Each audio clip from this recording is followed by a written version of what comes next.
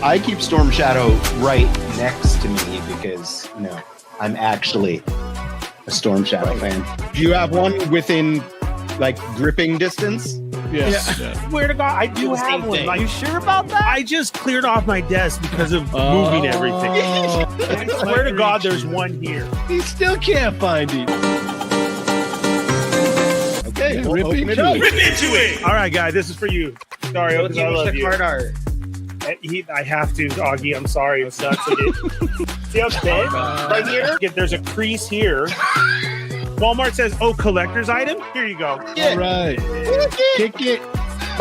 Yeah! Okay, Adam, what else did you get? All right. Yeah. Oh! How hilarious would it be if, like, just in the background, Ernie's room, like, all the carded figures go up and start. This is fine. This is fine. Chatmigos every Thursday night.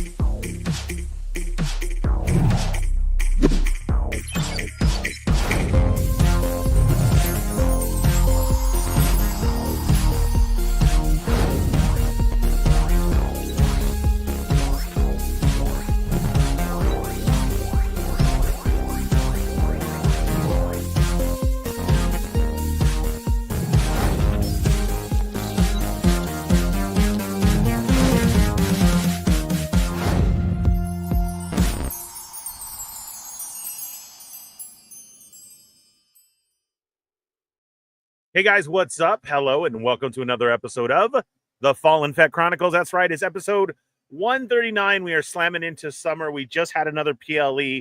We had Monday Night Raw. This happened so quickly that I say, oh, well, it's going to be like a month, but they're happening so fast. We got another great catch-up show for you of what's going on in the WWE. We got a ton of great guys here tonight.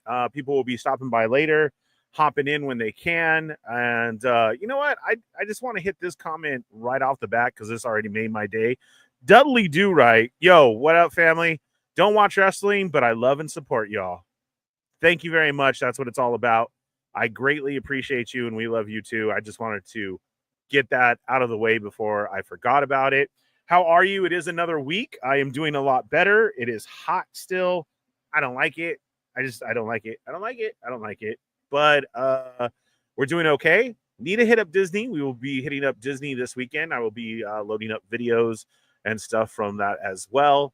And yes, if you missed last week, Zap kicked us off with all super chats will be going towards getting the new camera, the one that everybody shoots with and like that. It is super expensive right now, but we're going to make a goal because I was totally inspired with Comic-Con. Check out last week's show. That was like the wrap up from Comic-Con, as everyone else is doing. We know there's a ton of shows on right now, and we want to thank you for being here tonight and coming on over here and just chilling with us. Let's push on till the weekend. We got so much news going on and stuff. Check us out tomorrow with the Toymigos. They're not dolls for all the toy talk that's going on. Hit up your Ross and Didi's. Arizona Toy Hunters Guild still has me hooked. Like, I'm like, I don't need it no more. Then he keeps posting stuff along with Brick University. And yeah, man. Shout out to Tattoo Jr., Central City Tattoo over there in Whittier. And it was his birthday. He actually gave out a free tattoo. That was awesome to the first one who walked in. He's a turtle collector. And I sent him all the stuff that's popping up from Playmates over at Target and Amazon. If you're an old retro turtle collector, like, you're doing so good right now. That stuff is everywhere. So yeah. But no, welcome to the show. I hope you've had a great week. There's tons of stuff going on. What have you been watching? What's up in the news? What's going on? We will catch up again next week. Shout out to Tommy. He's on vacation. Usually the first episode of the month is a trivia one. Tommy's on vacation, so it actually works out well because we just had our SummerSlam happen, and he'll be back next week. We'll do some trivia. Shout out to Marcus, already in there as well. Thank you.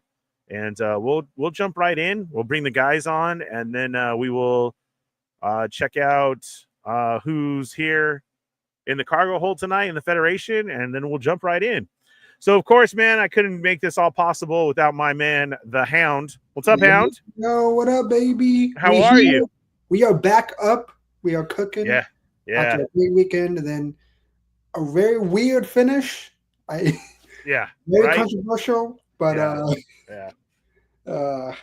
here we go. And then the news this morning.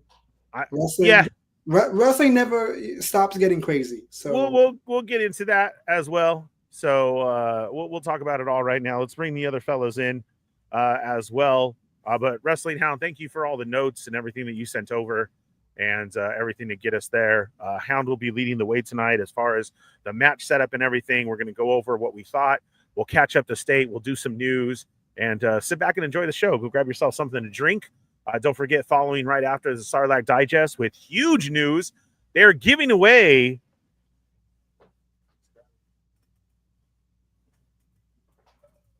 is it the Comic-Con exclusive? Yes, the Anakin Skywalker, Obi-Wan Kenobi, Episode 3, Hasbro, Star Wars Black Series, Comic-Con exclusive. Check out tonight's show immediately following this show on how you can win this. So I can hear the Battle of Heroes playing in my head right now, baby. Right? That's a good one. All right, so first up in the green room, we got Rick Dom here. What's up, Rick? What up? How are you? How are you? I'm good. You ready to talk some wrestling, brother?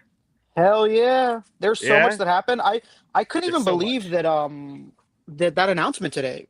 That switch is crazy. And then everybody, including myself, thinking Doom, and we ended up finding out something different. So can't wait to have everybody on and talk about what happened today. Yeah, no, we'll get into it, man, of course. Our man Grumps is here. What's up, Grumps? Thank you very much. Oh, shit. I got excited. We were between Rick's legs for a second. I know. What kind of show is going on right now? I know. We can make whatever show you want. Yeah, bring back the Divas era. Let's do it. No, I grew up in that era. Come on. No, I want that shit back, bro.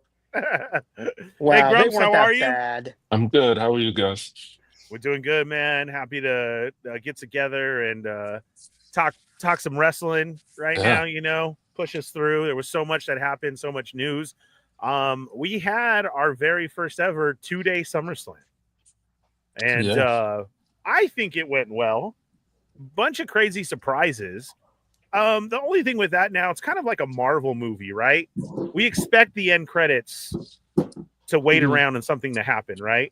Yeah. And so now on these big ones like WrestleMania, now 2-day SummerSlam, you're kind of like, what surprise will happen? And holy hell, did we get some surprises for each night. So yeah, we're gonna get into that.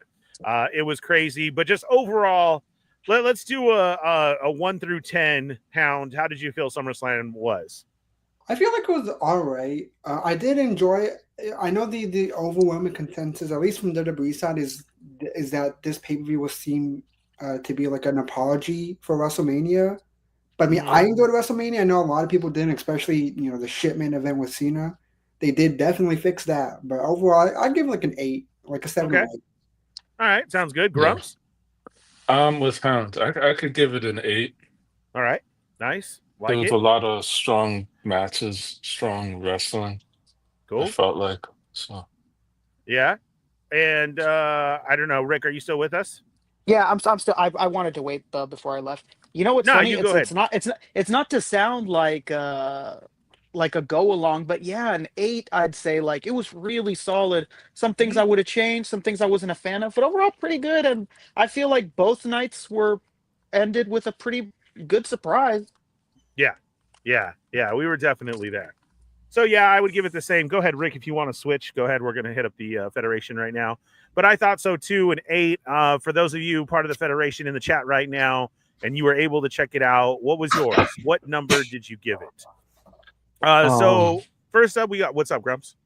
Oh, I was just gonna say, in regards to my score 8, I felt like both nights started strong and finished strong. Yeah. I guess. Like the I first, definitely believe by that. that I mean the first match and the last match, the bookends of both nights Yes. were really strong. Yes. Yeah. I feel like starting off with the strong matches really helps because usually, right, you're just showing up to your friend's house, you're getting yourself something to eat, and these, like, you had to be into it, and they went so well that they got you into it, right? Yeah. So that was really cool. So yeah, we'll get into those first matches right now, but let's check in with everybody who's here. Rick, there we go, and then we got Evil Diva in the house. Hi, babe. How are you? Love you. Be safe. Marcus is here, our number 1 moderator. What's up, Marcus? Thank you for being here with the high tens, throwing it up. Dudley Do-Right, who we already heard from. Brad. Hi, Bradley. What's up? Sharper than How are Harper. you? See you in a few weeks, Brad.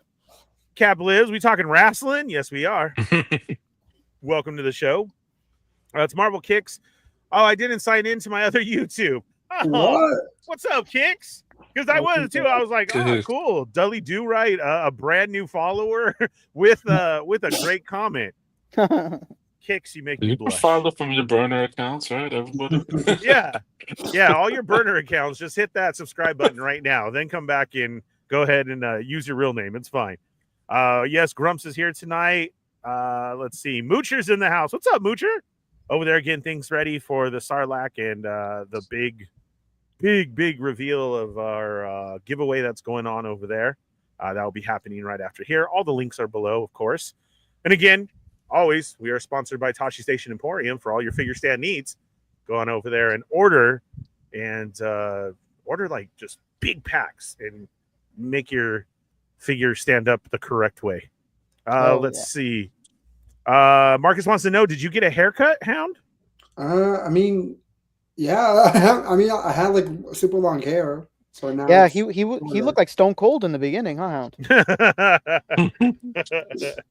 There's Kicks. There he is. All right. We got you, brother. Mikey's here, the figure report. Hell yeah. Also, another sponsor of the show. Be sure and check out Hidden Temple Toys. The link is also down there below as well, too. Go order yourself some figures. There's great figures out right now.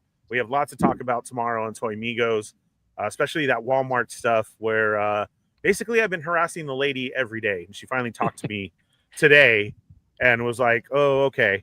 It was so funny, dude. She's like, how do you know all this? I'm like, because I'm just a big nerd. And I was telling her about the reset, about what was there. And she was just like taking notes, writing it all down. She's like, oh, okay. Oh, okay. Who told you that? Good to know. Yeah. And then that's what she said. And I was like, thanks. But do you got those figures in the back? But I've come up short. So we'll have to see. Yeah. Again, what's up? Mikey is here, the figure report. And let's see who else we got. Mark Rose is here. Dude, I haven't had a chance to catch it. Mikey says it's still real to me, damn it. After watching WWE Unreal, I heard it's a great show. I want to sit down though and catch like everything, so I need to make time for it. Grumps is saying no. What do you guys feel? You don't want to see behind the curtain? That's going to be an interesting discussion. Yeah. I just say it's good, not great. Yeah, I would imagine Hound feels the same way. It's Yeah, I haven't seen it. I have no interest in seeing it because okay. I want to protect the kayfabe that I still have within me. Okay.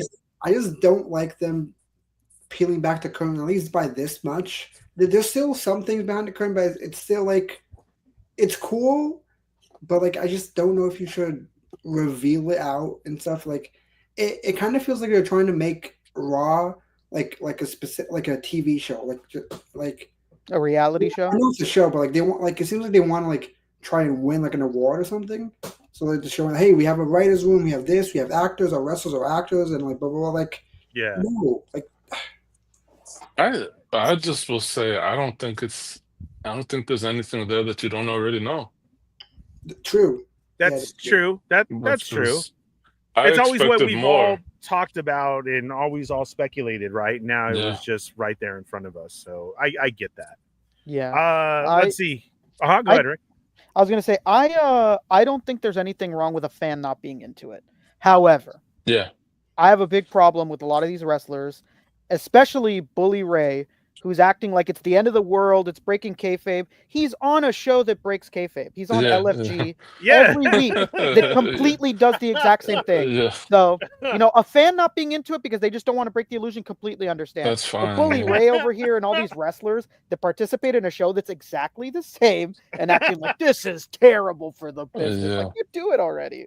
On the social media, they're all best friends and they're on vacation together. Like, all right. Yeah, I don't need to know that. Let me imagine in my head that maybe that's a possibility. I don't want to actually see it in front of me. Like Hound's always going through his feed, and he's just like, no, I thought you hated each other. Yeah, I can't look. Yeah, no, that's a great way to put it, Rick. You're absolutely right. Yeah. Okay, let's see. Cav says, have you guys talked about the WWE going to ESPN next year? No, but we can talk about it. Disney. Yeah. Don't forget How We Do Disney is also out there. Featuring the Fallen Fett. I love the company. I love being at my home, away from home all the time. They were going to buy everything. I mean, The Simpsons already told us that. Like, The Simpsons have showed us the future how many times. We just need to listen. So, basically, they put in, which ESPN is a Disney company, for those of you like Ernie, what the hell are you talking about? And it was billion-dollar deals, and now all of the live events, the PLEs, will be going over to ESPN.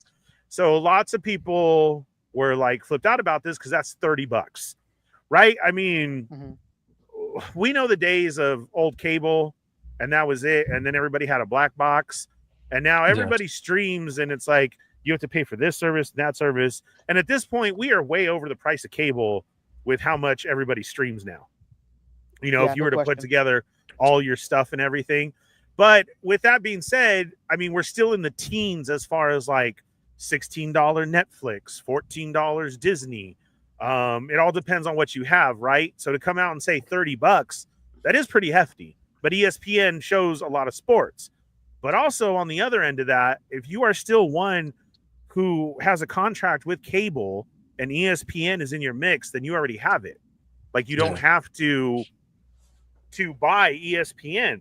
And this is where I think is so shady, right? They didn't come out and say that at all. So of course, how many people signed up for ESPN who are like diehard fans? I gotta have it, and probably have it on their cable and don't even know it.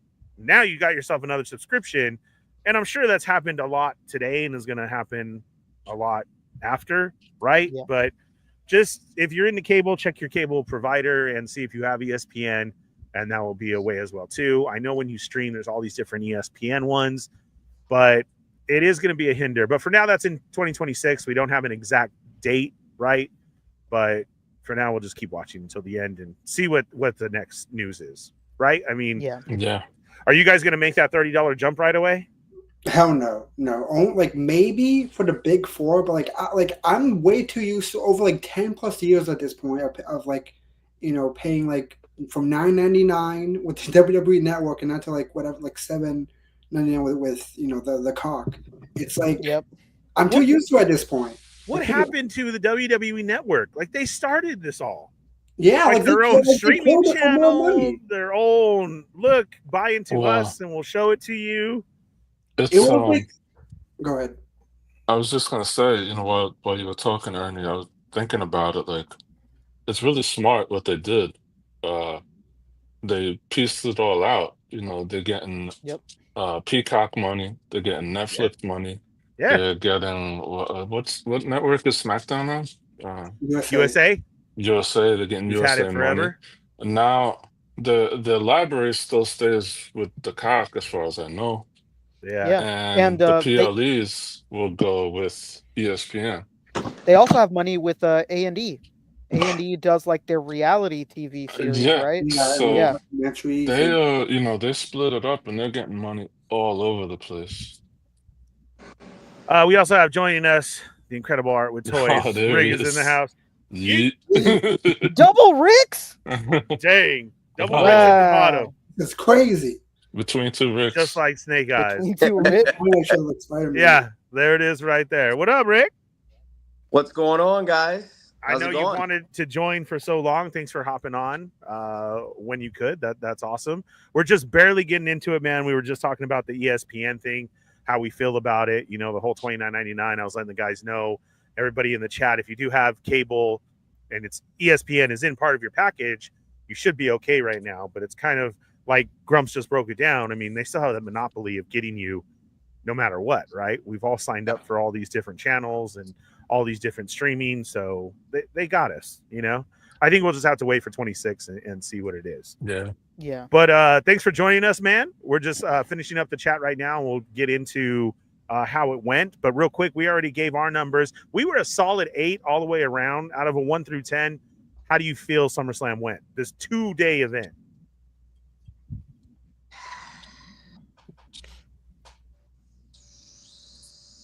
7.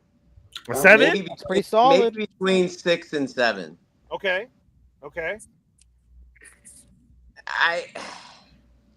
Are we saying why or are we waiting? Yeah, no, go ahead. You could, yeah, go for it. Say All say what's up. I thought it started out awesome, right? You know, it's the Jey Uso, Roman Reigns versus the Vision.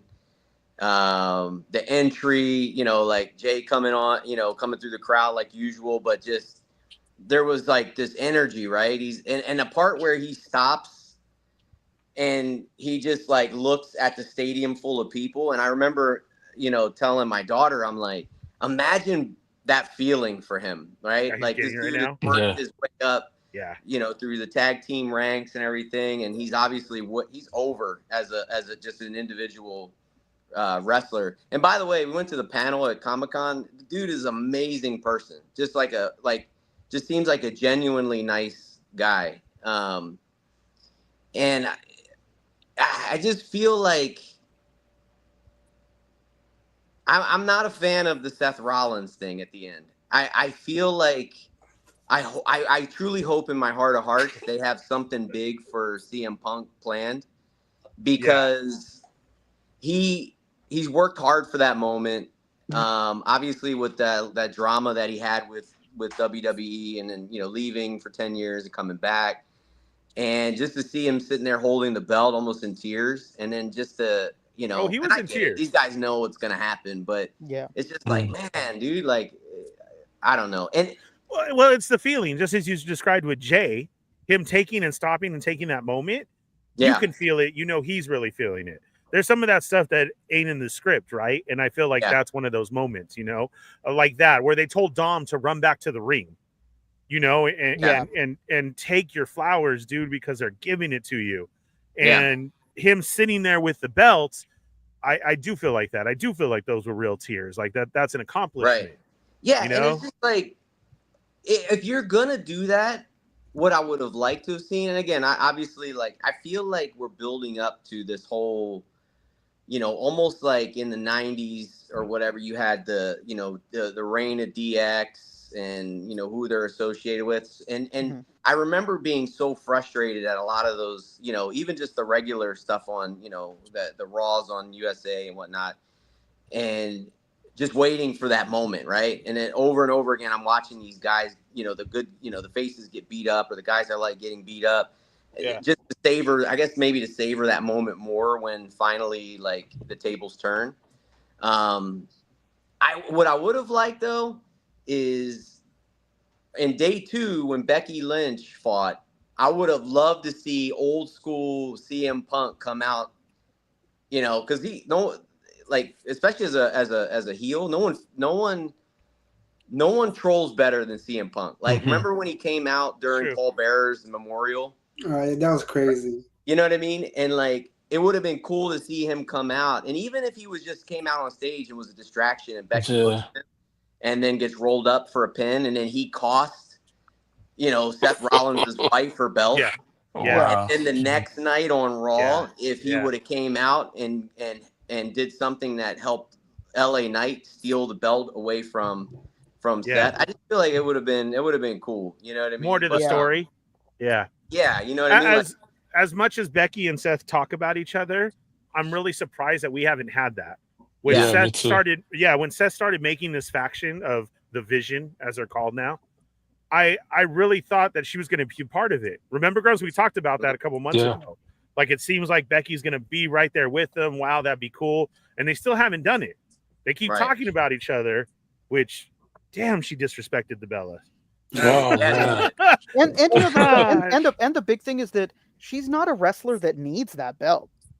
And when she got it really fast when she came back too, having lost it that way and having, you know, Punk, you know, kind of screw the situation over, it would have been interesting and it would have made me a little more into the feud. Yeah. I've actually never been the biggest fan of this feud. I felt like it was really out of nowhere. You know, I don't know. I would have liked it. Now that you mention it, that would have been way better.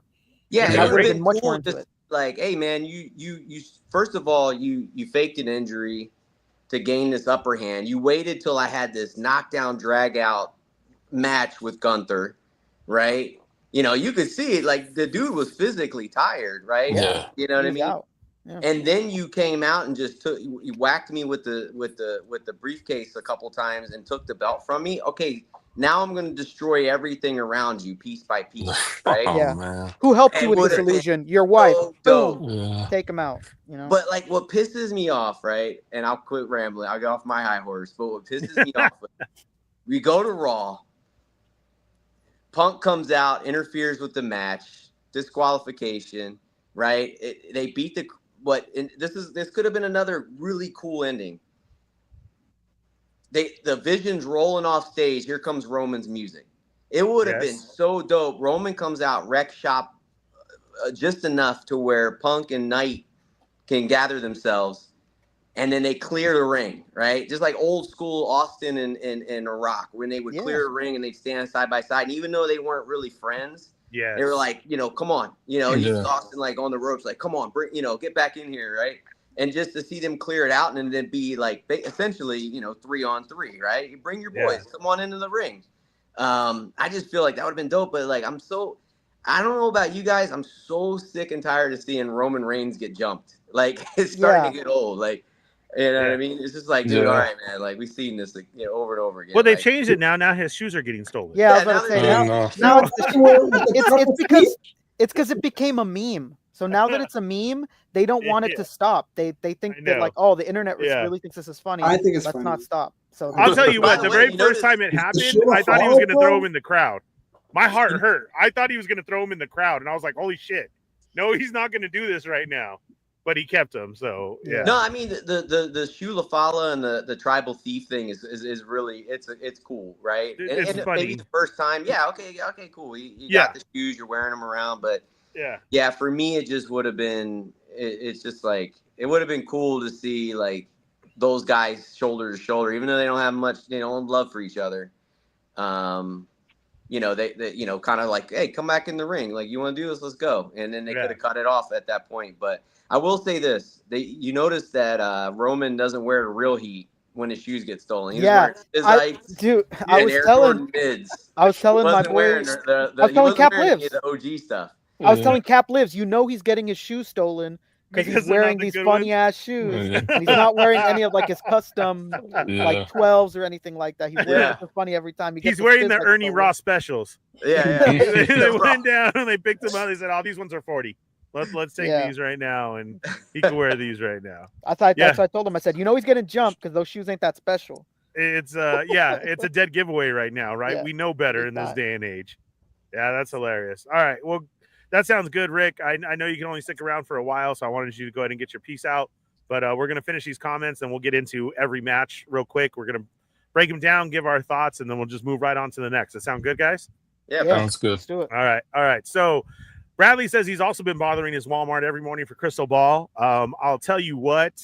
The artist Scott Solo from Sarlacc Digest found him this morning in San Bernardino here in SoCal.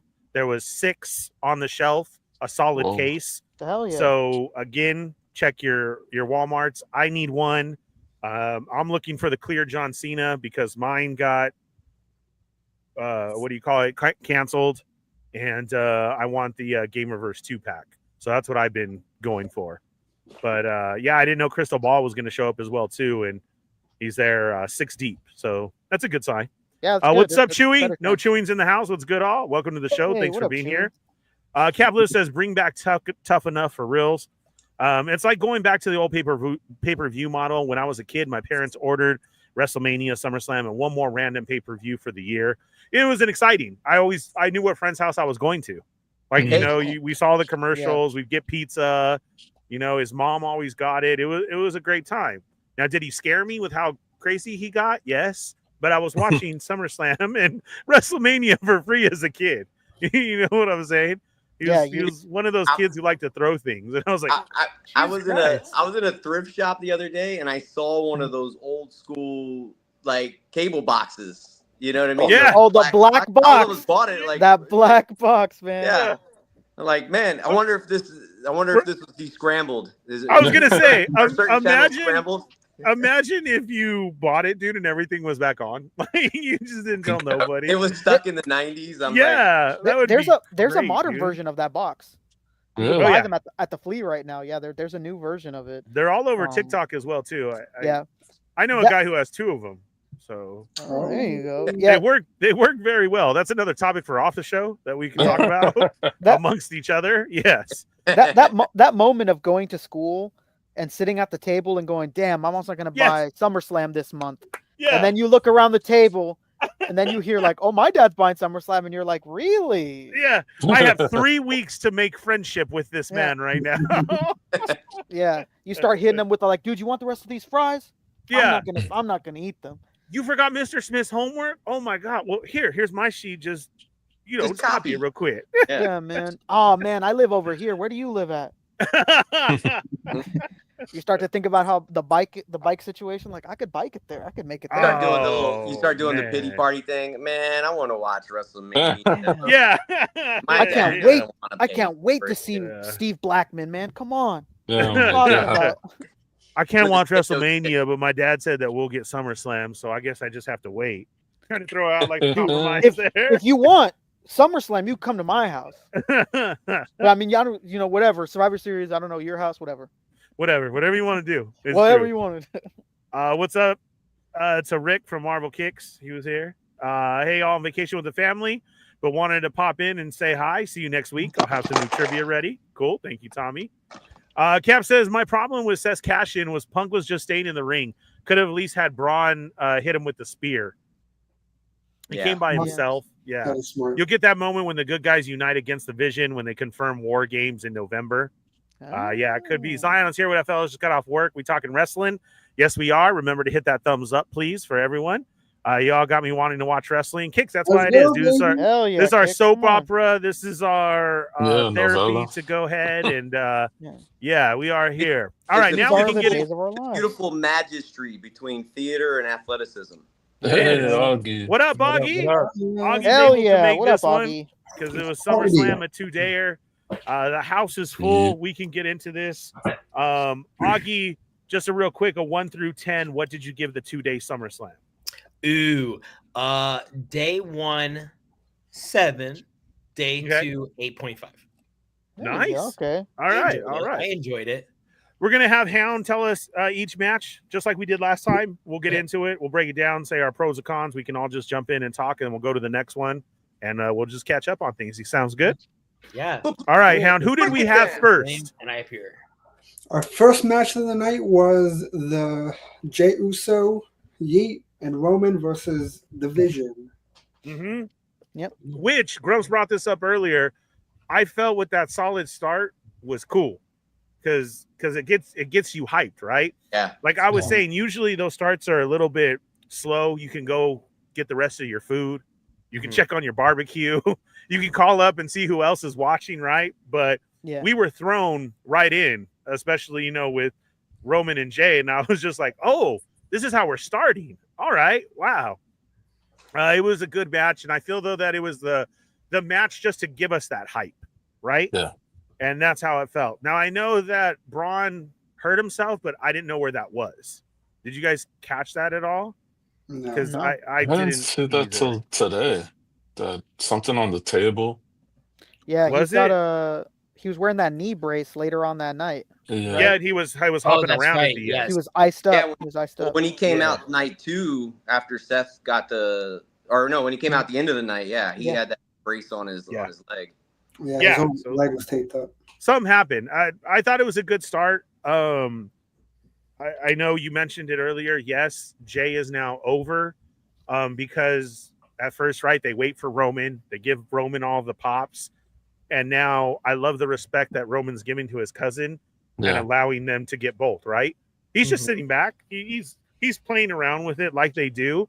I like when you can see like the real family between them in the ring, right? And that's a lot of fun and that's cool.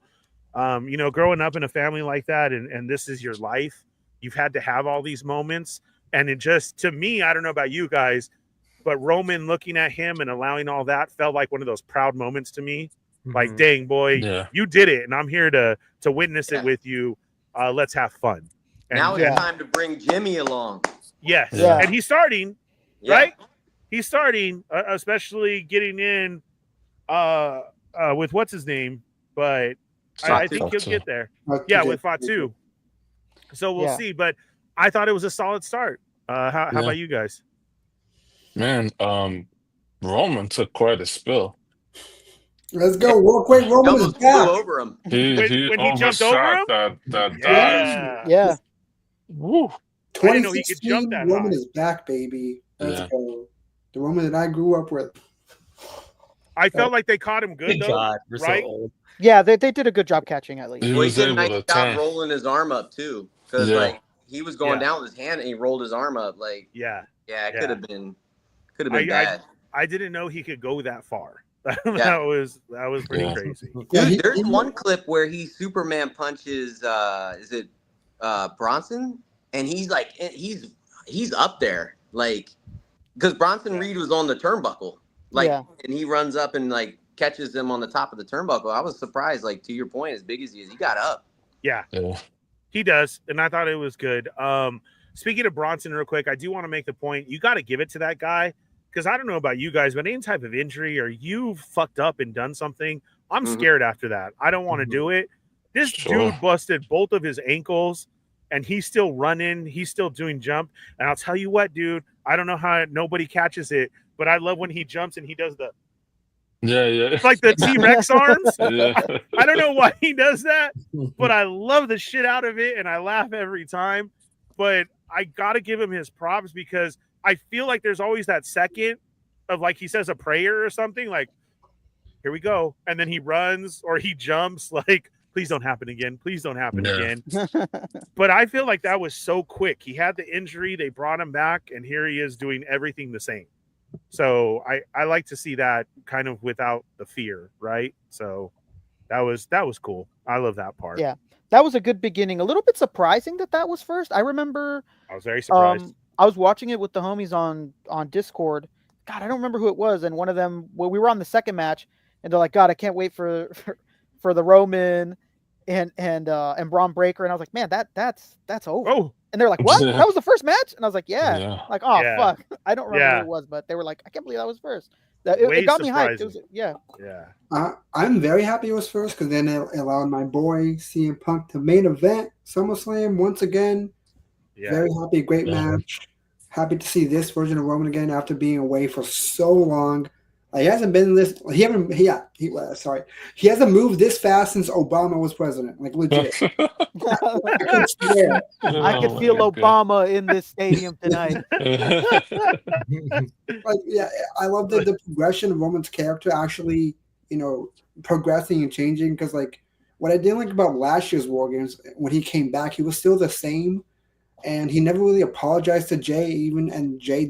Even though that's what he wanted, he still didn't care and teamed up with him with War Games. I thought that was kind of stupid.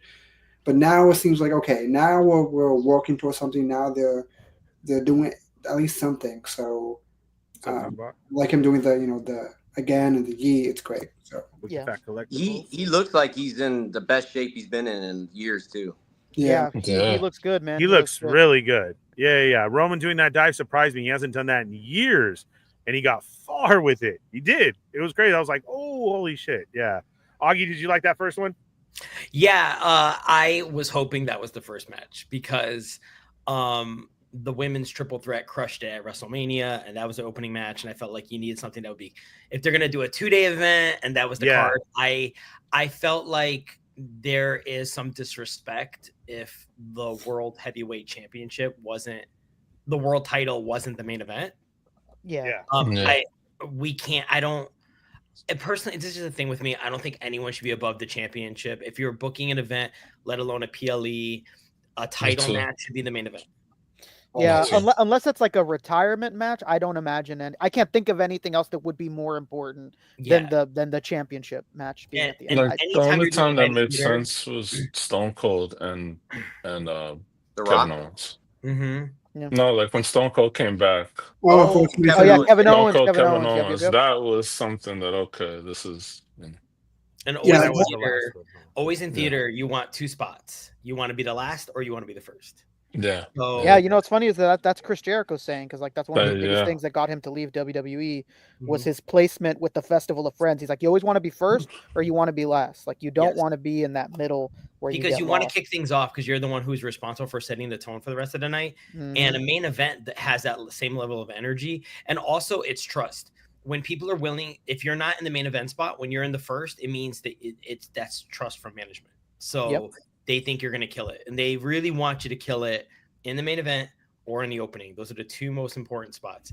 I thought it was a little predictable. Not that I try to think ahead too much, but there was a part of me that was like, I don't see the Bronze. First of all, I love that name. When they were saying Bronze, I was like, I like that. I just really like that. I didn't see the Bronze going over against come on, it's Roman Reigns and Jey Uso. You had like literally the guy who won the belt at WrestleMania and the OTC. Like there's no way they're jobbing. Like no. So it would have been cool to see, but I also would have been like, I don't know. That's like a lot of trust really early. I also thought that it would balance out, and we'll get to the main event. But it went the way I thought it would go. But the thing is one thing I love about PLEs is that they're getting a little more comfortable with allowing you to maybe you see ahead, and maybe you're like, I think I know how this is going to play out, and it plays out exactly the way you think. But I feel like you're now not sacrificed the enjoyment of it, because someone was talking about this about funny enough about the Fantastic Four movie, and people were saying that lately it seems like a lot of moviegoers are just kind of like walking into an event, you will say a PLE, or you're walking to a movie theater and you're crossing your arms and you're like, this better be good. And it's like you're already setting yourself up to not enjoy it. Like, don't cross your arms, don't sit there and be in a mood. Just like let someone just tell you a story. When we were kids, we just let people tell us a story. And how many things do we like as a kid?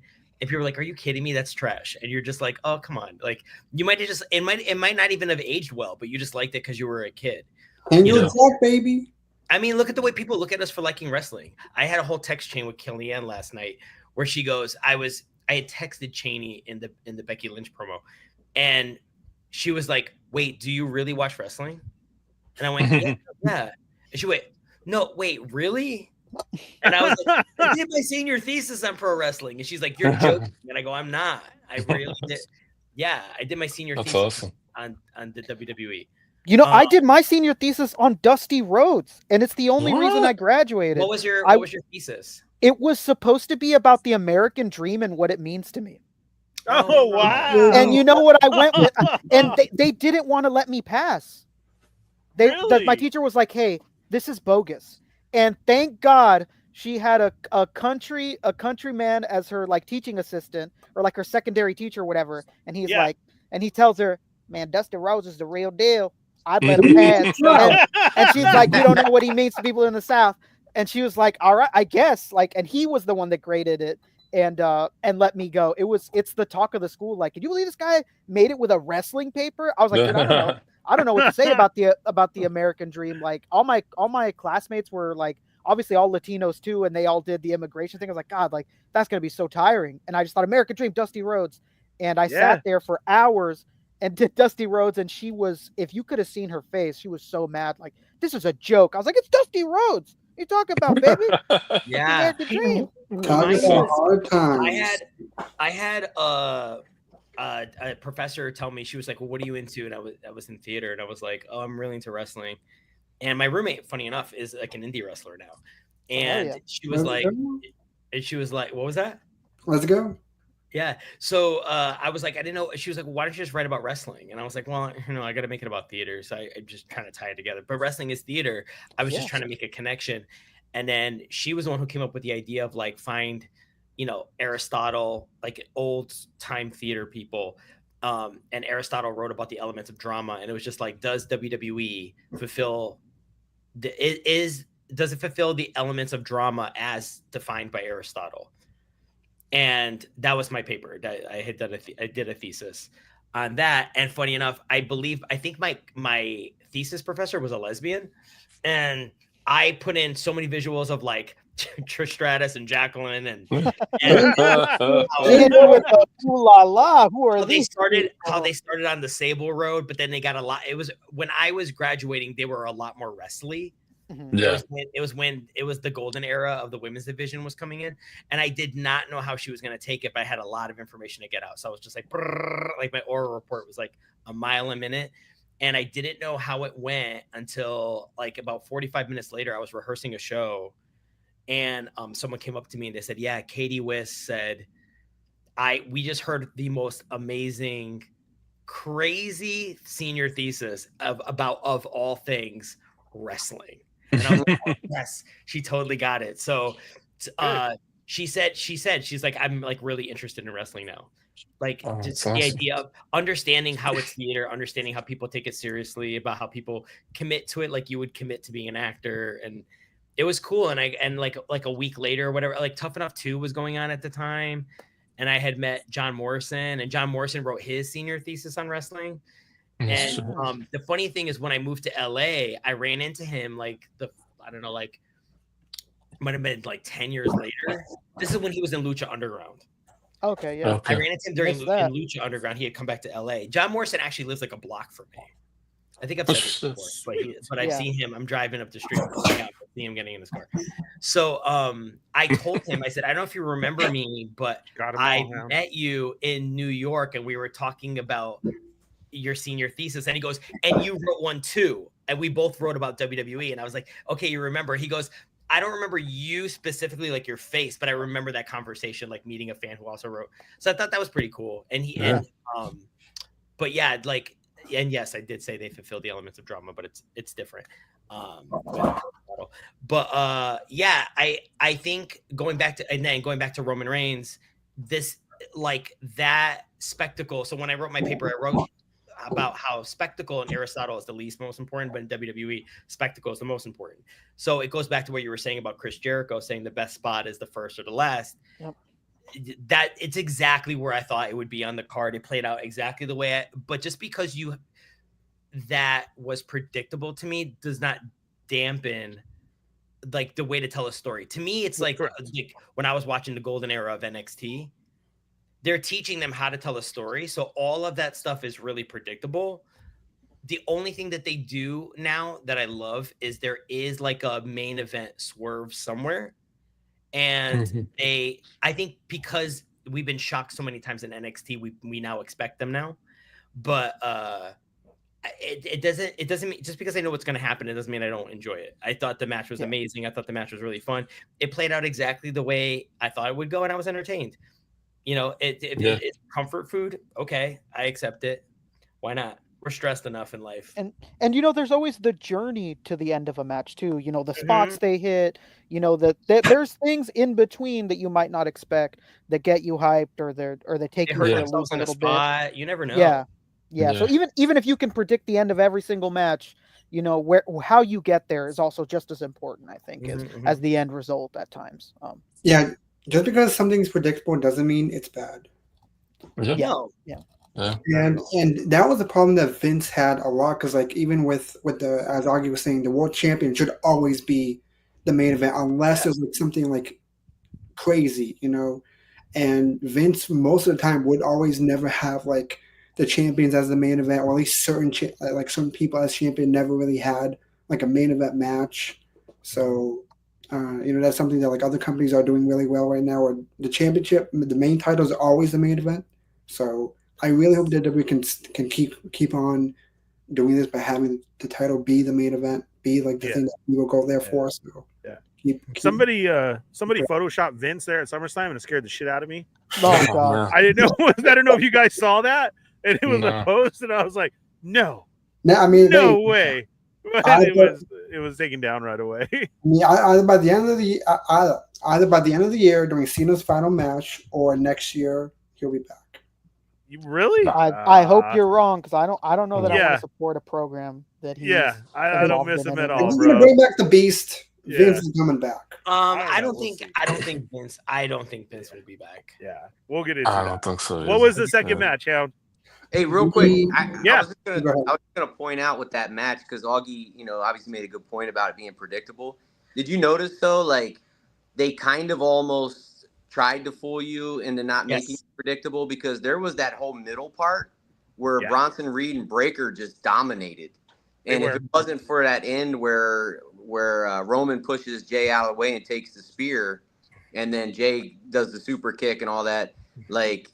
You know what I mean? And it almost like bothered me, because I'm like, oh, they won the match, but they were getting their ass kicked the whole time. Yeah. But now that think about, oh, you know what, like to give us that first, and then and obviously make it predictable. Like Augie said, they weren't beating Jay and Roman. Yeah. But to make it seem like midpoint, you're like, oh man, they're getting walloped, right? I think that's like it was nice of them to throw that in there, maybe just to keep you off balance a little bit. That was a great spot too, Rick. Like it shows like Roman being unselfish. Yeah, that ending was opposed fantastic. to before. Yeah, it was great. That's what I felt too in this one. That's a great way to put it. That whole first match was an unselfish match, and it worked out. It was great. And they all had fun. Elevated. Yeah, they all hit their spots, right? Mm-hmm. Even though it didn't matter who won or lose. Mm-hmm. And it was like, okay, let's do this. Let's kick off SummerSlam. And you want to show that Reed and Breaker can hang with these two stars. Like you want to elevate them while they're losing. Yeah, because look at us now. They lost, but we're still talking about how they were absolutely dominating the match. And they don't seem like losers. It's a good compromise. Stealing the sneakers and all that. Like it's like they're kind of going, did we lose though? Yeah. Which is great. Which is fantastic. You know how many of your shoes I have now, brother? All right, who was next, Hound? The women's tag with Judgment Day and Charlotte. Woo! and Alexa. What's up, Felipe? Hi, Carla. Yeah, that was. You know what? I thought it was so good. This whole thing with Charlotte has made me really happy, and I've been really happy with the fandom. Right, like these WWE fans, are very true to their form, and if that's how she was, she tried to come back and be real and be babyface, and they're like, hell no, that's not who you are. Yeah. We know who you are, right? And they weren't giving it to her, and it kind of caused her a problem. And then all of a sudden comes in this tiny little friend of Alexa Bliss, and she fixes everything. And it was cool, man. I've liked the camaraderie. I like their match. When you have two seasoned vets in there like that who can work off each other very well and kind of like we're throwing it towards the Judgment Day, and that still worked. I thought it was good. And then to give them the belts and have this chance and everybody cheering for her and clapping, the story acknowledging that, I didn't think they were going to do that, but now they're making it something like, oh wow, look at, they're clapping for you. That was cool. The best thing out of it was they were on an interview and they had said, you got to give it to Alexa for accomplishing that. And she wouldn't take it. She didn't at all. She's like, no, this is a group. We're all working together. And like that, Charlotte's had to step out of her box of what she feels. The fans had to have grown into it. I've just been there to help my friend along. And I thought that was cool, as far as she didn't see it as, her storyline or anything like that. It was a real push, and it's working. And I thought that was a cool match, and I'm kind of glad. I like their little run. I want to see where it goes. The only thing with the women's title all the time is, it's kind of gimmicky, like who's popular on top all the time, right? And it seems that's how they go. I would really like the women's tag team match at one point to turn very dominant, like the Usos were, right? Yeah, absolutely. Like That's the a great Hardy example. Boys, like 3D, like we've had some very dominating D-Generation X, dominating tag teams, dude, that have just they stay in our heart, right? Like, oh, you couldn't beat them. Oh, and they ran it. I would really like to see that for the women's division instead of just who's popular at the time or who needs it for the story. One of the champions always seems to get injured. That's true too. That's who the last couple of women's tag team champions. Somebody always gets hurt. You know what, Ernie? I think that applies a little bit to today's even men's tag team. Correct. I was going to say that. Absolutely. Yeah. I don't think there's really any team that the Road Dogg Jesse James and Billy Gunn, like there's nothing out there like that. I mean, in your guys' opinion, like who do you think was the last true dominant tag team champions? Like, you mean on the men's side? I would say it was always the Usos and the New Day. I was going to say Usos and New Day. That's it. That's all I can think of. Yeah. And people were always saying it's running it back. Like Usos and New Day were essentially the Hardys and the Dudleys. Yeah. The Hardys, Dudleys, Edge and Christian. And then to the point where people were even saying New Day might even have surpassed them, and the Usos are the best two tag teams of all time, at least in this era. And I think on the women's side, we lost a lot because of COVID, but I did feel like Bailey and Sasha had a really dominant run as the women's tag titles, but it might have been blunted a little bit because they were both singles champions too, or trying to be, that they were trying to collect all the gold and they were trying to do like their own little mini faction between the two of them and just having everything. But I thought the match was really good. I think it's sweet of Alexa to say that it is a team effort. I think the fans are getting what they want out of Charlotte, which is just a breather from her being in the title scene. Yeah. Nobody hates Charlotte. Everyone just hates her always being in the title scene because it's what we were just talking about storylines being predictable. Since day one, it's been, she has to go break her dad's record. So the only way she can break her dad's record is 3 steps. She's got to go after the championship and win it. She's got to lose it very quickly. And then she's got to go right back and go get it again. Yeah. And it's 10 years of that storyline. And people are like, stop it. Like, it's annoying. When she came back, that's the first thing I said. I remember being on call with Cap Lives, who's in the chat right now, and saying, like, it's not like I hate Charlotte. She's a great wrestler. She's one of the greatest female wrestlers of all time. She might go down as the best of all time.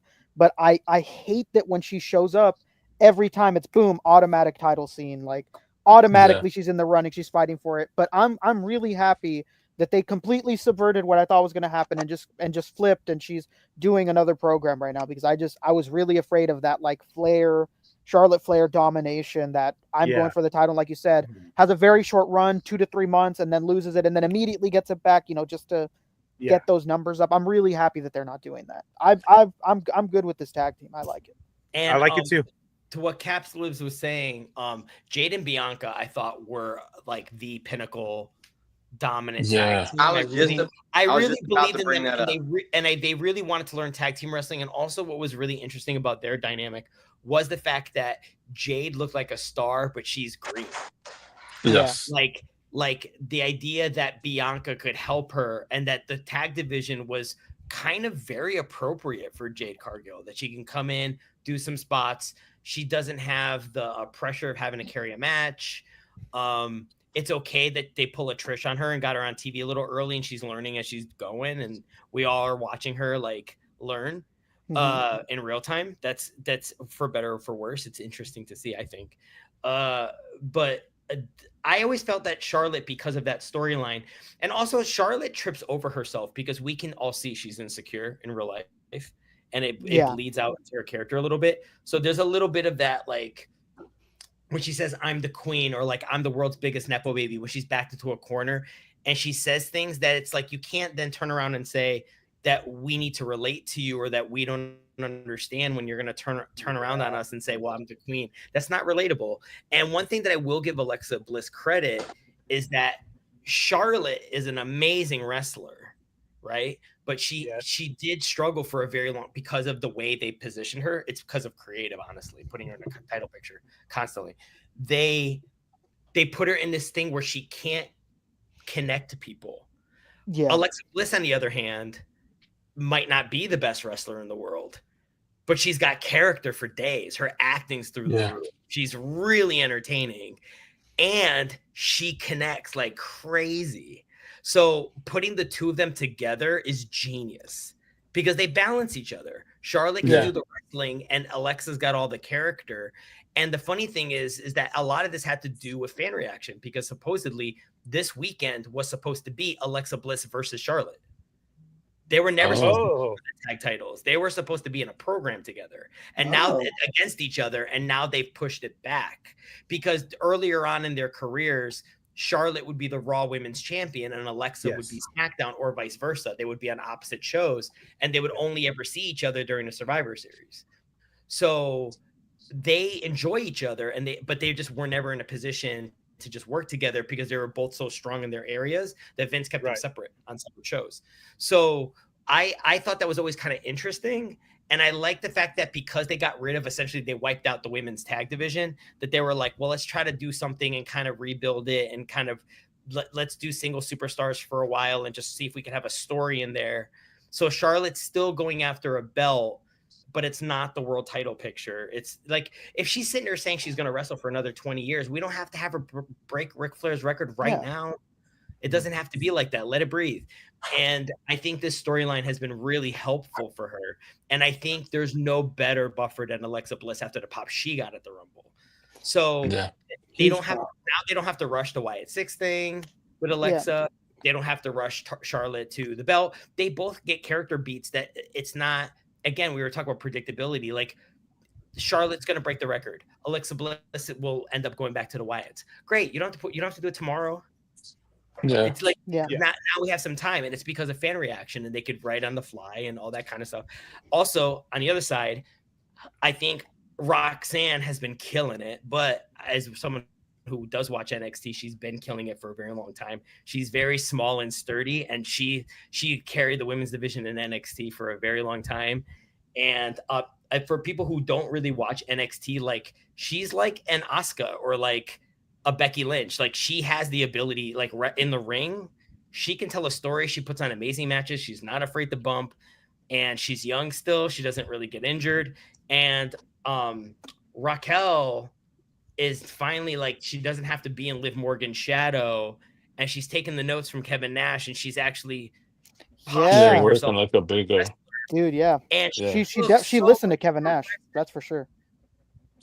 She looks so much more impressive, and she's selling big, and she's wrestling big, and she's like, if you're gonna have a tag team partner that's that little, like you've got to be like, you can't sit there and say you're the Diesel to your Shawn Michaels and then not be Diesel. Totally. You can't be like eating pins and like falling over yourself and bumping like a small person. Like it's cool that she's very agile. She's a lot more agile than Kevin Nash, but you still need to be a big wrestler. And I love that she literally did, like he said something, she took it to heart, and it was literally like she had a brand new character the next week.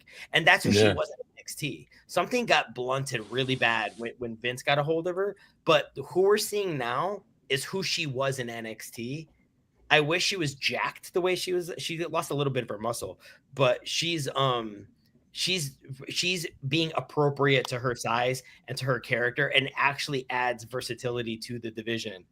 Where big wrestlers anyway. But I enjoyed the match. I loved that interaction, man. I loved Kevin Nash saying that. All the fans shitting on Kevin Nash, and her going, "What are you talking about? This is Kevin Nash. He told me to go big. I'm gonna go big. I'm gonna listen." I was like, "Oh man, see, that's a good moment." He's like, that's a legend. He's like, "Yeah, you're a fucking legend." Telling me, some sage advice. I'm gonna take it. I'm not gonna sit here and throw him under the bus, call him a geezer, and not listen. Like she took it in, and she's improved because of it. I think for sure. Yeah, that was good. Rick, how did you feel about it? I thought it was good. I mean, I pretty much am on the same page as you guys. I just think it's funny at Roxanne Perez is so small when she bounces off the rope, she only hits the middle one. The middle rope. Like, she's not tall enough to bounce off the top. You know, like, crazy. and I never noticed that until I watched that match. I was like, I seen her like, you know, spring off of the middle rope, and I go, oh man, she's really tiny. That's so true. Boing, and that was it. Yeah. Hound, did you like it? Yeah, I'm loving this new story that they're doing with Charlotte. As Ricky was saying, I'm glad they're not doing the same old shit that they've been doing for like 10 years now.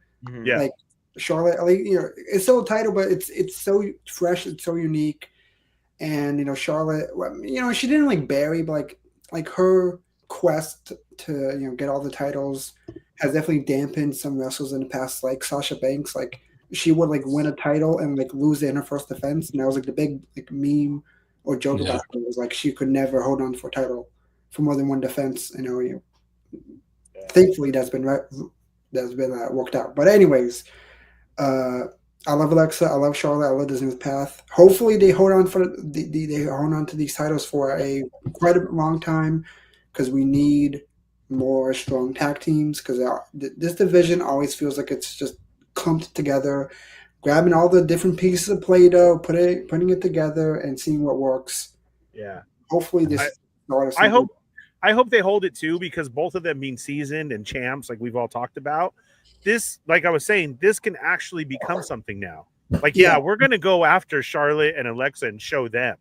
And if they just keep dominating, but in a good storyline way, I think that would be cool. I mean, this could bring the resurgence of people coming together as a brand new tag team of, what if we team up and we could probably take them? Like that would be cool. I mean, imagine if they brought back Jade and Bianca as a team to take that from them. Like, we could, you know what I mean? Like, it's just a whole build up to the character. I hope that they do keep it, and their little play back and forth. I like it. It's cool. Yeah. I would love it. They brought back the Iconics. Oh God, I'd like. Oh my God. Yeah. Yeah, I think they're in TNA right now, but hopefully they come home. But yeah, we'll see. Yeah. All right, Grumps, you good? You liked it too? I liked it. I'm a big Raquel Rodriguez fan. And, I feel she's really come into her own, like we were all saying. She's really has stepped it up. Yeah. And the Judgment Day, I like her with Roxanne. That's a good, that sets up obviously when what's her name comes back. Did you guys catch the Spanish promo for Dom? The WWE Spanish version? I'll have to send it to you guys. Did you guys see that? The whole Judgment Day is speaking Spanish. Yeah, I seen it. Yeah, JD McDonough shows up like, yes. Hola sucio. Yeah. What? Yeah. Dude, both of them. Finn's ladies Mexican, but I didn't know he knew Spanish like that, but I didn't know JD did either. And he does. He's like, I thought it was Hola sucio. And and Dom speaking Spanish just fine, But then, yes, both Raquel and Roxanne come in, and Raquel is just spouting off in Spanish. Like, it seemed like such a clean promo and cut for them.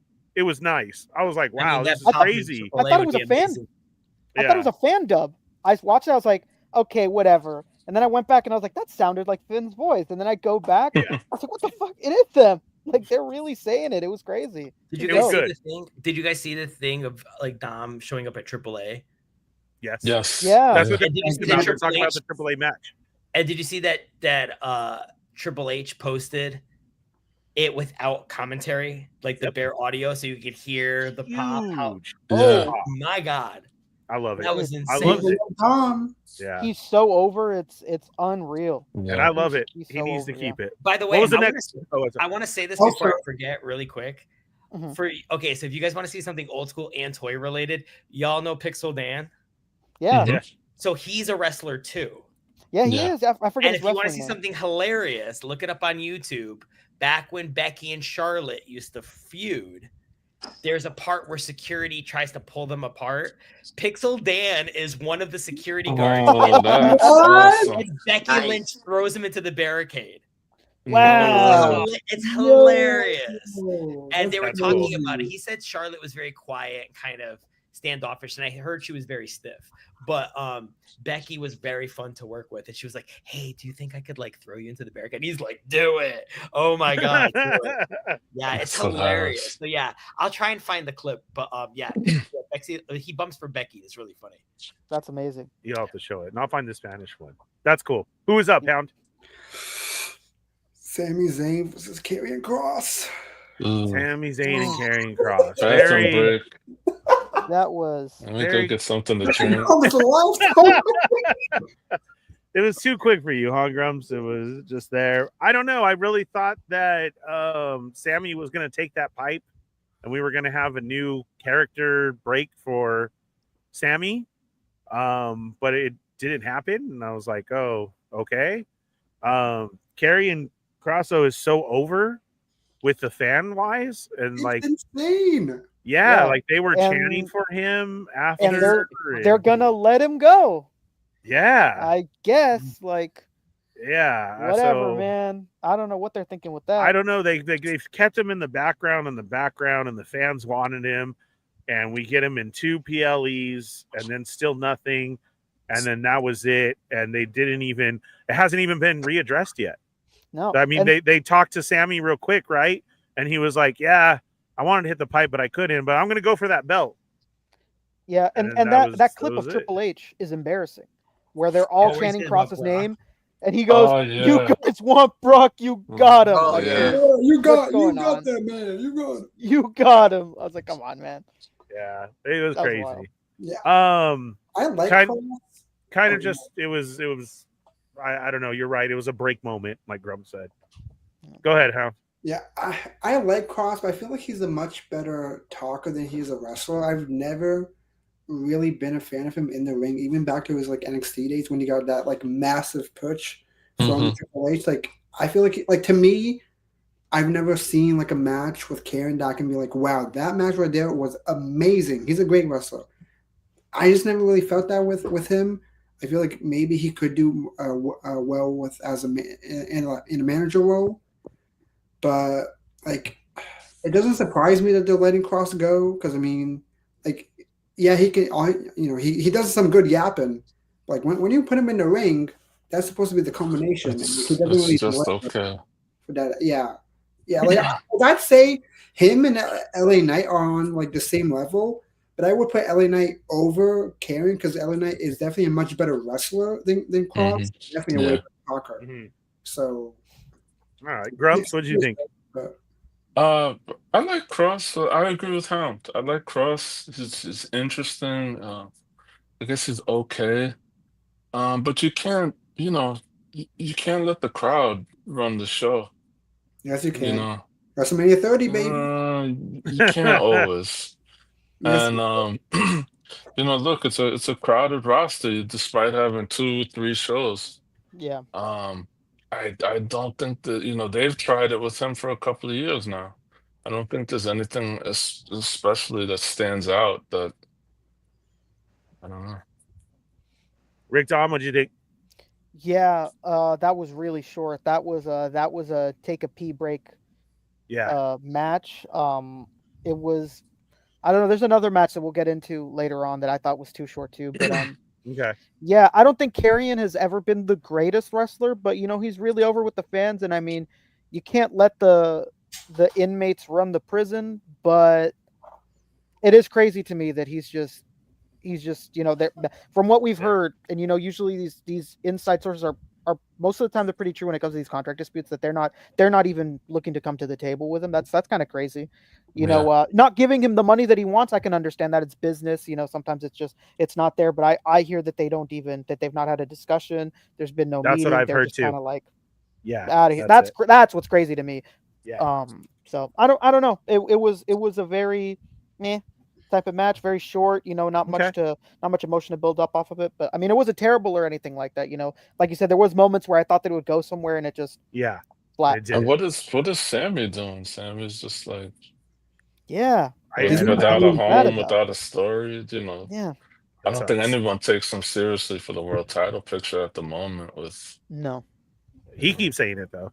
Yeah, he says it. He says it. I feel like they're putting this is Sammy. Sammy's like right here, and then all the world champion stuff is like here. I feel like they're waiting for something to happen here, so then they can eventually put Sammy here. So he's just in a holding pattern right now. So we just gotta wait. I feel. Okay. Rick, what did you think?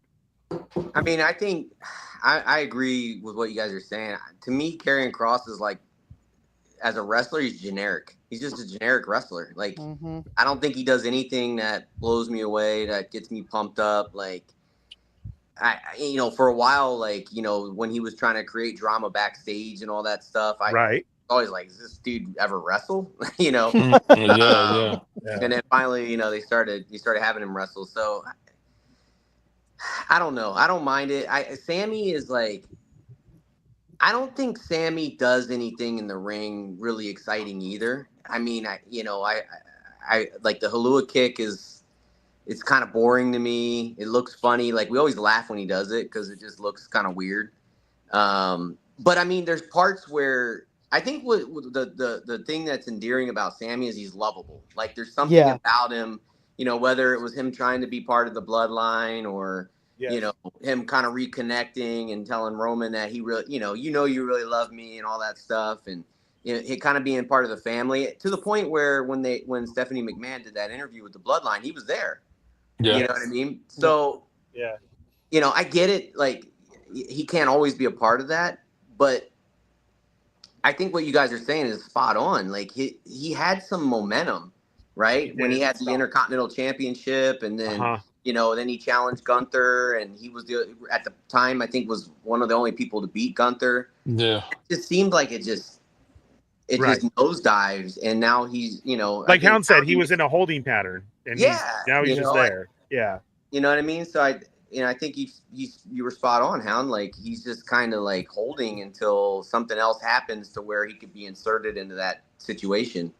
Yeah. And that's a tough match. I just think where they are currently, it just didn't make for a very exciting match. It was like, like, what was the whole storyline? It was like Kross was just trying to break through to Sammy to make him, hey, if you want to get to this point, you got to fight dirty.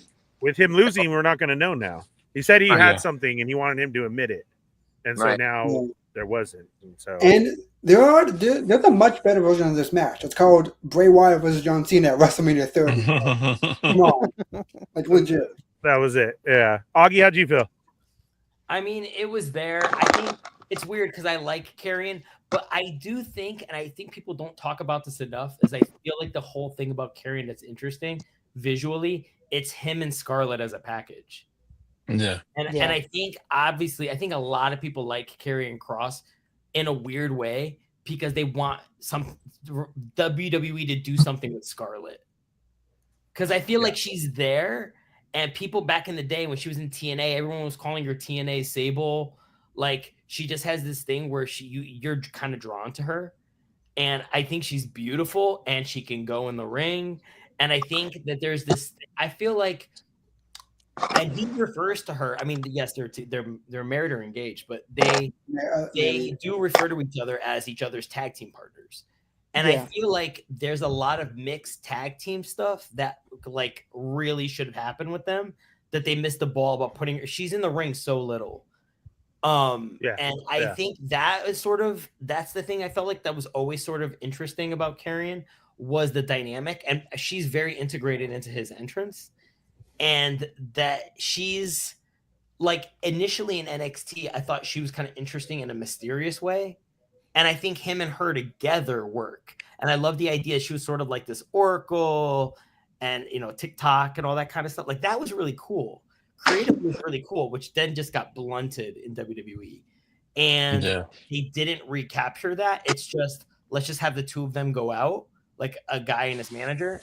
And it's cold. And what's weird is people would chant for him, and I love Karrion Kross, but even I'm like, okay, you're chanting for him to give him a chance to do what? What is he gonna do? He's not wrestling. There's no storyline other than him just, like, whispering to Sammy, like, being the bad devil on his shoulder. That's, I guess that's something. It's cool, but I didn't know where they were gonna go with it. I knew he was gonna lose because his contract was expiring. So the only thing that I thought of is that Karrion was getting very serious about making it in WWE that I thought that he would have said, "Hey, can I resign and we not announce it, so people will think I'm leaving?" And I was expecting a kind of move in that way. Okay. Like, let's not say anything. And then it started turning into him sort of being interested in producing.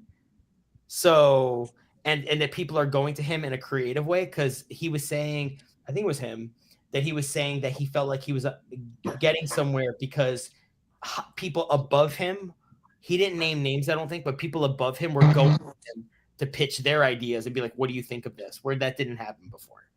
So I don't know if they're positioning him as possibly going on to being a producer, but I think that might be a better route for him. I think it's just a timing issue. I think he's talented, but it's the roster's so deep and everyone's so good. Like, you have to be really, really, really good. And exactly what Grumps was saying, like, the fans just can't dictate everything. But I still do think they're missing something by not using Scarlett. Yeah. What up, Rick? Well, I was gonna say, along those lines, like, you brought up a good point. Like, it's kind of funny how some of these things start and then just die off, like suddenly, like the R-Truth thing, right? Like, he got released, and the fans cried for him. He came back, he cut his hair, he was attacking John Cena. He's gone. Like, what? We haven't seen him in forever. Is that over? Or because there's nowhere to go for that, because there's only a certain amount of Cena appearances, and you can't. The problem with that was you can't start a storyline in someone's last year with a limited number of appearances. And I also think that plays into why he's a heel and why he's a face. But we'll get into that. Match. But there's only so much you can do, because Cena has a finite amount of time, and they do have a goalpost.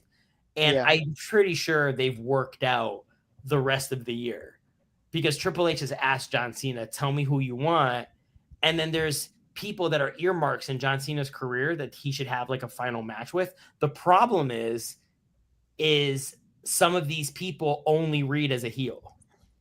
So, and some of these people only read as a face. So you can't have John Cena be one thing, because then you're going to get a heel versus heel match or a face versus face match. And that might not be the final thing that's most interesting. So I feel like that's why the Cena turn is happening, is because they've run out of baby faces that people have wanted to see face him. And I think now they need to, like, okay, now we need some people that we hate. Brock Lesnar is an easy one because of the lawsuit. So there's no way Lesnar was going to come back and you're going to be booing Cena, making him a heel. Like, I just think that wasn't going to work. A face Lesnar is just not going to happen. No. Yeah. Do you think it was that, though? Or do you think the Cena heel thing just didn't work? Like, for me, it's a little of both. I think it's a little of both. I think they tried something. I mean, notice The Rock is gone. I think it's a local. Yeah. I think the problem with it is that I think the heel turn lost all credibility when The Rock stopped showing up. Yeah. It's Hollywood. Like, believe it, Hulk Hogan made a really good point where he said the reason why the NWO worked was because Hogan committed to it. He wasn't a manager. He was the third man, and he stayed there and showed up at every show. You can't do what The Rock did, where he basically flips the switch on Cena and goes like this, and then you never see him again. It's like, you can't, like, what happened? There's no Corinne, that's where I disagree. Which makes you think that The Rock himself didn't like the storyline. Like, maybe he pitched it and went, oh, wait, I don't like this because Travis Scott is stinking up the joint. So he, like, backs off from it himself, which is also not good. And I think it just hurts things long term. But I do think I liked John Cena made it work. I think everyone was blown away by it. We were all talking about it the next day. And also, I think he did the best that he could with it and utilized it, because I think you couldn't have gotten that Randy Orton match either way. I think you couldn't have gotten the Cody match either way. There's certain enemies of John Cena that I thought they're already a babyface. He's already a bad guy, and it works. But if John Cena is saying goodbye, you can't keep him a heel, because he's doing this thing where he's saying screw the fans and he's cutting promos on the fans week after week, but he's also trying to say goodbye. So there needed to be a face turn, because he's trying to enjoy them on his last year. He's trying to enjoy the time with the fans. And I think doing the heel turn cheats him of that. So they needed, I agree with you. I think it wasn't working. And it's also where he is at his career. He's leaving. So everyone wants to say thank you. and the heel turn doesn't work because he can't say you're welcome or be kind back. So there needed to be a change. I had a feeling we were going to get John Cena losing the championship and probably getting it back by the end of the year. Because then you still get him chasing after the title too, which I think is fun. I just think like there was no like if they were gonna do the heel turn, there should have been some backstory as to why he did it, and not just I'm gonna ruin wrestling and screw the fans. I'm gonna make kids, and I'm gonna do all this, and then all of a sudden, the Friday before a PLE, he comes out and he goes, "I'm sorry, I love you guys." You know what I mean? Like, I feel like the match with him and Cody would have still worked if they did it the way they just did it, right? Where he was like he went face the night before. They could have just not had him go heel, and they could have just said, "Hey, this is at some point these guys are going to face each other, and this is going to be the passing of the torch match, like what it was without the heel part inside." Because to your point, I feel like it was so disjointed. And The Rock was making all kinds of mistakes at that time too, right? Like announcing that WrestleMania is going to be in New Orleans, and then they moved it back to Vegas. And he's coming out and he's dissing the fans, but then he's thanking them for the success of Moana 2. And it was like, dude, what are we doing, guys? Like, and I got to be honest with you, I didn't really get much into John Cena. I get it, like he's the greatest of all time. He's never been one of my favorite wrestlers. But the gimmick that he has works, and to have him try to turn that around for just a couple of months, and then all of a sudden the night before a PLE, say I'm sorry to set up, the passing of the torch match plus Lesnar. I don't know, man. It just, to me, there was just that whole thing was disjointed, and it just I don't know if he needed the heel turn necessarily. Yeah. He could have had one more match with Orton. They go way back. I don't think they committed to it. Exactly. Augie said they're up against this time thing, and then he's still trotting out there with the same music, the same gear. They got to sell gear. They're selling his gear in each city. Yeah. But he looks like the same clown with the jorts, and he's got a frown on. And it was so. I don't like John Cena either, but it was so not believable. And then Friday night on SmackDown, I'm like, I believe it. This is John Cena. I think I said it to Cap Lives where like it's going to be really interesting when we see the documentary for this last year's run, because I do wonder how much of it was him, how much of it was Rock and Brian Gwartz or Triple H or what it was. We've known a long time that John always dreamed of going heel. He was set up for it, and then it was stripped away from him. I don't know if this is just something he really wanted to do before the end, but somebody should have told him no if that's the case, or somebody should have told somebody else no. It just doesn't work. I feel like a heel Cena still could have worked. The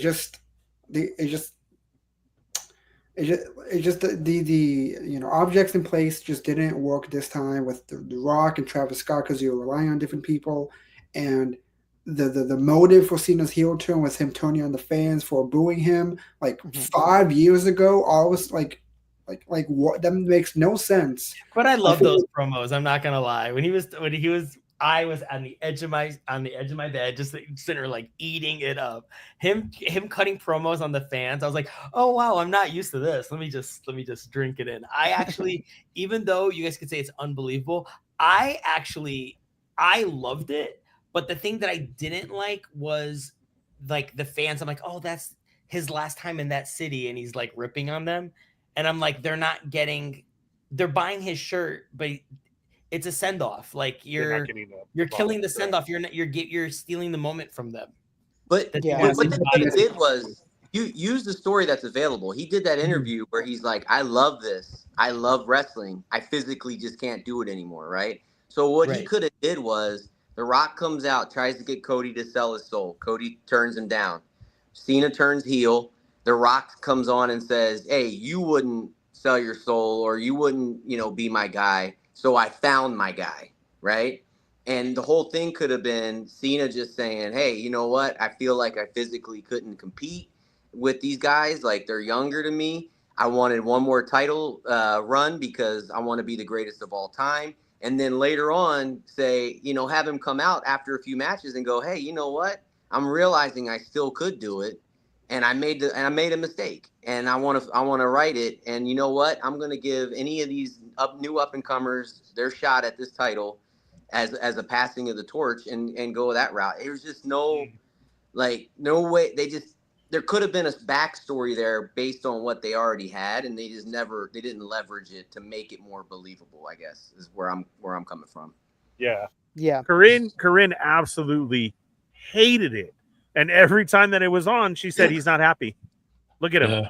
He's not happy. No matter what he's doing, he doesn't like it. And she said, I don't like it. If I could feel that from him, I don't like it. And then Friday happened, and she was like, see, there he is. Yeah. That's him. There he is. He gets to say bye now. And I was like, yeah, babe, I get what you're saying. I totally feel that way too. Because I did. But I was like Augie too. I was kind of enjoying it and laughing. And, you know, his little promos that he was cutting and like that. But yeah, when he finally then just came back, I felt that too.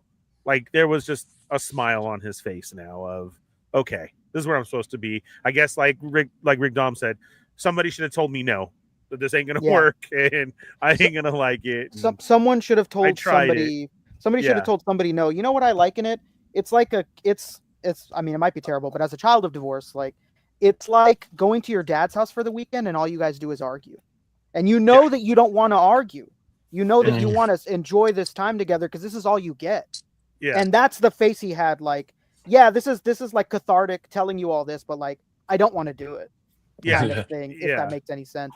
So I'm glad that he's given at least like the 5 months to just be who he is with the fans. And, you know, and seeing that moment with Stu was fun. That was, you know, talking to Stu, like, oh God, finally he's talking to Stu.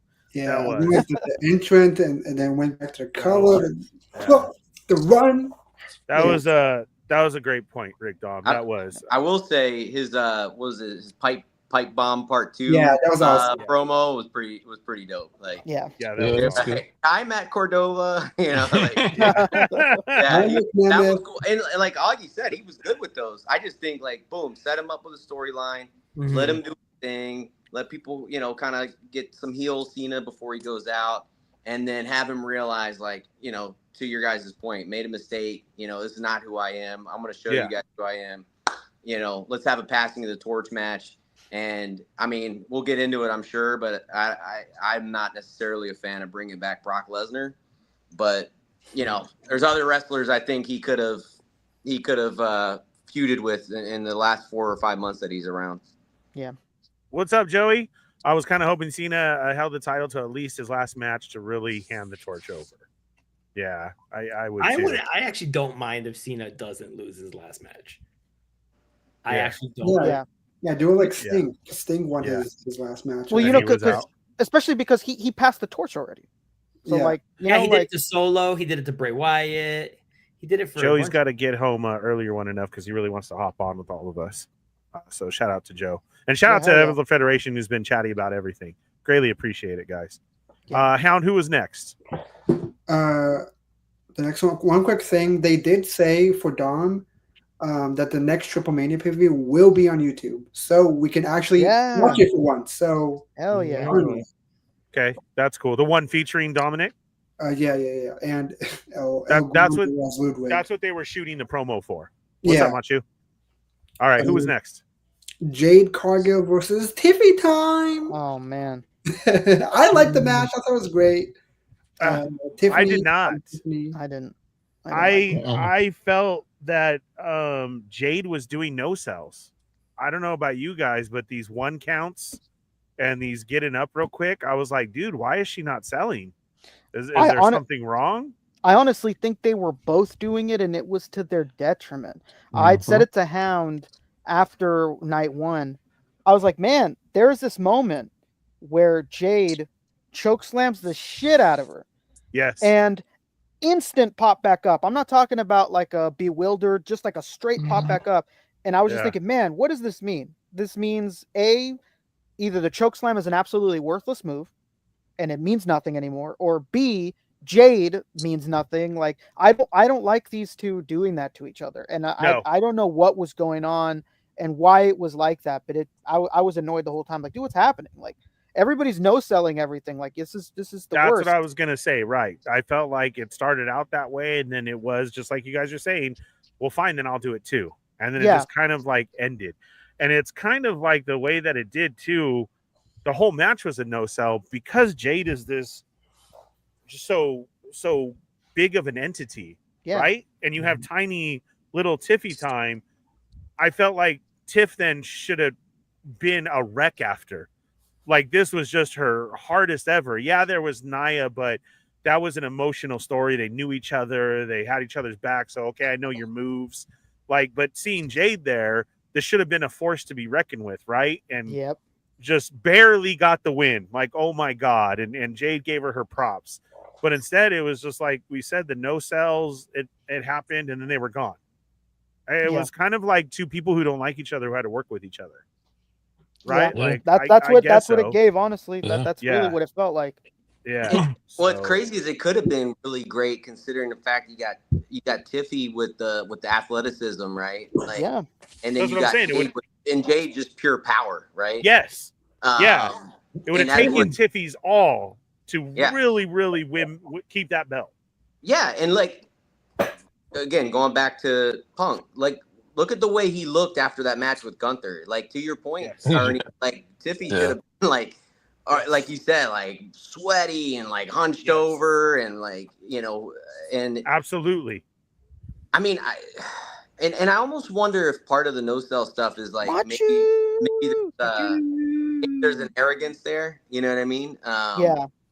Like I you know, Jade obviously has an extensive history, and you know, I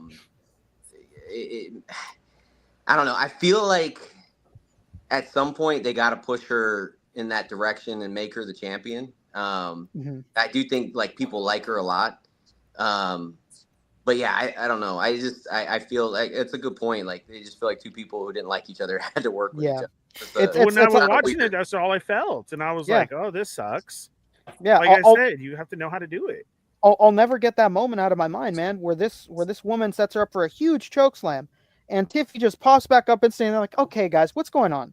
Have we lost the plot? Like, wasn't that like one of the biggest moves in this business, in this company at the very least? You know, it meant so much to be choke slammed and just pop back up. I was like, man, these girls, they either don't like each other or, you know, they don't like the program or something, because they were just no selling the hell out of each other. And they both left the match like, they both should have been tired out of their mind. Like you said, like with Punk, she should have been grabbing her ribs like, damn, like she put me through some shit. And that's not what we got.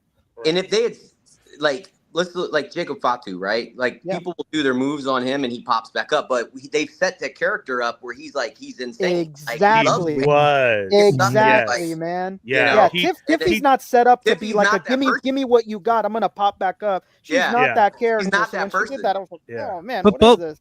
Both those wrestlers, they haven't really been in the industry for that long. They're probably just trying to get all their moves in that time that they were allotted. That's for sure. So they're not like thinking, we should really think about more of the psychology of the match, and you know how each move has a meaning. It's like, okay, here's the spot, we got to get to the next one. Yeah, you know, it's like ego, you know, my move.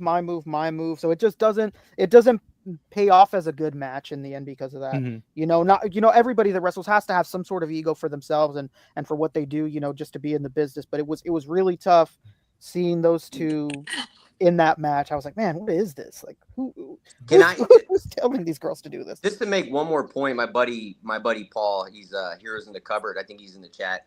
Yeah, he is. He made a good point about like this day and age, like finishers don't mean crap anymore. Like popping up from finishers, or it's taking multiple finishers to get them, you know, to get the pin. And it's like, dude, like that's your special move. Yeah, and it's like that's you know, you look at like the rock bottom or the Stone Cold Stunner or the pedigree, right?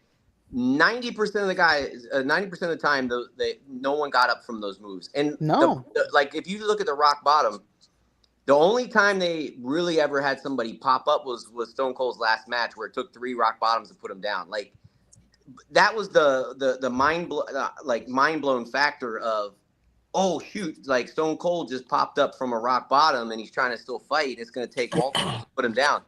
Now it's like, you know, somebody hits their finisher, you're sitting there like, he's probably going to kick out at 2. You know what I mean? And it's kind of a bummer, at this point, like it takes the fun away. Like when the Rock was lock up for the rock bottom and just kind of look at the camera before you know lift off, you knew it was like it's done, dude. Like you know what I mean?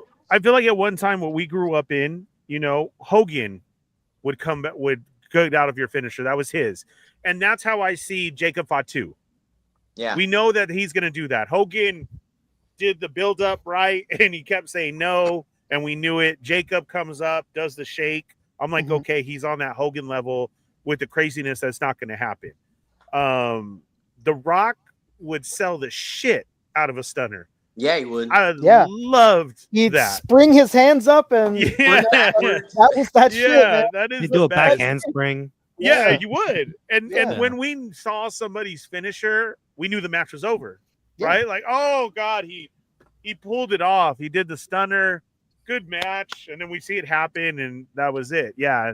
Now all of this, you know, having to do it 5 times and do this and that is and pretty crazy. And it's those matches, you know, like you know, one's not coming to mind right now, but I'm sure anybody here could bring one up. But like those hard fought matches where you're like, God, they've almost gone a freaking hour. They've done each other's finishers multiple times. Like these guys are dead in that ring. You know, these young cats, they watch those matches and they're like, I want to do my move 3 times and this person's going to kick out and we're going to keep going. But they don't earn it, you know, in the way that those matches earned it. That's what I'm saying. Some of the seasoned ones can still sell it, right? Yeah. Because they'll hit the 2 and they come real close to the 3 and they barely kick out. Yeah. Right. And even then they're on the ground like, fuck. Yes. Like, yeah. So that, you know, I just felt it was 2 people who didn't like each other. We have to do this. Hi, how are you? Okay, there you go. And I wish they would have done better to build each other up, because this is what it's always about. Win or lose, you're building your character up, right? So we can sit here and still say what a great match it was. And unfortunately, I wasn't built up for either one of them. Instead, I was kind of disappointed. Like, wow, do you guys not? Just like I said, you guys must not like each other. That really sucks. I thought. You go, Grumps. I've been talking a lot. Don't worry. No, it's all good. I just thought maybe, and I don't know for sure, maybe Tiffy was sandbagging Jade a little bit, like not cooperating sometimes. Yeah, maybe. It's like, all right. And you know, with wrestling, it's like dancing, you know. Yes. One person leads and the other person follows. That's exactly what I was going to say. In this scenario, Jade she's not going to lead the dance. And maybe they thought Tiffy was in a spot where she could, and maybe she couldn't. I don't know. Maybe that's why they weren't. Grumps. I think you yeah. It's a dance. Both of them. And neither of them know how to lead. And I think they're both green. I think they both did what they were capable of doing. And I think they were trying to not botch spots. It was a lot of like weird stuff, like Jade literally placing Tiffany's leg on the rope, like just green all day. And then like, that's right. That did happen. Yeah. And then like her helping Tiffany up to do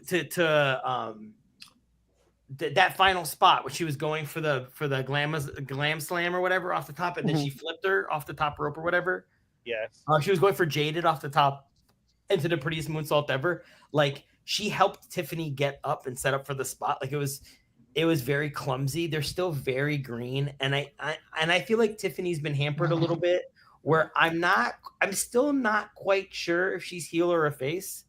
She just says she's 50 time and the fans like her, but I don't know where that places her. It's just I was gonna say I don't think anybody knows. It's like carrying cross. Like the fans get behind her, but I don't know what she's supposed to be. And she wrestled Trish because she was supposed to wrestle Trish, and she wrestled Jade because she was supposed to wrestle Jade. And to cap Liv's point, they had a way better match after Mania on SmackDown, and it was because I think there wasn't that kind of pressure. It was more like an exhibition match, and I think they could have had something. And to be honest, I've been really lukewarm on Jade. I think she looks like $1 million, but you know, we were talking about this with Karrion Kross too. I feel like she's getting the Karrion Kross effect, where like it's bad timing. She's showing up where it's like cool. We got Bianca Belair already. Like we who can got work. people that can work, that can talk. Yeah. Like Jade is such a good crap talker, but Bianca was a heel in NXT and she was great. Like if they ever turn Bianca, she will be great at it. It's actually easier to play a heel than it is to be a natural baby. She's one of the top sellers in merch, though, I think. So it's kind of hard for What, Jade? No, no, Bianca. Oh yeah, Bianca. Yeah. That's why they won't turn her heel. Yeah, that same thing happened with Alexa Bliss. She was getting frustrated because her Lily doll was like the #1 selling thing on Shop Zone. But that's the whole thing. Is Tiffany is a really good wrestler. I feel like her last memorable storyline to me was like the whole thing with Nia Jax and cashing in the Money in the Bank. And honestly, it felt like Nia Jax was doing a lot of the heavy lifting. Like Nia's been amazing since she's been back. And people give her so much grief from her old NXT days. It's working. Wait, wait, hang on. I'm busted open. Tiffany says she still can have that heel attitude and still be face, and it's working. No, I think Zio Adams is right. I disagree, to be honest. I think it might be. I think she's probably not a natural babyface. I think she might not make. I don't know anything about her outside the ring. Maybe she's not a nice person, or maybe she's challenging to deal with. I have no idea. Character is just not a natural babyface. She's just not natural. I know what's her name and broke up. Yeah, So are they telling the truth? Yeah, I just saw a clip. She was on Logan Paul's podcast where Logan goes like, "Hey, like you totally got Charlotte. Like, what was that about?" And she goes, "Oh yeah, they made me apologize, but I wasn't wrong." So you know, like, oh shit! Wow. She told a story that she like yesterday or something that she got into a fight. Like she missed some of NXT because she was written off TV because she got into a fight with a girl from a road rage incident, and a guy stomped her face and broke her face. And she even admits in the story that she started it. Like she goes, "I hit the girl, and then the girl hit me back, and while we were rolling around on the ground, the guy stomped my face." That is so crazy. But in her own story, she admits that she started it and she didn't want to go back because she has attitude, huh? Concerned of being someone who's known and being sued. Oh, yeah, it's crazy. Yeah. Yeah. So I don't know. I didn't know who the heel or the face was in that match. So, and usually it's the heel that leads. Sure I cared. I didn't care. Exactly. You know what it is? It's that nobody knows. The WWE doesn't know. Tiffany doesn't know, and the fans don't know. Like, who's the face here? Who's the heel? Like, what is going on? Nobody knows. And I don't think anybody wants to jump the gun and pick what she is in case it's the wrong thing. They're just kind of like lukewarm on anything. Like, and she has a belt. How could you be so lukewarm with somebody that has the belt? Like, I don't know. So, it's such a strange position. To bring it to our little world, I mean, we're all wrestling fans, but like that, we all agree. We don't know who was who. This was kind of bad. Something needs to be done with both of them. They need a bit more practice, right? Yep. They are too green. Like Matt said, they're too new. But do you think Marvel got involved with Jade's Storm type presence? Because you think that SummerSlam, you know, was like everybody's like showing opens. And we know that she was going for the Storm character. You know, the snow happens and they say, here comes a storm happening, blah, blah, blah. That didn't happen on her walkout this time. They didn't say that. They didn't call it. I think it's lazy that every week she's a storm is coming. Like, I get it. Like, there's a part of me that's like, we get it. You're trying to be Storm. Like, like stop doing like Storm. That would be so dope one time. Like in AEW, she did She-Hulk once, I think. She did Storm once. Yeah. Like that's do it and move on. Like the fact that she made it her entire gimmick, that Storm cosplay is part of everything. It's like Storm is Storm. You are not Storm. You're Jade. Like like that's actually the most annoying thing. Is like I have no idea who Jade is other than she's trying to be Storm. When she comes in with like when she first showed up and she had like all the silver plating on her. Yeah, and she's like, I'm the star that looks like $1 million, and everyone look at me. That's Jade. Like I was like, yes. And then it was like that all like went away. And honestly, it's because her wrestling isn't there. And I feel like Jordan Grace should have been in WWE, and Jade Cargill should have been in NXT. and do it that way. But I know that putting her with Naomi and Bianca as a visual was really cool. But Naomi's eclipsed her. And Bianca, she's going to come back. I think now we're going to get the Jade Bianca storyline, which I hopefully will make Jade a heel. And I think Jade will be way more interesting then. And then she'll be put in matches or possibly a program with Bianca, and Bianca can lead and help her. Yeah. Okay. Who was next, Hound? Next one up is the Ricky's match of the night. It's Drew McIntyre and Logan Paul versus Randy Orton and Jelly Roll, baby. The Jelly Roll. Not Travis Scott. Yeah. Oh no. I wasn't into this match that much, at all. I do love the Apex Predator. I think he makes it. I feel that you're missing your mark with McIntyre. They keep moving him too much. To this, to that he needs to stick to who you're going to fight and what you're going to do. I feel like it was perfect time for Randy the way they did it, because Randy just finished up his little side story, right? And he just ended it, okay, Jelly, I'll help you. McIntyre coming in and then even getting with Logan was just kind of weird. And like that.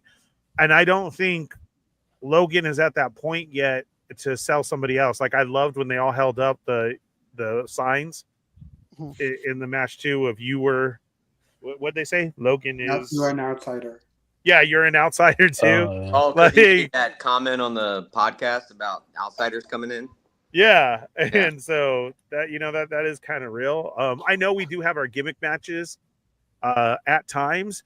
And then they said, I heard this, that it got changed, that Jelly Roll was supposed to win and be said and done. Like that was it. But that the fans received him and that he was doing so well, they had him lose so that he could probably come back. And I was just like, why? He wasn't... the most that I feel that was get the shit beat out of him. Yeah. The only one that I've ever felt that's really done something is Bad Bunny. Oh man, he was so good. Bad Bunny. Yeah. And by the way, Bad Bunny is really funny in Happy Gilmore too. Yeah. Oh, I gotta watch it still. Watch it. Yeah. The movie's not the greatest. It goes off the rails in the second half, but it's just a big call. He's a bright spot in the movie. He is. Yeah, he's hilarious. How's MJ? But he's great. It's just, that is just like I said, is just weird, right? Like, okay, we had our gimmick one, but what do you mean? Because he was doing so good, And like, I don't even think he did well. I just think that he did a good job getting his ass kicked. Like when he had that spot at the table, I was like, damn, he got the wind knocked out of him. He's probably like, get the fuck out of here. He looked like he could not breathe. I wasn't a big fan of him laying on the table waiting for the splash from Paul, and he's like scoots over, then he covers himself up, and he's got his laying on his back, looking up, waiting for it, and I'm like, okay, come on, man, like, I kind of feel like along those terms, there's a lot of really rough, like non-technical wrestling going on in this day and age too, because like even like when Cody hits the crossroads, I feel like some of the guys don't sell it right, or it looks disjointed, and there's been like, if you guys remember, like the 80s and 90s when they threw punches and kind of would slap their leg when the contact was supposed to be there, it almost felt real. And I feel like there's a lot of that, like where it's just disjointed. Like, I'll tell you, like, another reason, I'm not just saying this because I'm wearing Jey Uso stuff. Jay is probably one of the best at landing like the super kick and splash and then taking punches, and even like when he throws the punches and then and then spits in his hand. Yeah, like you could tell, and you could tell he's related to The Rock, because The Rock was always good at punching people. Oh, like, yeah, one of the best punchers. I was just gonna say, Rock and Austin and those matches, you always heard the every time that leg slap happened every time. Yep. You know who's shockingly really good at that, even though the rest of her wrestling is whatever? Alexa Bliss. Alexa Bliss has great punches. And it always made me laugh. Like she gets that That little. Yeah, she can gets hear those. I was like, oh wow, she found her niche. She's good at that. That was made me. You nailed that, Cap lives. Like that was one of the worst crossroads. Yeah, he wasn't. They were counting. I don't even think he was down yet. And it looked like Cody took the blunt of the punishment on that. Like I don't even when he did the crossroads, I don't even think Cena hit the ground. He just landed on Cody, and then he flipped him. Bad. Yeah. I feel like the crossroads isn't even that strong of a finisher anymore.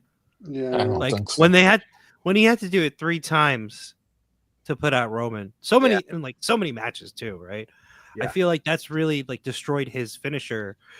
Where I think the Cody cutter from the corner top rope is more impressive. That is way more impressive, but it's hard to do. Just about to say the same thing. Yeah, it's easy botch, so kind of don't do it, Yeah. They say don't do it if you can't do it 10 times in a row in practice.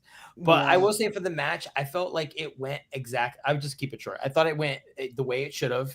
When Jelly Roll lost, I was like, perfect. I was like, here's a guy who is learning, is getting himself together, does not know everything about wrestling. He's just dipping his toe in. He's eating the pin, and it absolutely makes sense. Like, he's not an athlete. He's getting there. He's learning to wrestle. He's not a wrestler. Giving him a win, I was like, that would be stupid. And that's everything that Jim Cornette talks about, like how he hates celebrities exposing the business. When he took the pin, I went, oh wow, Jelly Roll really respects wrestling. Because if I were in a match, I would be like, guys, I'm taking the pin. Yeah, it would be stupid for me not to.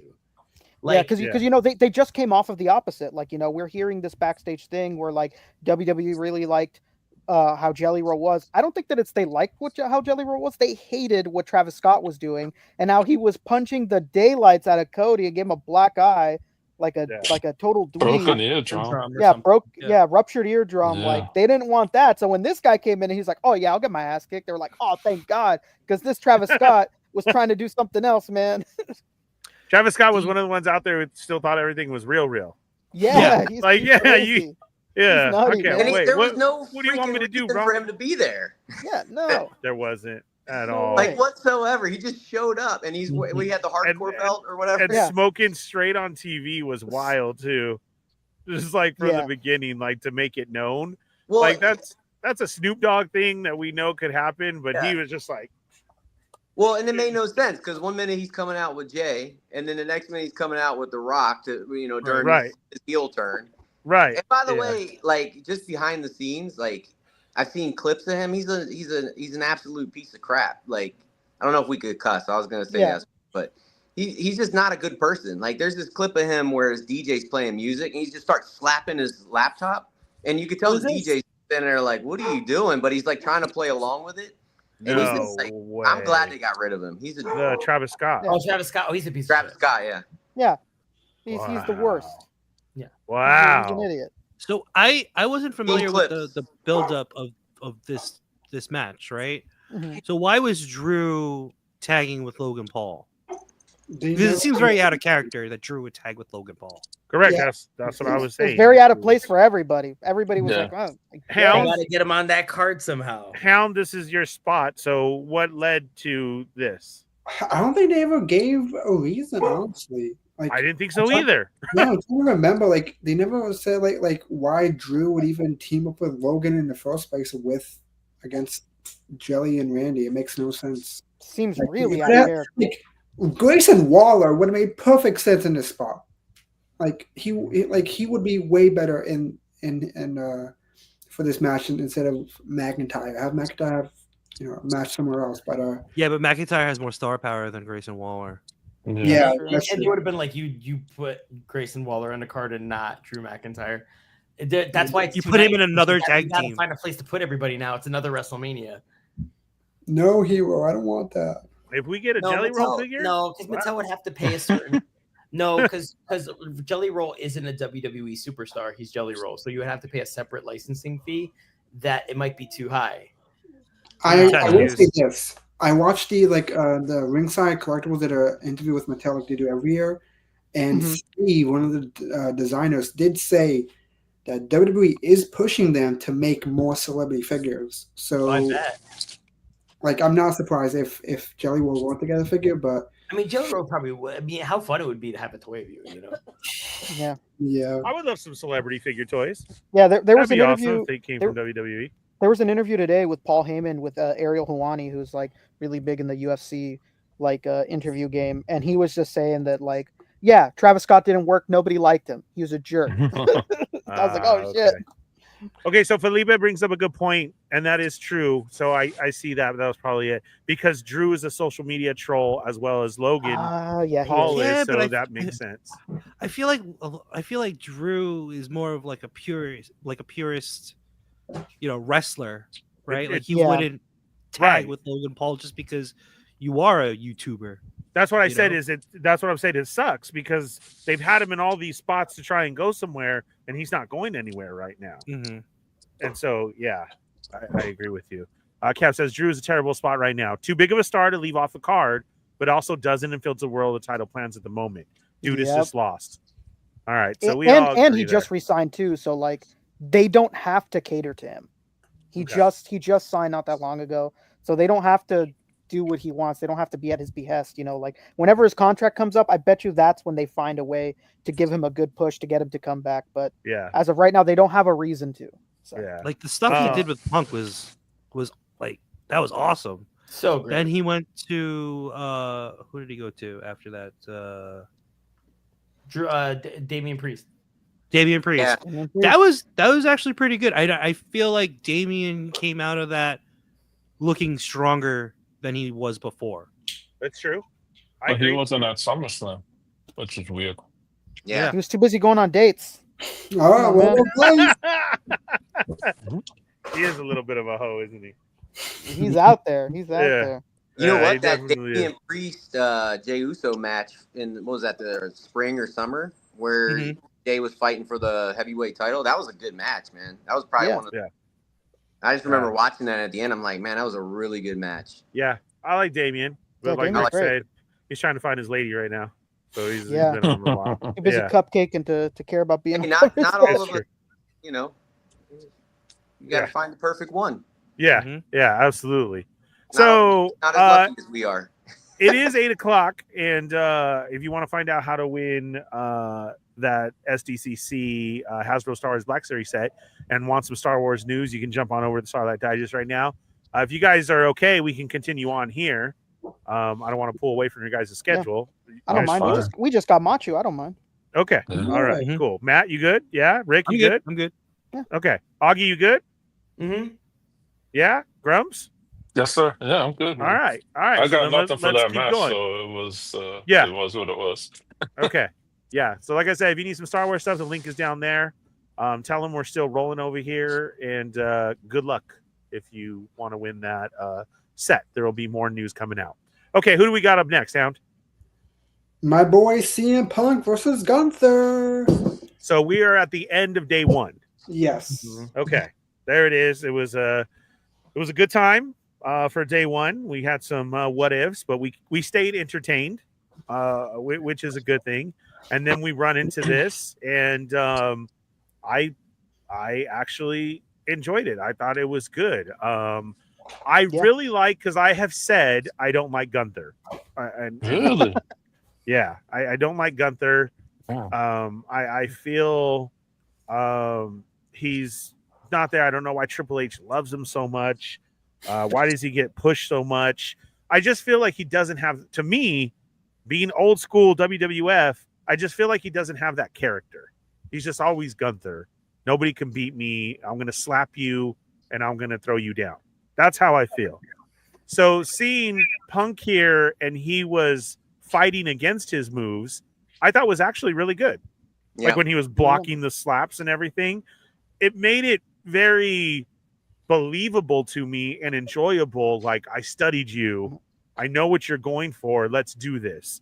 And I felt like they sold it. They danced well in order to do that, to get it, you know? And when he slipped it in, that he got, you know, that Punk got slapped or whatever, man, that shit was hard. And then they were giving it to each other, like, you know, because there's some things that we know as fans, right? And if you're just listening to us talk, those slaps are real and they hurt. You got to know how to take them. But anytime Flair did him or anything, and everybody, and now Gunther's known for that, but he does have a heavy hand. Like, you better be ready. But no matter what, that's a real slap. Like, it is. You can see it on the chest. You can see it everything. Breaks skin. Yes, and these guys are going for it. Well, he broke Gunther's skin, and dude, he was bleeding, and I was like, oh shit. That's why I was enjoying it. Like, there was wow moments to it. You were blocking, you had the story, and that was cool. And then we come to the ending, and I gotta admit, man, wow. I was just like, I didn't see that coming because of the social media posts. Yeah.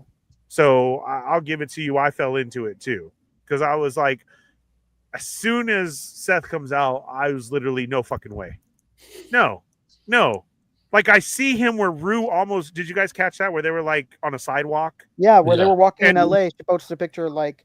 Yeah, and Rue like bumped into him. Don't do that. You almost made Daddy fall. And it was like, oh, he's hurt.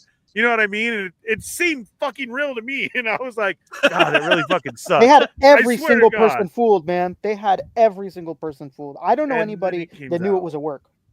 So, yeah, I was thoroughly surprised. I was happy for CM Punk at the end because I'm an emotional dude. And when you can see somebody's emotion, like we said, he was crying. He was holding it. I don't think they can work up their tears that quick that something does happen. It's like we talked about, like Rick said with Jay. He stopped to take in that moment of the crowd, and it happened, and that it's happening. It's been happening, but it's still affecting him. And now we have this Punk who's an emotional of everything that he's getting this second chance to do. And I do feel that he is appreciative of this second chance. And he finally got the belt and he's holding it there. And then the music pops. And you can kind of see it in his eyes, right? Like, oh, here we go. And I was like, no fucking way. Yeah. No way.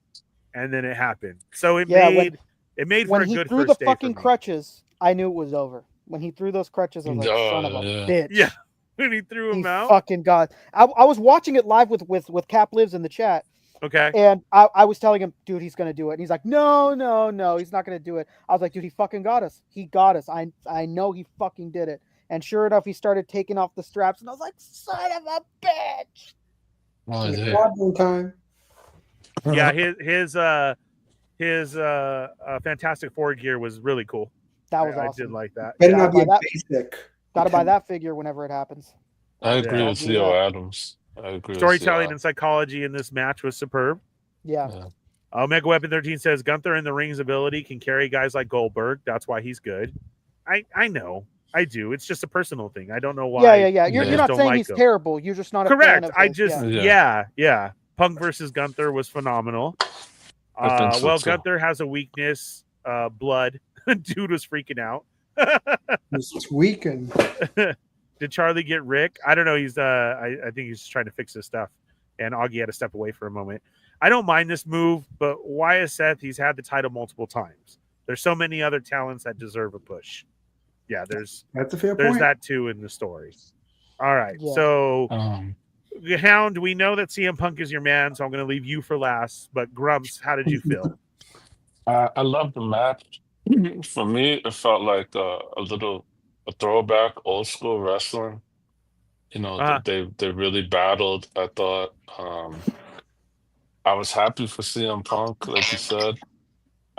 His emotions I thought were real, but I think they were emotions because he got the title after 10 years, and so that was great. And a lot of times in wrestling, they say the money's in the chase. So and the somewhat, I guess, legit heat between him and Seth. Maybe they amped it up to 10, of course, but they got money with Punk and Seth and Punk and even Drew McIntyre. If you wanted to run that back a year from now, let's say. Yeah. So yeah, I loved the whole thing. All right. Cool. Good. So you were happy with day one? Yeah, I was happy with day one. Yeah. Nice. Rick Dom? Yeah, I thought that match was really great. Like you, Ernie, I don't know if it's just shades of the past for you over here, but I'm not the biggest Gunther fan. Not that I don't think that he's not a good wrestler or anything like that, but I've just never gotten behind his personality. I've never connected with it. But CM Punk did a great job of leading a little bit, like leaning into the psychology of it, and I thought it was a great match when he won. I thought, wow, this is great. What an incredibly earned moment. He's crying in there. I thought this is awesome. What a great night to end.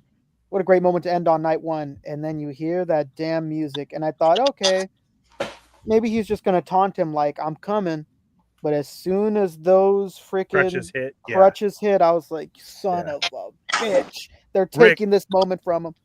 Rick, that's me muting you. Your phone is doing like some bad feedback. So I just have it off. No, it's okay. I just have it off until it's your turn. Cool. Is it still doing it? Yeah. I don't know what it is. Don't worry about it, bro. We'll get to you. Matt, between two Ricks. I was about to say, I'm between two Ricks. Yeah, you're between two Ricks right now. Yeah, you're gonna have to change the name of the show. Unfortunately for day one, I was watching it on my phone while I was at a barbecue, so I couldn't really hear any of the commentary. And my friends just kept coming up to me like, "Hey, why don't you just drink with us instead of watching SummerSlam?" And I'm like, "No, I want to watch this. This is my jam right here. This is your priority, baby. I'm drinking and I'm watching. And I'm here. You know, leave me alone." Yeah. Barbecue, wrestling. Now the barbecue was awesome though.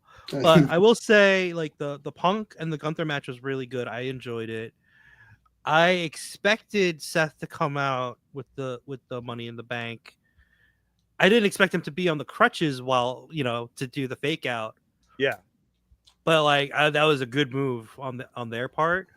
I really like the fact that Seth screwed over Punk, not because I'm not a fan of CM Punk, but like I'm a fan of both of them, and I feel like like you said before, the money's in the chase, and CM Punk giving him more fuel to go after Rollins is perfect for Raw right now. It's what they need. Yeah. We need some kind of stable storyline that kind of still sticks with what we've watched before, where things are still aligning, not like the whole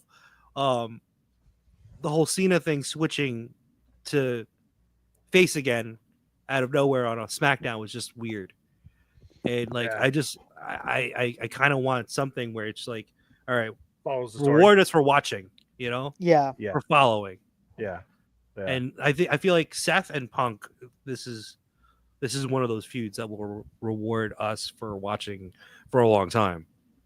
That's a great point. I feel the same way. When we saw them come back, and like the moment that Punk came back and you just saw that real look on Seth's face, I was like, oh shit, these two dudes hate each other. Mm-hmm. Oh shit, this is crazy right now. Yeah, where he's freaking screaming and he's throwing shit like and everybody in the ring is like, what is going on? Like, Randy Orton is just laughing the entire time, like, what the hell you catch this guy? Yeah, it was great. Rick, what do you feel? You don't hear the feedback anymore, right? No, you're good. That was my bad. I got a little warm and I turned the fan in my direction. I didn't realize it was hitting the microphone. Oh, okay. Yeah, so my bad. I had all kinds of technical issues. And my toy room where I usually stream from is kind of under construction, so I make do with an alternate area. But no problem, brother. We're just happy you're here. Yeah. Yeah. No, I love the match. I agree with you guys. Like the nice thing about the face and the heel is you can, like even with a heel, even though you want to see the face win, they're likable, right? Like, there's a thing you like about them, whether it's their arrogance or what, the way they cut a promo, and Gunther just doesn't do a good job of that at all. I think like as a technical wrestler, for as big as he is, even when he was like overweight, he was still pretty good. He has power. So yeah, I really love the match. I just don't know if I'm. It feels, maybe the money is in the chase. It just feels like they had, going back to what we were saying earlier, they had something great in a sense that if they were going to do what they did, then it's like that's your chance to bring back that true CM Punk troll that we all know and love, where he could just, again, go after Becky Lynch, right? Like distract her to where she loses her belt, cost, maybe, I don't know if maybe he cost, Seth the heavyweight belt the next night, but that would have even been great for me. But I don't know. I just feel like after 10 years and seeing the emotion, it would have just been cool to see him keep the belt. But, maybe, it just makes everything boil over more and it makes it even more fun. I do think what we could get out of this that would be kind of cool to see is, again, just to see, maybe him and Roman find some way to coexist to where they can bring down the Vision or, even throw LA Knight in there a little bit. Because I like LA Knight. Like, I feel like he's somebody that's been over for a while, and whether it was the Intercontinental Championship or the U.S. Championship, he got him, he lost him, and now it's his turn to kind of get in the mix with either for the heavyweight championship or even at least contend for the Universal Championship. So that could be what great comes out of it is they form some form of an alliance. I saw a rumor that they may form like some form of the today's Shield in a way, which would be might be kind of cool. But yeah, match great. I don't know. I could go either way with like the whole Money in the Bank cash-in thing. Again, if it turns into something great, that's good. If not, then it could all be for nothing, and that would piss me off a little bit. Yeah, that's true. See where it goes. Augie? Again, going back to what we were saying in the beginning about how just because you know what's going to happen doesn't mean it can't be entertaining. I absolutely thought that that's what was going to happen. He did it to Jeff Hardy. CM Punk cashed Money in the Bank on Jeff Hardy when he finally won the WWE title.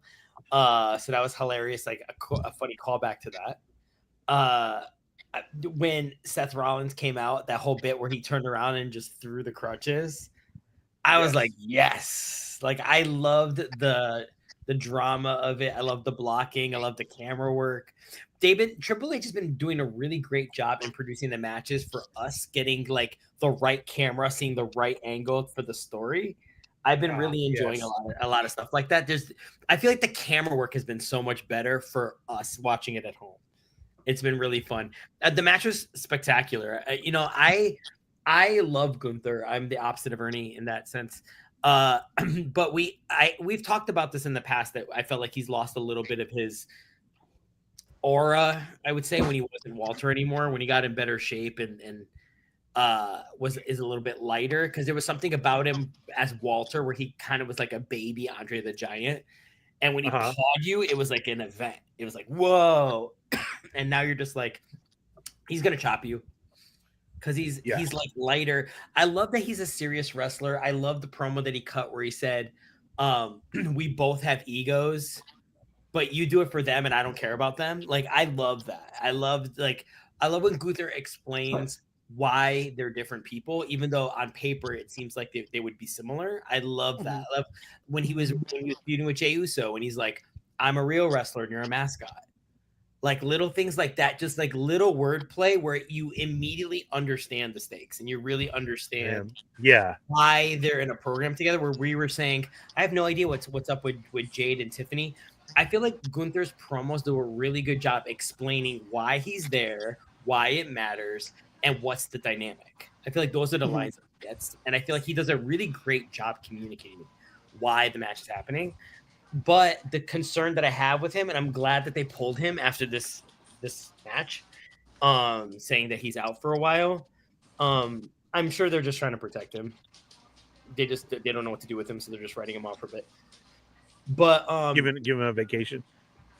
Just they don't want to pull a Charlotte Flair. They don't want to be like he's always in the title picture. He's just gonna come back around. Then he gets another title shot, and people are gonna get sick of it. You know what I mean? When his character's already kind of limited as it is.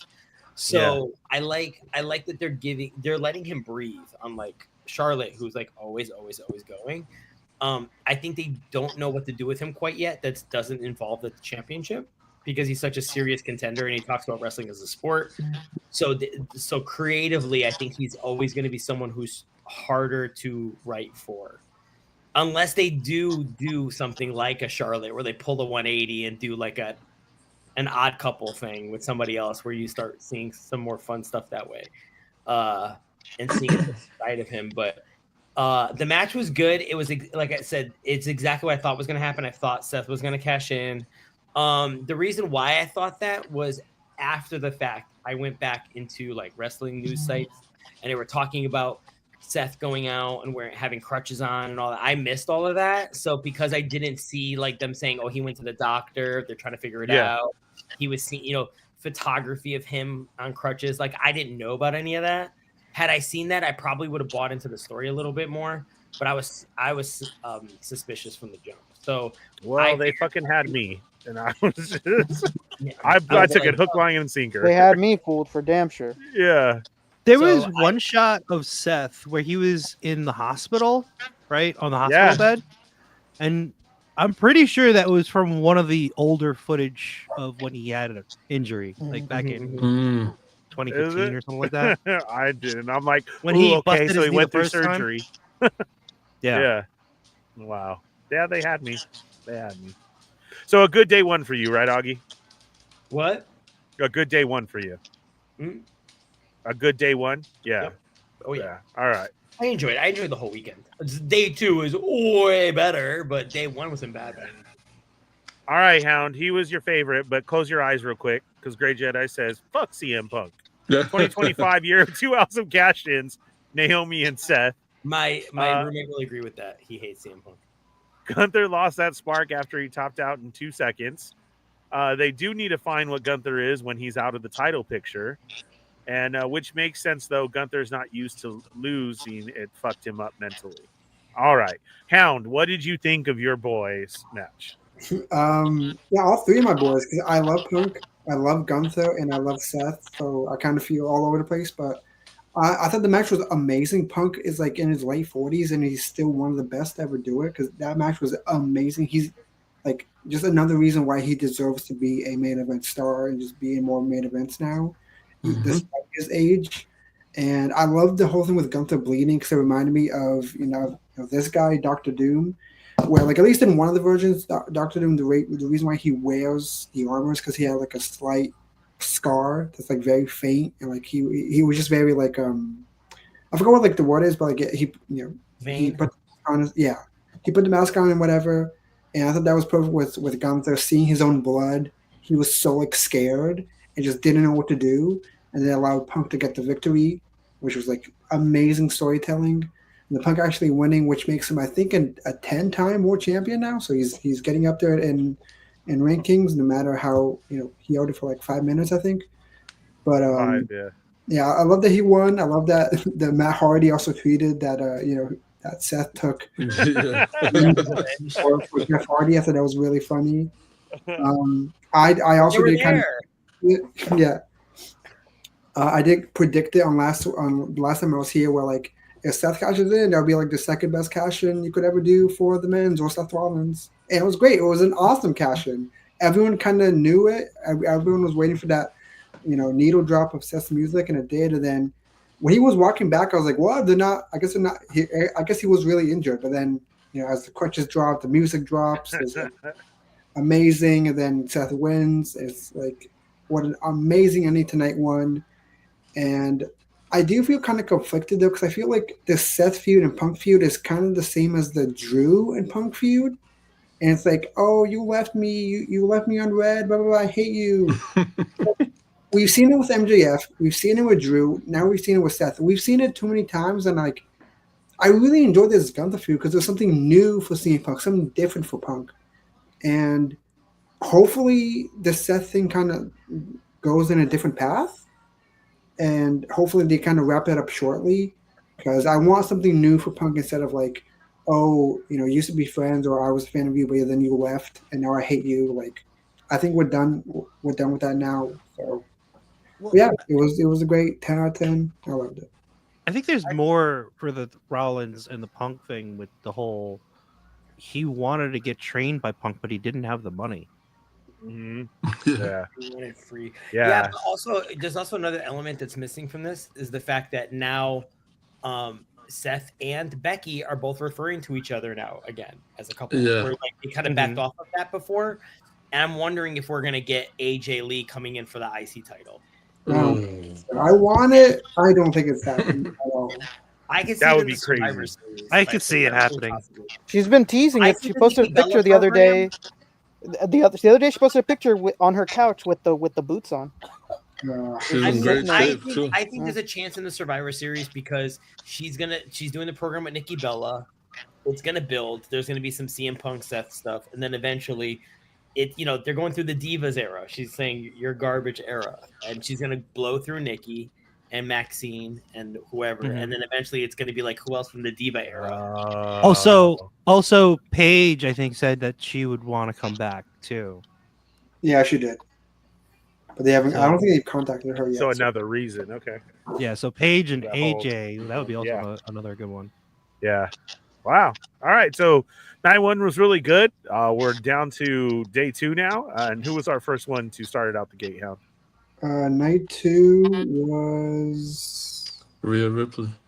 Yeah, the women's title match with Io Sky, Naomi, and Mommy. Yeah. Which she wasn't Mommy this time either. What? They didn't call her Mommy at all. They went. No, they did not. They went back to Rhea Bloody Ripley.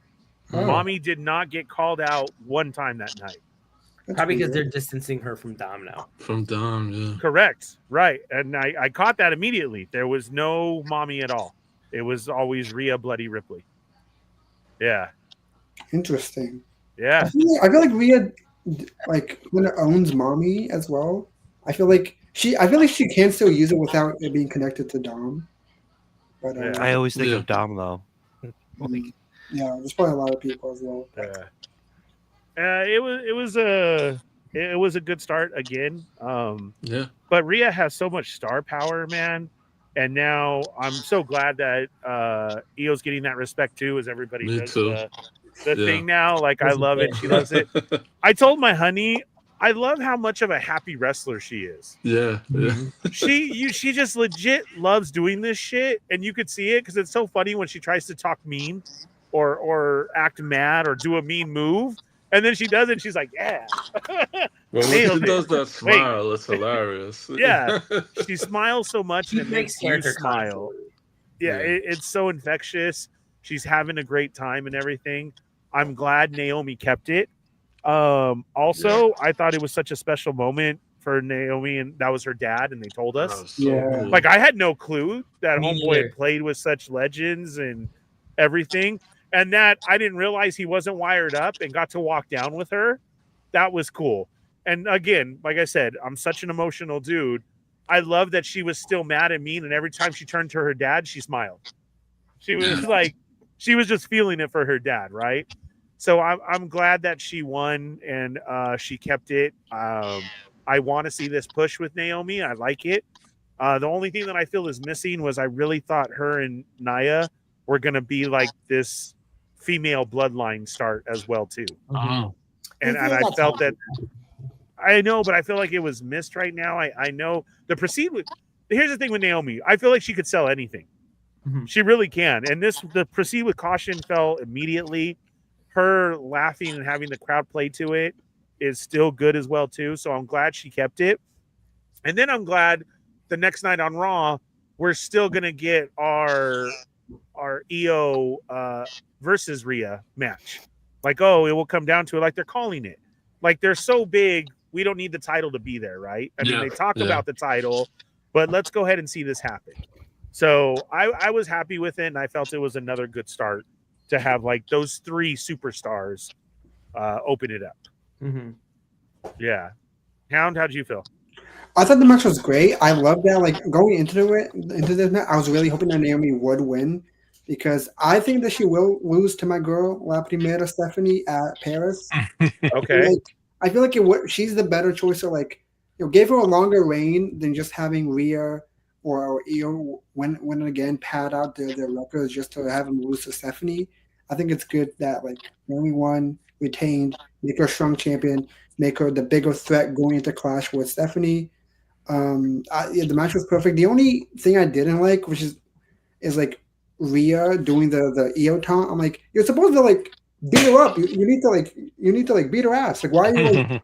She's infectious. That's what I'm saying. Like, this was like a tag match. Would have been great, but like you're trying to win a championship, you know. But, I know, I know, but she's too infectious. I feel. Yeah, Grumps. Man, I got nothing. I completely agree with you, Ernie. Yeah. I love Rhea Ripley. I love Naomi. I love Io Sky. Yeah. They all work great together, and I think the right person won this match. I got nothing. It was great. Cool, awesome. Dom. Yeah, I'm on the same wavelength as you guys. I mean, what can I say? It was a great match. There were some really good spots.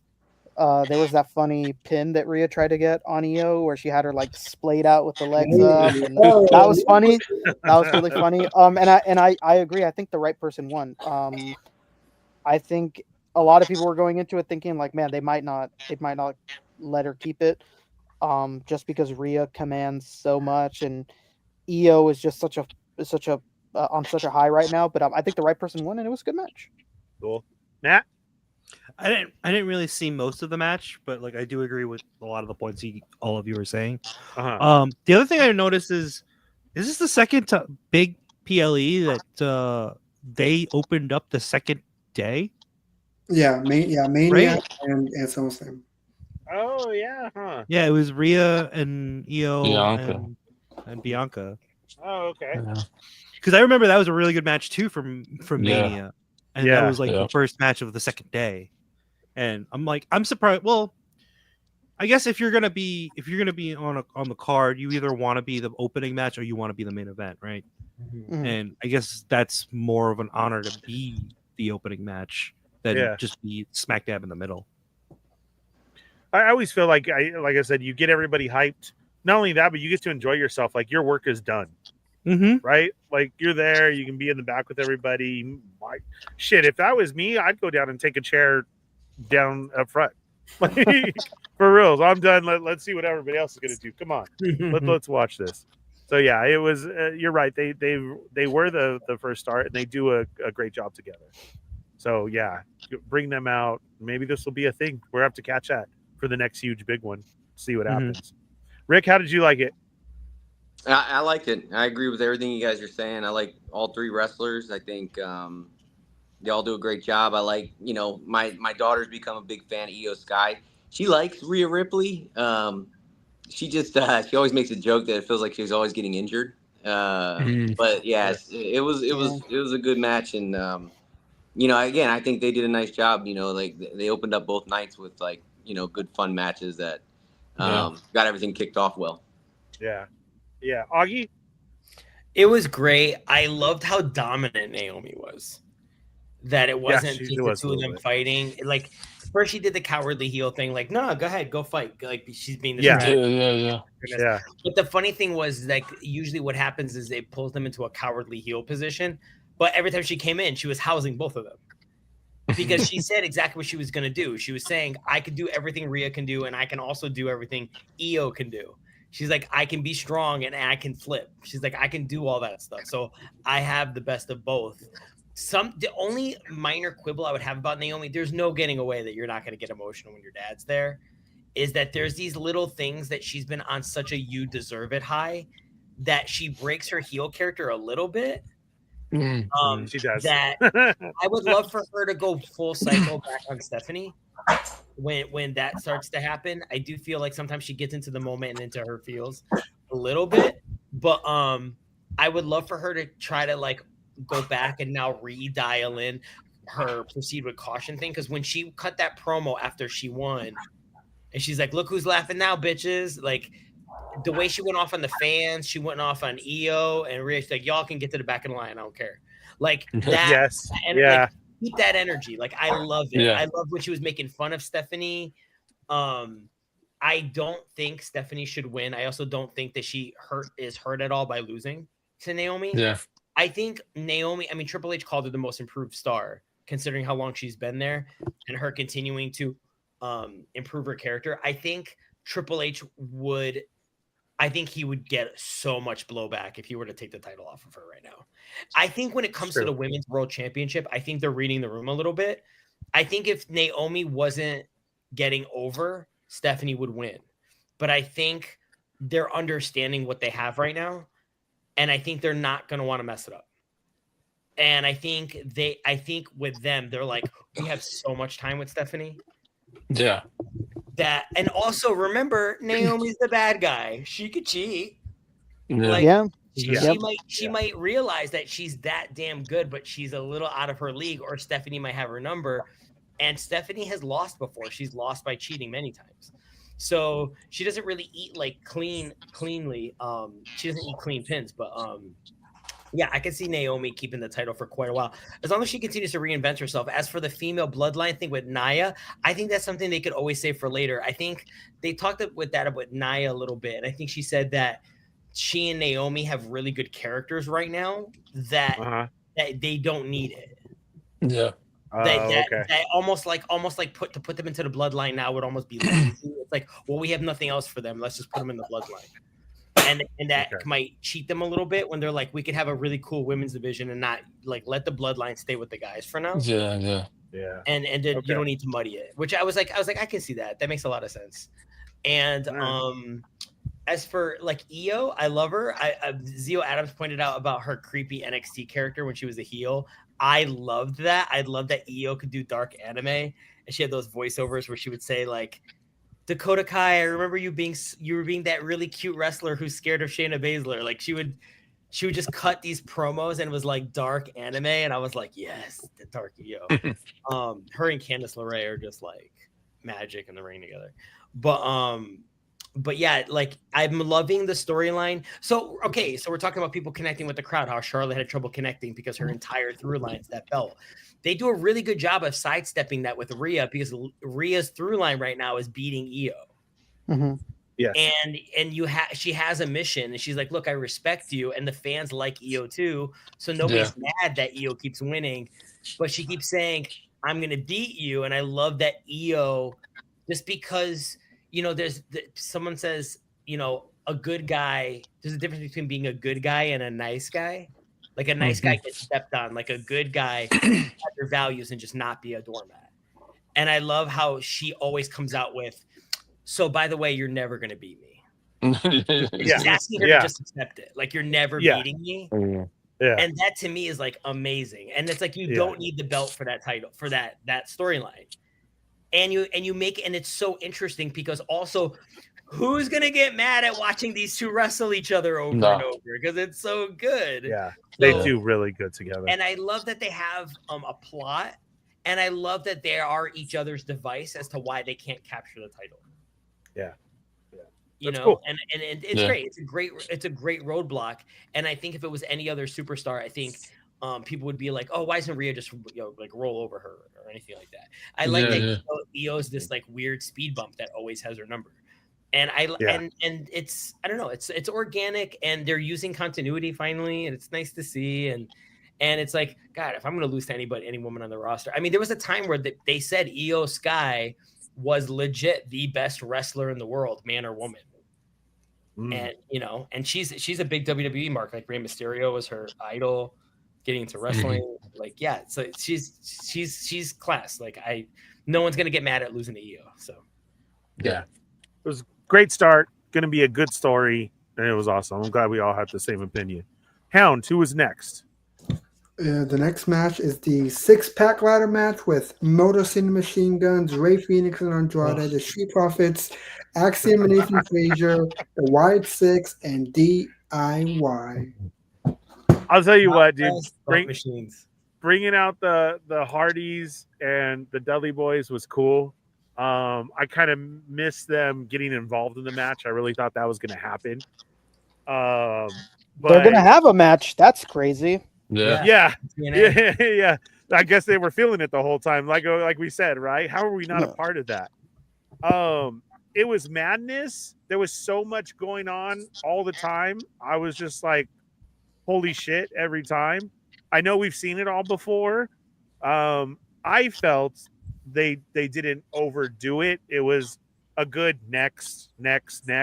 Now I know we knew what was coming next, but they still worked it out well.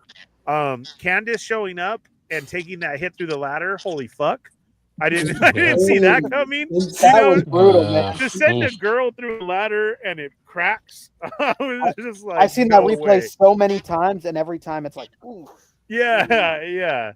So with so many people involved in the match, I still think went over well. I felt like we were missing a couple moves, that we're usually waiting for in a TLC match. And then, like I said, the only thing that I felt was I really thought at one point the Hardys or 3D was going to get involved, and they didn't, but that's okay. It was still very entertaining. It kind of it was that oh shit level. Oh man, did you see all that? The chaos and everything that happened. So I liked it. Hound, what did you think? I thought it was. I've been, really waiting for this match because I love all the guys in here. I love ladder matches, and this was just a beautiful, disaster. All these spots were crazy. I love seeing the Hardy Boys in the crowd, watch them because this match was obviously highly inspired by the people in the crowd. Yeah, and it was just awesome. I'm surprised that the Wyatt Six did retain. I was hoping for Motor City Machine Guns or Fraxium to win, but I don't mind the Wyatt Six winning. I thought it was great. Everyone went out there and absolutely killed it. They deserved a match on the pay-per-view with what they did on that SmackDown match, because that match was crazy. So I'm very happy with this match. It was awesome. Awesome. Grumps? I thought it was okay. It was good. I was leaning towards Andrade and Rey Fenix. I was too. I don't know. I saw them wrestle 2 or 3 times, and I liked the way they worked together. And I thought, they might steal the title, Yeah. I'm not a big Wyatt Six guy. Dexter Lumis is a great wrestler, though. So, and Joe Gacy, I thought took some good bumps in the match. Dexter's so jacked right now. Yeah. Dude, he got really big. That's all I got for that. All right. Dom? Yeah, that match was, and I mean it in the best way, a mess. It was crazy. It's what you'd hope for in a match like that, just chaos, good spots. I do agree, though. It's probably just the Mexican bias. I wanted Andrade to win. I thought they were a good team because they've really, to get thrown together like that, they're really working well together. Yeah, and it is that, I'm sorry to say, but it is that Mexican wrestling. They know what each other's going to do. It seems like everybody learns the luchador style. You do make your own out of it, but those hits and the stuff that you can do, and to see Andrade bring some of that back into it, we know Phoenix is going to do it, but they're good. I think it's a waiting game now, and we'll probably see them in that spot. Yeah, that I didn't hate the ending. Obviously, I'm not the biggest Wyatt Six fan, but obviously there's something there still for them. So I thought it was a good match. It's not the end of the world that Andrade and Rey Fenix didn't win, but I would have wanted it. But it was a great match. Like I said, it was a mess in the best way. It was Yeah. It was awesome. It was crazy. Matt, what'd you think? I didn't catch this match, so no. I got nothing. All right. Sorry. You should try and catch it on replay, though. It was it was a wild mess. It really was. Rick, what'd you think? I am right along the lines of Matt. I kind of went out and walked the dog, and when I came back, did you? So I got to go back and watch it. I'm just gonna make this one point, and then I actually got to jump. But okay, I really think they should get behind Montez Ford. Every time he wrestles, he impresses me. He is so impressive.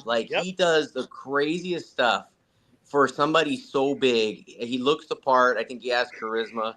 I don't know. I just feel like there's definitely some opportunity there for him. But yeah, I'll go back and watch it. I kind of, the reason why I picked that match is because when I saw the lineup and saw how many people were in it, I just thought it wasn't going to be great. And sometimes those ladder matches, when they're reaching for the belts and they overact that part, it bothers me a little bit. Like they got the So, strap yeah. and they can obviously take the belt, but they're like, Yeah, and they're like, They go one step at a time. Like, Yeah. come on, yeah, dude. or My yeah, they're taking stamina. forever to get up the ladder. And But Nathan, he ran.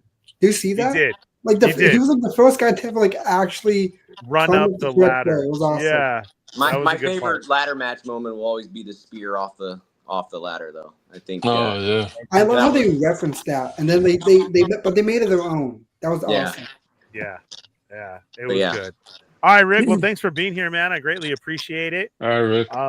You can show up anytime we do this. Thank you. Yeah. We will see you soon at the Toy Migos meetup. Yeah, sure. I'll see you there. All right, brother. Take care, guys. See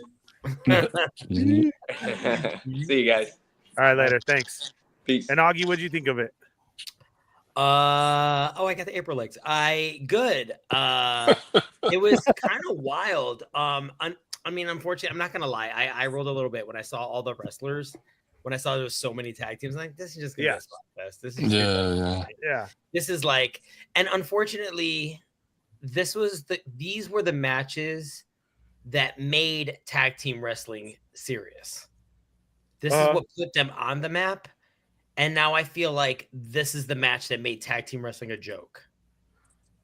I hate to say this, but I feel like it's doing the unintended opposite thing.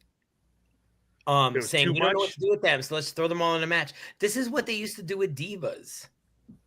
Let's do a 10 diva tag match, and they all come out and wave, and then they do the thing they're supposed to do, and then they all wave and walk up the ramp. Like, this is what I felt this match was. I hate to say it. I do think in a weird way the right team won because they had the numbers on their side. If you have that many people and you have what is it, 6 tag teams? I think there was like, you have a very slim chance of winning, and your name is the Wyatt 6. Like, bring in all your guys, like use everybody, and no disqualification. I think a good way to book it if they were to lose would have been all the teams being like, hey, we're outnumbered. Let's all make sure that like nobody's interfering and get rid of everybody. Yeah. Right. There was definitely some standouts. Candace's bump, obviously. I didn't like the setup because they were acting like they were going for the belt, and I'm like, they're way too far. They're setting up to fall out of the ring. Like that part didn't make any sense. Like when Chelsea last year, Money in the Bank went through the tables, she was going for the briefcase, or she's going for the briefcase, and she was right there with Tiffany. The idea being she would knock Tiffany off and go for the belt, and go for the briefcase. Where Candace was and how little she is, it's obvious she was setting up a bump. I hate those setups. And to what Rick was saying, I don't like it when they're on the top and they're like they forget how to grab a belt. Yeah. Like you just forgot how to do it.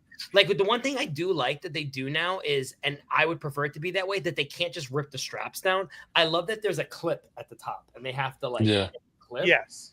Yeah. Because funny enough, when it's the final spot and they're actually going for the clip, you see them do it very carefully. Yeah. They don't mess it up. And I in my head, I go, oh, that took a second. Yeah. So I liked that. I like that it's not as easy as just grab and pull. Okay. Yeah. And then one thing I love was Candice LeRae reminding everyone who the hell she is. I was just talking about her and Io Sky stealing NXT TakeOver a few years ago. You want to talk about somebody who's been neutered in the WWE? Yes. No one has been more neutered than Candice LeRae. Everyone go watch her in NXT. It is night and day, and that's a fraction of who she was in the Indies. Yeah, her literally started dating Johnny Gargano because she had intergender matches against him. And before their first date, she broke his nose, or he broke her nose. I forgot which one it was, but they had matches against each other. Yeah, like it's insane. Like that, like no one has been more neutered in any division than Candice LeRae has in WWE. Like, why have they not let that girl go is crazy. Her and Io Sky is fire from the jump. Like, find that takeover. There's a women's championship match. It's like Shayna Baszler versus what's her face? Mia Yim. And there's a non-title second match. Io Sky versus Candice LeRae steals the whole event, puts the women's title match to shame, unfortunately, because I like Shayna. Wow. But man, that match is so fire, and it's like a sliver of what Candice can do. And we see what It's on NXT TakeOver Toronto. It's so like watch that match, you guys. Like Candice and Io are magical. The other thing that really stood out, I love Andrade. And I don't think I ever say that enough. I love Andrade. And my favorite spot was Ray doing just running and jumps right on his shoulders and goes to reach for the titles with no ladder. Yeah. That was crazy. Genius. I was like, and I love that the whole reason they didn't get the belts was that Ray lost his balance and kind of hopped off. Like, I love that. Like, they were like, yeah, let's try this. Yeah. And everybody, and the whole crowd just went, yeah. Like, oh my God, were they just going to win a ladder match with no ladder? Like, that's awesome. If they had done that on a SmackDown, I would have booked the crap out of it. You know those things that, like, you hear, like you're watching WWE Unreal, and it looks weird on paper, and you're like, yeah, no, I don't know if the crowd would have popped for that. If I ever saw somebody win a ladder match with no ladder, I would die. With no ladder. Yeah. And they get it with no. I'd be like, okay, you guys got to rethink this match because that was dope. Yeah, like, what an insane feat that would be. Oh my God, that was amazing. That was the coolest. That was when I saw that, I was like, oh, that match could have been over. And I would have been so happy. If that's how that happened, I'd have been like, just props for the imagination. Ray, look at the way I've been seeing Ray Phoenix for years. Back like to Lucha Underground, and it's insane to me the amount of things he still pulls off. And him and Penta just like making up new stuff. Phoenix is actually my favorite between the two of them. Mm-hmm. Just when he was wrestling Gran Americano and he literally ran across the top rope and just like kicked him in the face. Like that's how he lost the Gran Americano, because he kicked him in the metal plate. But that like running across the top rope and just kicking him, like nailed it. Like he was kicking a kickoff in football. Like that was amazing. Yeah, that was like the coolest thing ever. So yeah, I love the match and I love the superstars and I love like the girls getting involved. Candice LeRae's unbelievable. I broke a ladder with my tiny body bump, which I didn't believe whatsoever. It would have been better if she actually did it. If she actually bounced off the ladder, I would have thought that was cooler. But a body bounce, yeah. And yes, Zio Lucha Underground was the best. That's the thing that like I hate to say this, but I feel like that was the match that screamed, we don't know what to do with these guys. And this should be I know in their heart, because you know when you're working with each other, they're your friends. They're like, it's like us, right? Like we care about one another, and we're just like, let's do this really cool match because we'll all get a spotlight. I think we'll all have a lot of fun. Our girls will come in and do some stuff. We'll get all of our things in, and then like some standouts, like Rick was mentioning Montez Ford. Like there's certain people that will stand out. Ray, Montez Ford. But I honestly, in a weird way, I feel like it's starting to do the opposite thing of we don't know what to do. Let's just throw them all out there, and the fans will be in spots. So we got to figure something out. Instead of making it mean more, it makes it mean less. But I ate that shit up. Like, yeah. Am I gonna front? I'm not gonna front. Like, I loved it. Loved it. But when I will say that was the perfect example, because you guys know I'm a big fan of women's wrestling. So when someone comes out and says to me, oh, WWE has no idea what to do with their women's tag division, I'm like, they don't know what to do with their tag division. I think we're in a weird place right now. Because honestly, like there was a point where like they'd be like, who's the WWE tag team champion and who's the world tag team champion? I couldn't tell you. Yep. I learned today it was the Wyatt Six. Or I learned that weekend it was Wyatt. I was like, oh, are they? Oh, they're defending. Okay. When they came out, yeah. I forgot. And this is like Bray Wyatt died. Like this is supposed to be like a big deal, and I forgot that they're the tag champions. You know what I mean? So you push it more. It's but you know, I know we call it comfort food, but they're like everyone's so good. Like, you know, it was sort of like when we were watching first watching the MCU. And it was like, you just knew a movie was going to be bad. And it was just like, whether you could just suck it up or not. And then you're just like, oh, wow, we're just getting spoiled with good movie after good movie after good movie after good movie. It's just like, that's what it is with WWE these days. I feel like everyone's talented. There's a positive work culture. Everyone supports one another. The fans, you can't fire anyone because the analogy I use is whenever you kill one of the X-Men. Like you can't kill anyone because that's someone's favorite. That's what WWE's right now. It's like you can't release anyone because that's someone's favorite. You can't like I was and you guys have seen this on the show where I've like totally given a bad mouth to Rikishi because I'm like he's such a soccer mom and he thinks like his kids all the time. I'm so sick of hearing from that guy, man. I'm sick of it. And I was too, but my roommate, so Rikishi's school is up the road in Sunland, and my roommate went there yesterday or 2 days ago, and now he's thinking of like bumping and he wants to go to take class with him, and Rikishi was like super cool, and all the PLEs are hosted at his school, and he's super nice, and he took a picture with him. And it's like, you know what, everyone just wants everyone to do well. And if it's like, if you're watching your kid in your prime, why would so instead of me being like eye rolling going stop, like now I'm like, oh, I mean, you're gonna support your family, you know what I mean, you're gonna support your friends, you're gonna support the people you love. And it's a weird place being where we are, like Ernie and I, like even like being in LA because we know people who know people, and it's weird to be like, you want to support your friends, like if your friend's on Avatar or you know what I mean, or like they're on Netflix or they're in WWE. We just want to have a more positive culture where we're all so stressed and like let's just be happy and like what we like and support one another and not sit there with our arms crossed and and I'm really loving. We had the same thing. Had the same thing on our podcast. Like it's really hard to find people that loved the Book of Boba Fett, but we were watching it every week. Like, when is Fabio going to be on here? This is great. Like, and we were not having the reaction of anybody else that was watching. People were watching it frustrated, and anytime we'd see Fabio in the background, like, oh my God, there's Fabio! Like, that wanting to push the person that you know, it does take over. It does take over that wanting to support much more than I have a friend who literally gets the cheaper version of Netflix and Hulu because he wants the ads because we might see one of our friends in a commercial. That's awesome. That's funny. That's cool. But yeah, but that's anyway. Going back to the PLE, that's how I felt about the tag match.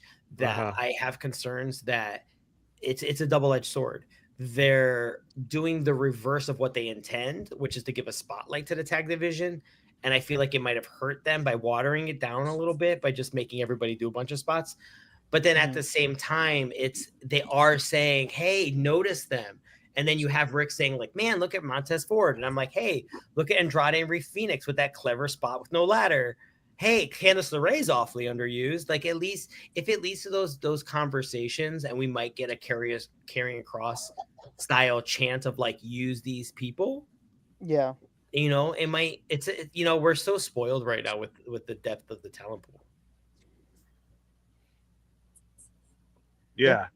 I completely forgot that Fabio cameo on the show. That's so cool. My buddy who runs a convention had Rikishi on as a guest, and Rikishi ghosted him. What a dick. Thanks. What a dick. He's so terrible on social media. He just had, I mean, it's not to get into the drama things, but he just had a big thing where he was shitting on Umaga's son for using Umaga's face paint, and he was like, your dad is dead, leave him alone. Like, what the hell that's his son. Like, what the hell? Ray Rikishi was saying that? Yeah, he's like, my brother's dead. Like, don't use his face paint. Like, that's just his son. That's his dad. Because Zilla had his first TV appearance and he wore like face paint. And Rikishi was just complaining like, whatever. Like, let him do what he wants. It's his career. It's his career and it's his father. Like, what the hell? It was just so insensitive. And he's done that before. Like, I've seen clips of him where he's like, I should be brought in to be the true chief of the bloodline, and I'm like, oh my God, like that's okay. Rikishi, you and your diaper can sit down and relax. Yeah, get out of here. The true chief, he did it for the Rock. He did it for the Rock. All right, Hound, who do we got next? I think it's the no DQ women's intercontinental title with Becky Lynch versus Bird Lady Lyra Valkyria. And she didn't come out with her wings. Yeah. She didn't come out with her wings. I was like, look, I didn't mean to hurt you. But no, she watches the podcast, Ernie. You hurt her feelings. Yeah. I'm sorry, Lyra. Look, you were just Bird Lady too much, but she still had feathers like on her, I was like, okay. But she still had her wings. Yeah. It was, oh man. Again, like when you get slapped, hit with the chair, and then those kendo sticks, damn, they were hitting each other hard with those fucking kendo sticks, dude. Lyra I was is like, ow, my stomach hurt. I didn't like the zip tie gimmick that went on too long. I did like when she was trying to do moves to show that she was tied up. But then other than that, I felt like it just lasted a little bit too long. Bailey showing up is nice. I really wish we could have this Bailey by herself.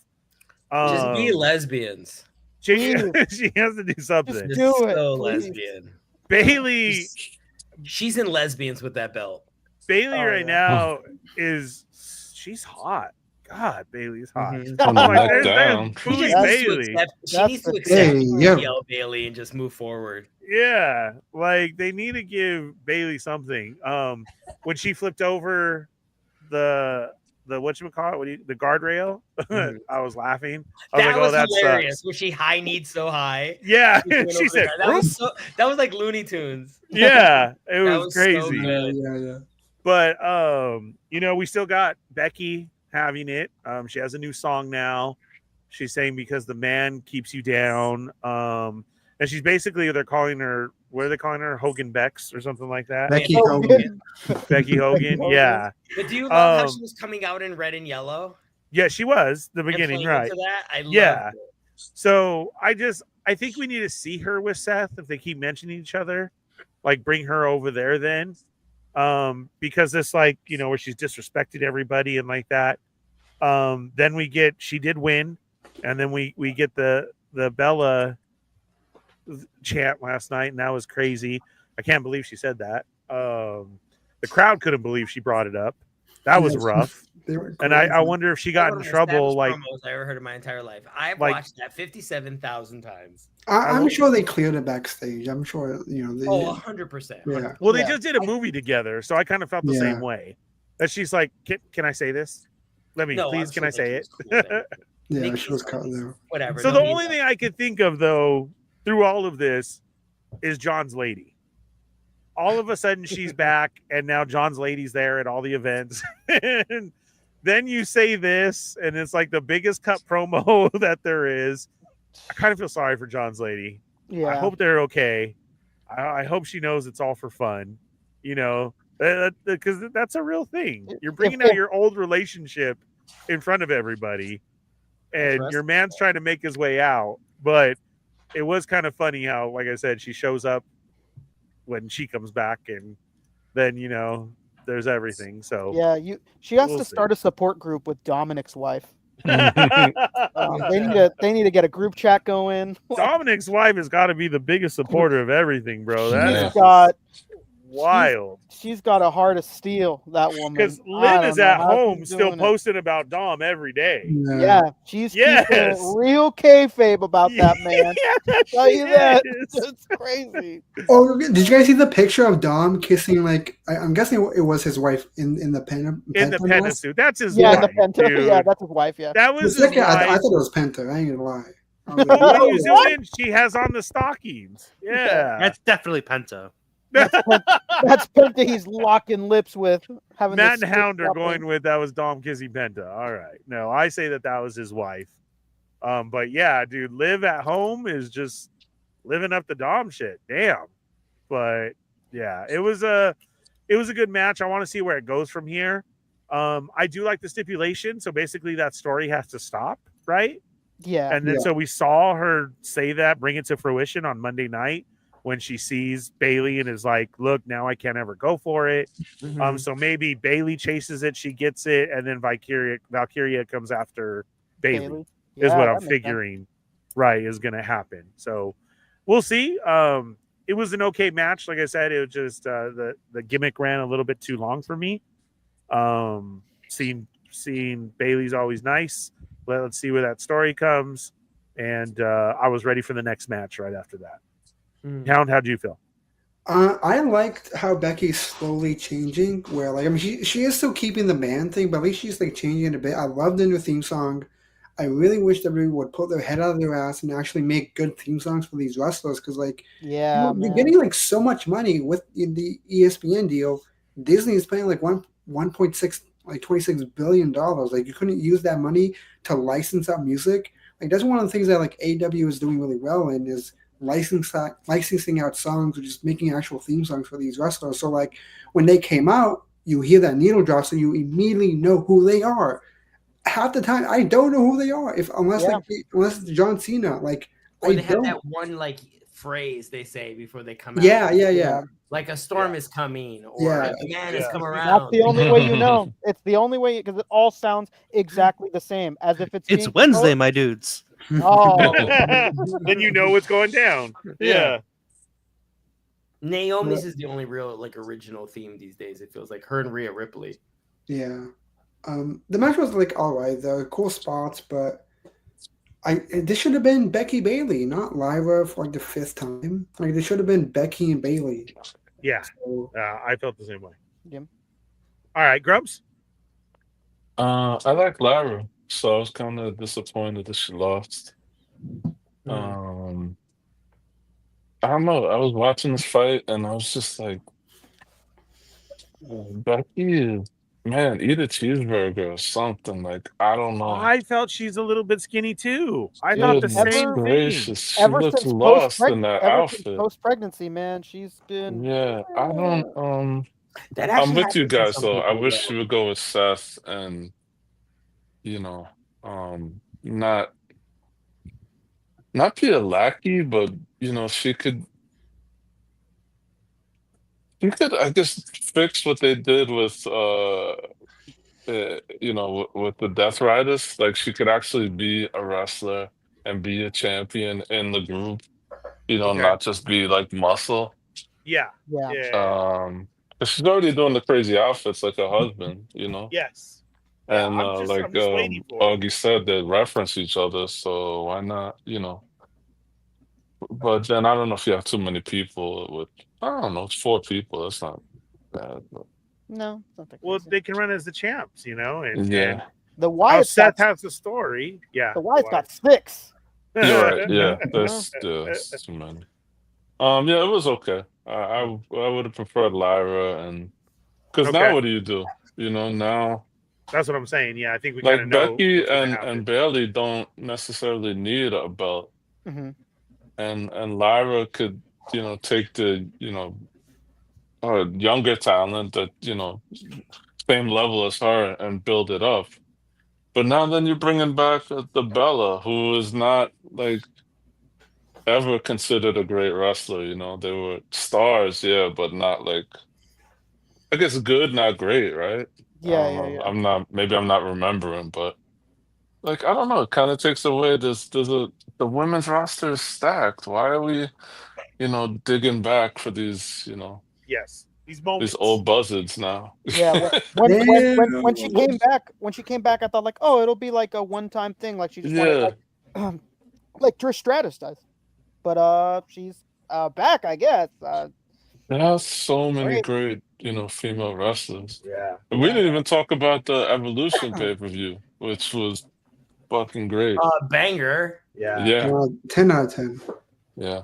I loved it. They did a great job. Yeah. Anyway. All right, and Rick, what did you think? A bit of an echo here. I thought it was a solid match, but I thought it was way too long. Yeah. It took up a lot of time, and there's another match that we'll get into later on that I thought could have used that time a bit more. But yeah, solid match. I just thought it was a little bit too long. All right, Matt. I'm gonna be honest. I fell asleep during this match. Oh my!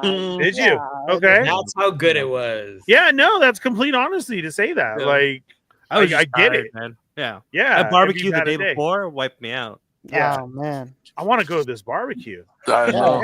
Yeah. Where's That's the what I'm barbecue saying. at, man? Hit us with Do the a show address. about the barbecue. Yeah. Yeah. We're gonna have to barbecue at the Tffc meetup now. Oh, hell so yeah. jealous. Yeah, I'm like, I Hell want yeah. this too. What are we gonna miss? Like, Ooh. we didn't have the cornhole because we partied too much on Saturday. I'm sorry. We had Macho- meat sweats. Yeah. Machulated Just barbecue. We're Yeah. knocked out. We're It's a done. real San Diego Comic-Con burrito moment. Yeah. Yeah. We'll just Yeah. see what Yeah. happens. When I hit everybody up the day after, where I was like, "Dude, what happened to everybody?" Like, there was this burrito, man, and it kicked our ass. It kicked our ass. And but after that, right, Rick, you didn't need an explanation. Oh, No, okay. I knew immediately. I was like, "Oh, Yeah. fuck that." Yeah, up like there. this. Oh, okay. Damn, that's cool. Yeah, I saw All right, well, Chamba, what's and he going was down like, today? "There was this burrito, man," and I was like, "I can only imagine." That happened to me on Wednesday. I think it was after preview night. That was the first time having a California burrito, and I was like, Ooh, "Man, there are fries in this thing." they're heavy. They're heavy. Those California ones are heavy, man. Yeah, That's awesome, especially you get some good asada with it. Damn. but Now I want one. Shit. We got a Yeah, lot to yeah. eat, Matt. So yeah. yeah, We're yeah. gonna Well, make a list now. I was just gonna say, with that note though, I'm gonna have to head out because I gotta wake up early tomorrow. You got it, brother. Thank you for stopping in and See jumping you in, later, dude. Matt. See you guys Bye, right, Monty. later. later. Yeah, we'll blast through these other ones. We'll get out of Yeah, here pretty soon right now. Augie, what did you think? It was really great. I think Lyra always impresses me with her amazing ability to bump like a mofo. She will, man, that girl can bump. She will take abuse. She's so strong. And she really lets her opponents lay in their stuff. And you could really tell that those two trust each other because of the types of matches that they have. It's actually a reflection of how close they are because you can see how they really lay into their stuff and they're completely accepting of it. And I love that. The only bummer for me was Lyra literally getting out of the twine and then not realizing she's on camera and slipped her hand back in. You guys saw that, right? I missed that. No, I must have missed it. Can I tell you how happy it is to find out to realize how many people missed that because it's glaringly on camera. Damn. She goes like this and her hand comes out and she goes and she quickly puts her hand back in and the announcers kind of say it looks like she got out for a second, but it's like, okay, well, why would you say that on a microphone and have her put her hand back in there? Like if anything, like if you are ever wrestling or acting on screen and it's live theater, you cover, you literally go. She should have grabbed Becky and went, I'm out, start beating me up and put them back on. Like, yeah, the hands back in. Like, don't make me do it myself. Like, Becky should have been like, I'm out, start punching me. And Becky should have been like, and then while she's hurt, put it back on and be like, and tighten it. And then what was weird was you never saw how she got out. Like, I think she legitimately tightened them herself. I think the gimmick wasn't placed right for it to happen. Do you get what I'm saying? Having to go under the ring and be like, get these off me. Like somebody helped her under the ring. Yeah. So that ended up being such a weird botch. I do think that Lyra's a great wrestler, but I think she's still learning camera. Like the fact that she's in a TV show, and when something happens, like you got to sell to camera or you got to sell to the crowd. Like there's been times where like she'll come in an arm sling, right? This happened in NXT. So she's in an arm sling, right? And then she gets jumped and she gets thrown into the stairs. She got like Tatum Paxley, another wrestler. She did a turn. She was her friend, and then threw her into the stairs. And she goes, and she's looking at her like, you turned on me. And the ref's like, sew your arm, sew your arm, sew your arm. And you hear him like, oh, my arm. It's like she, as an actress, she forgets these like real. She's green as like a camera worker. Yeah. But she's an amazing wrestler. Yeah. Because then you see like then it's like Lyra, I don't know, and then she stiffly takes an annihilator, and you're like, oh, never mind, you're legit. So yeah, she's a bump machine. I love Lyra. I think once she learns the camera stuff and the TV stuff, I feel like years from now she's gonna look back at her early work and be like, oh, I don't want to look at that. But valid. But yeah, like Lyra,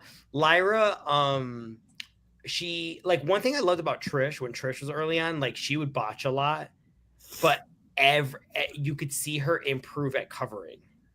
Yeah, like Trish, like she would botch a spot and then she just start punching Jazz, and you're like, oh, I like how she like went right into like, fuck, I fucked it up. Now let me just hit her.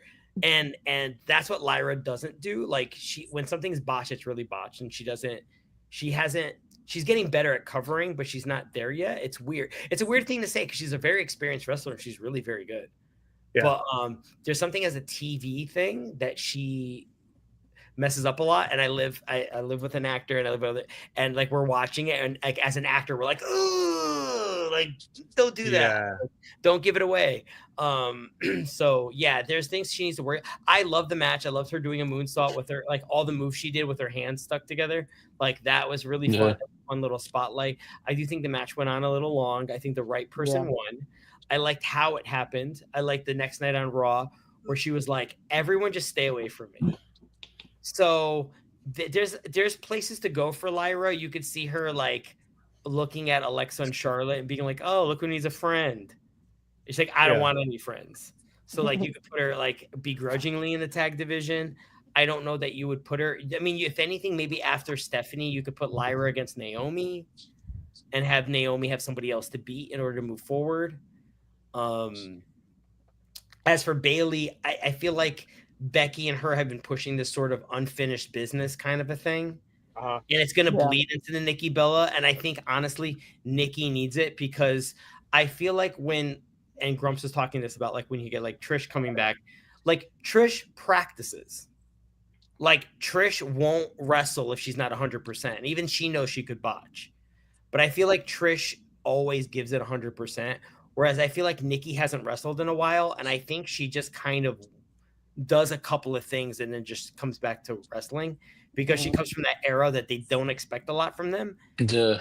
But Nikki's been botching a lot. And Nikki, she was the better wrestler of the Bella Twins. She was the better one.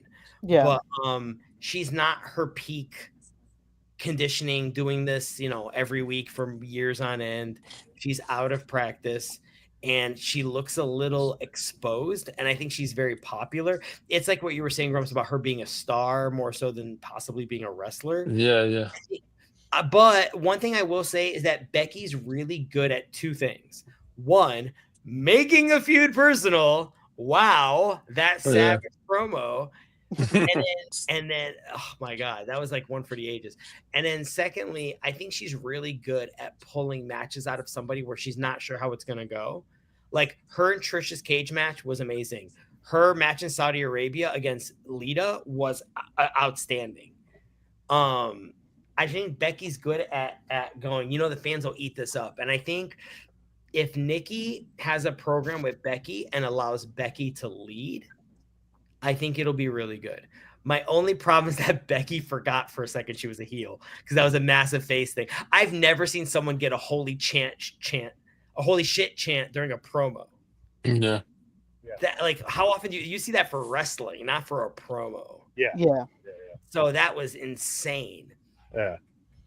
I think Nikki could have a good feud, but I do feel like they're killing time until I feel like there's this sort of like Becky Bailey unfinished business.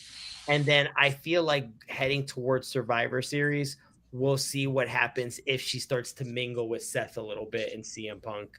Maybe CM Punk will do like a pipe bomb. Yeah. And mention Becky. And then Becky will be like, keep my name out of your mouth. And then she starts getting involved. And then, you can only do so much of that before AJ Lee chants start up. Dude, I really hope she's gonna come back. I mean, I know that it's like she was at Comic-Con and they asked her. And like I said, she posted that picture of herself at home with her wrestling boots on. So like, I hope that's what's happening. I don't know if she's just trying to tease and like. No. They asked her at Comic-Con. They said, what was your favorite part? Could you wrestle now? And she said something to the effect of, she goes, I didn't think I could do it. And then when they had to do, what was that show, that wrestling show? They had to do? Oh, yeah. Glow? No, not Glow. It's the one with Stephen Amell. Yes, it was Stephen Amell. It was, I forgot what it was called, but that was a great show, even though I can't remember. Heels? Was it Heels? Heels. Oh yeah. Oh, great show. She had to practice a little bit because I think she was. I think I was season 2. And then she goes, yeah, I really thought I was going to be really, really, really rusty, but it's like falling off a bike. She goes, I just got right back on the bike, and she goes, I everything came back to me, and she goes, it was a very painful bike. But she really thought she forgot it all, and she said it all came back to her. That's cool. I really hope she does. Hopefully. And I know that when Punk was coming back to WWE, he posted a lot of videos of him practicing with her. Yeah. Like taking bumps from her and stuff like her. She was doing the octopus and all that stuff. So they're definitely setting it up that anytime she wants, she could jump in and she's pretty fresh. That'd be great. Yeah. And I'd say she's arguably, not even arguably, like she definitely is the best women's wrestler from the Divas era specifically. Like, and I love the idea of her going after the IC title. Yeah, It would be. It's just a great left turn because you just assume she's gonna go for the yeah. women's You assume she's Right. going to be the typical veteran Yeah. star coming in, Right. picking No, on whoever has the big It would goal. be a good storyline. Yeah. Would for the two of them. All right, Hound. Who do we got next? Vince, what's up? What It's up, Vince? we're 3 hours in and we're just pretty tired. We're trying to end the show. We're almost at the end here. So we keep thanks- loving Thanks for wrestling. hopping in. Yeah. All right, Hound, what's up? Go ahead. Oh yeah, no wake with it, baby. Y'all know what I mean. Oh yeah, see, we can go this one quick. Yeah. We knew what was going to happen, the whole cheating and everything. Yeah. I think we just need to either Jacob has a belt or we send him in a different direction to bump him up. I'm cool with Solo having it because I think Solo's so funny. We just need a different storyline. Yeah. I like him as the little brother mentality. I really do. I love his talk with everybody, the faces that he makes. But if he's gonna have this is my family tree now, we need it to go somewhere else and go ahead and let Jacob grow. We know where Jacob is and what he could do. He already held the belt. Either give it back to him and let's let some real fights go on, or give Solo the new story. So for me, it works either way, but something has to happen after this. And the only one who has to go is what's his name, who you know is not a part of the family. He is such a standout. Yeah. Unfortunately, he's just such a standout. Like, I know they brought him in and they just placed him somewhere, but like he's out of place there, you know? Yeah. He was taking those cage hits really good. I mean, he was putting his face all the way in there. But like I said, we knew the outcome. We knew what was going to happen. Either each one, now Jacob needs to get pushed up and let Solo start a new one, or something's got to happen. But that was it. How would you think? How'd you feel? I thought it was an all right match. I wouldn't say it was awesome. I wouldn't say it's bad either. It was just kind of all right, middle of the road. I wouldn't say like Solo's that good of a wrestler either, but he's like LA Knight where he just makes it up everywhere else. Like the promo, the facial expression, like it's all so funny. Jacob Fatu is gonna be a star. He's gonna be a champion or a WWE or heavyweight champion one day. Yeah. But every time someone walks out of the door now of a steel cage, I always have that thing that Jesse Fendora said on Saturday Night's Main Event where he just got so pissed.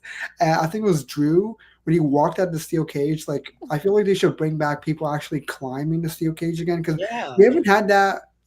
They should win it that way in like so long. It feels like the falling from the top, the after, because him doing his moonsault after the match, that's a during.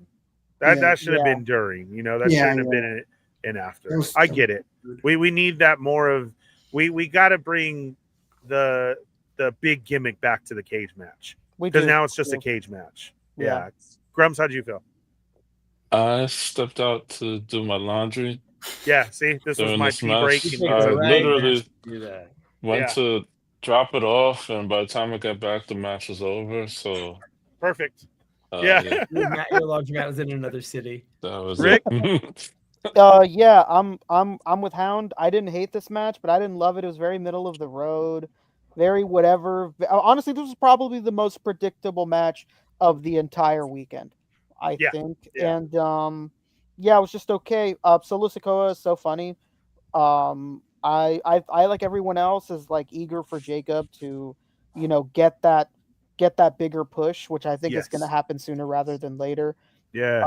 But yeah, I think everything turned out how we thought it was. It was just meh. Yeah. It's okay. Augie, did you watch this one or no? I watched very little of it. Yeah, see, it's all our breaks. Yeah. I was angry because I was like, because I hated Solo Sikoa. I thought he was just such a nothing burger. Yeah. And I'm like, gosh, am I starting to like him?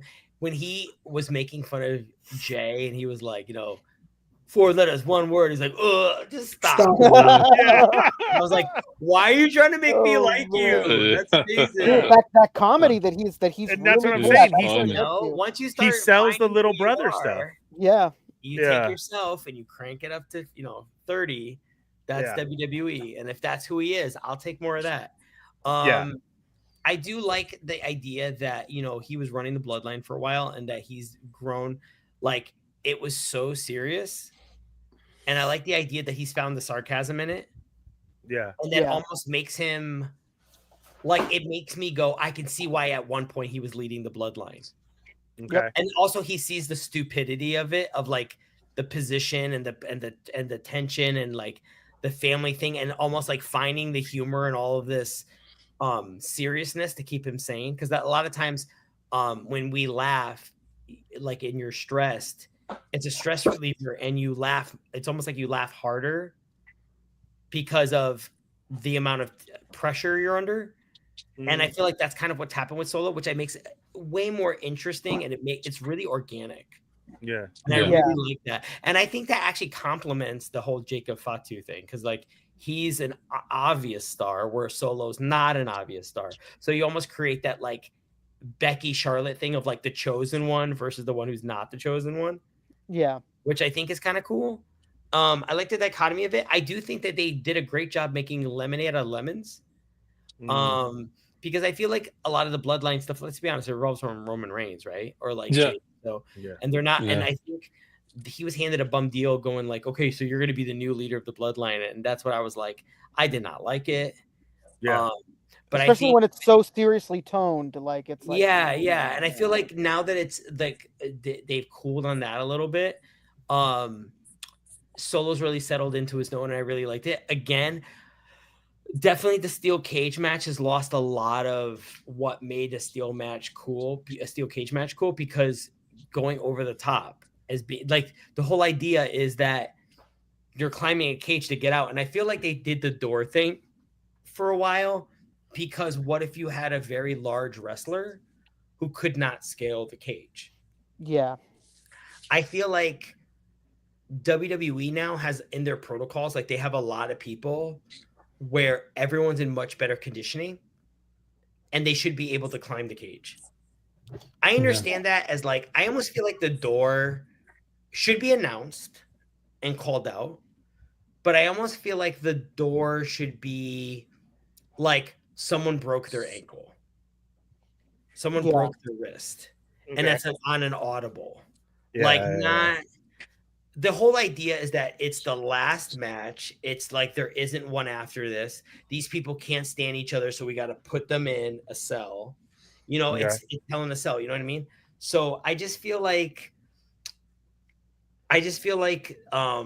the cages matches have lost their allure. Like the last time I saw something cool was when Becky and Trish were fighting, and Trish like went over the edge, and I thought she was gonna die.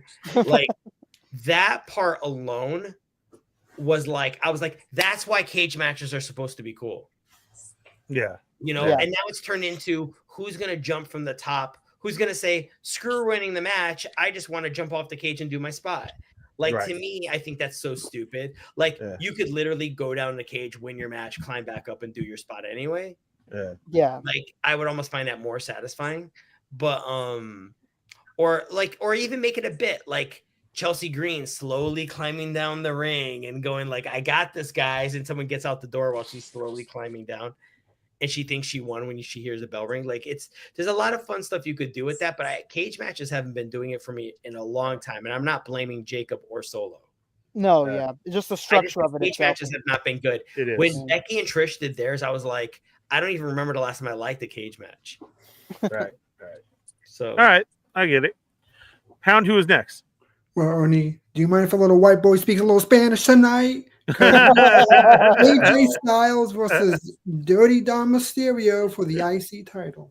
This thing was just poetry to me. I've already said I'm a mark for Dom now. I love where he's at, what he's doing.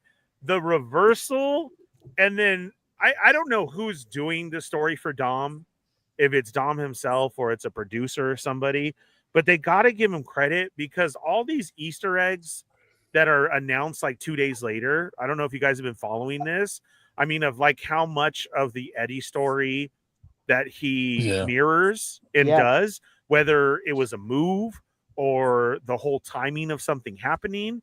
It was everything. Like, did you even know that the when she handed him that Switch 2, it was then the 20-year anniversary of when he got his PSP as a kid? Like, there is just so much fucking mirroring of 20 years ago and Eddie. I love it. I appreciate it.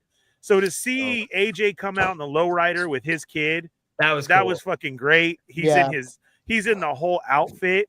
You know, I even like the Styles Heat. That was cool. I love that fit, man. Yeah. That fit was awesome. The match was great. The chairs of trying to do the old Eddie stint. That was amazing. The way that AJ put it around his neck. Did you guys see his leg shaking? Yeah. He kept looking at the ref and he kept shaking his leg like if he was just completely hurt to all get out, dude. It was great. The seeing him, you know, zip down his boot, you know, and all this. Great. It was good. It was a good match. It was a good turnout. I loved the story before it. I thought AJ was hilarious. And then, like I said, to do this whole gimmick on it was good. I love the shit that's happening to Dom, like what happened in Mexico with that huge pop Augie. That was insane. I love where he's at. I do think he deserves it. I know he plays the story even out to podcasts and interviews and everything. Yep. But I do appreciate how they're saying, boy, they really love you. And they said this was the greatest match that you've had. And his answer all the time is, I'm only 5 years.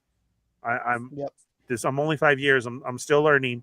I appreciate everything that's going on. And he'll break it for that. And that's his answer. And I greatly, greatly appreciate that. I love him right now. I'm a huge mark. I hope he does do something for this AAA. Like, I'd love if, you know, because of Dom, like we get more spots. Like you said, Hound, it's going to be on YouTube. He's supposed to be going for the championship. Like I said, that promo that the Judgment Day just all cut in Spanish was fucking great. That was insane. It was so funny because they all felt like a different character. It felt like Dom was the leader and they were just like really a gang who hangs out together, you know, that group of friends. So I loved it. I think this was my favorite out of it all, to see him keep the belt, everything that happened. And then, like I said, just all those little pieces that people point out after a Dom match of what it's supposed to reflect and what they were doing. And I love that this time it was all on AJ. Like the moves he did, what he was wearing, how he presented it. I think that's just great. I love this match. It was my favorite. And I hope things happen for Dom to just keep elevating him. And I love that he's still a heel and popular, a heel face at the same time. It's the fucking craziest thing I've ever seen, because he would still get booed and then cheered 1 second after that. And it's unbelievable. Hound, how'd you like it? I love the match. I thought it was perfect. And I love, you know, AJ coming out with the gear and all the references to the original Eddie and Ray match, Dom with the mask as well. Mm-hmm. I thought everything about this match was perfect, down to all the references to Eddie and the chairs. It was, you know, hilarious. It was great. Like, Dom is just on another level. It seems like this year might be the last, some will say, for AJ. Hopefully not. But like I thought everything in this match was done to perfection. But I will say the build of this match was kind of so weird, because like I feel like they definitely put a brick wall in front of Dom's momentum when building to this match. Like, all the AJ stuff was funny, but like, why did you wait for Dom to defend his title for the first time, like the second time since WrestleMania? Because he won it, then maybe defended it once, and now he's defending it again at SummerSlam. Like, I feel like he should have had some more in between there. But I think a chance to let him hold the belt, even though he's not defending it. Yeah. You know, even if it's a gimmick of, hey, I'm hurt, you know, still doing the Eddie thing. AJ coming into it, like, AJ to me is just such a respected wrestler. So to see him get funny and like give up this win to Dom, you know, but respectfully, like, that's cool. And then Monday night happened, so we know it's still going on. Like, I'm all for it. So I understand what you're saying, but I think it's all for a purpose, though. You know, but we'll see what happens. We will. Grumps, what do you think? I liked it. Yeah, no, I like the whole package. Yeah, from beginning to end. I thought the finish was good. You know, it was a genius finish. And I like Dom. Yeah. You know, and And I love AJ. And to hear like little comments that he may be wrapping it up is kind of sad, to be honest. But Yeah. obviously you can't do it forever. But Yeah. no, I liked it. Yeah. It was cool. It was good. And I see it like then if he is going to wrap it up and he's having fun with this, then that is the way you should do it. Right? Yeah, for sure. Because he looks like he's having fun. He doesn't look annoyed. He doesn't look nothing. All those little spots of being the ref, being the chauffeur and like that, you know, like oh god, yeah, so good. They were hilarious. They're just so quick. Like, oh, I loved it. Yeah, I didn't know that AJ could be funny like that. Right? Like he's such a serious, I'm a wrestler, I'm here to wrestle. Like, yeah, that's cool. He's not been funny like that since TNA, I believe. Like that's the last time I could think of him being a bit silly. Yeah. Was all the way back then. Yeah. Were you down for it, Rick? You enjoyed it too? Dude, I love the match. I love you know, no coincidence the future and the past align once again because I'm a super mark for Dom. I love everything they're doing with him. It's like they can do no wrong with him. I don't know if it's him. I don't know if it's a writer, a producer, who it is, but they are absolutely killing it. He's so entertaining to watch. He's getting better and better in the ring, which is crazy because he's already such a good talent in the ring as it is. Yes. All the callbacks were great. You know, the boot, the chair, you know, everything was just great. You know, I loved AJ's side of it too. I love his gear. If we don't get a figure of him in that gear, I'm going to be really upset because that was just so cool. We do need a figure of that. You're right. Yeah. That would be so cool. It is sad to think that he's winding down, but he's an older cat, man. He's been doing it a long time, and he's always been an incredibly, you know, talented and very physical wrestler. You know, high flying. So I know that his body has taken quite a hit when it comes to the toll that he's gotten from being in that ring. So I get him wanting to wind it down. I loved it. I love everything that's going on with Dom. They're killing it. They're doing such a good job, and he does such a great job out of the ring too in these interviews. You know, he really doesn't break kayfabe much at all. Right. Right. He's great. He's awesome. I love everything they're doing with him. My only complaint for this match is that I wish it would have been even longer. I wish that there would have been less time with Becky's match and more time could have gone to this. But if the complaint is wanting more, you know, then that's a good complaint, I think, sometimes, you know. It was great. I loved it. I love everything that's going on with Dom, and it's for the time being, they can do no wrong. They've been killing it. It's been great. I love it. Awesome. Augie? I think that's all Dom. I don't think there's a way for someone to write with no participation. Okay. Without I think it has to be him. Like I just think like I honestly think, like, going back to Becky, like I feel like when Becky writes this, like all that stuff, I feel like she writes all that stuff herself. Like she doesn't necessarily have a writer that she thinks of how to make everything personal because it goes over to everything. I feel like Dom, if it wasn't for his interviews outside of WWE, that has to be him. Like with a lot of his stuff, like before, I feel like when he first started and he was just a generic baby with his dad. Yeah, I think he was a student. I think he was very much a listener. He closed his mouth, and I think he did all the right things. You know, people might had a feeling felt a certain way about him. Why is he already on the roster? Why is he already picking up victories? I get it. He's Ray's kid. He had history being a character as a child, but he didn't rest on that. He put in a lot of work. Yeah, he did. And I think as you start to improve, there's no way you can be who you are. You have to bring some of yourself to this. So I think Dom has found his comfort zone, and I think he's found his way in, and now he's getting his feet under him, and he's getting a lot more confident, but still new enough to not let it go to his head. Like what Ernie was saying about him saying, I've only been here 5 years. I've only been here 5 years. He hasn't let it go to his head. He knows that the reason he's so over is because of the amount of work he's put in. So slacking would have the opposite effect. So he needs to lean into it even more. It was weird going into an AJ Styles match and me feeling like AJ's not the star. Yeah. Yes. Yeah, that was weird. Yeah. Because even when he was against Logan Paul, I was like, AJ's the star. Yeah. You know, Logan Paul's the phony. Yeah. You know? You're absolutely where right. It's like, oh man, like I think Dom's more over. And also the pressure was off of AJ to lead as much. So that lets him have fun with it. And if he's going out or if he's slowing down or if he's going to take a step back, he's enjoying his time on TV. Yeah. And I think because he's enjoying it, we're enjoying it.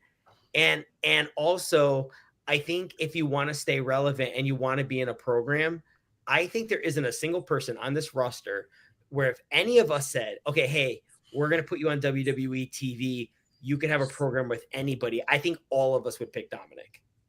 Yeah. No question. I think you get eyes, you get ears, you get noise. Yeah. No one gets more heat than Dominic. And I think I think AJ's not in a bad position being like I'm elevating Dominic.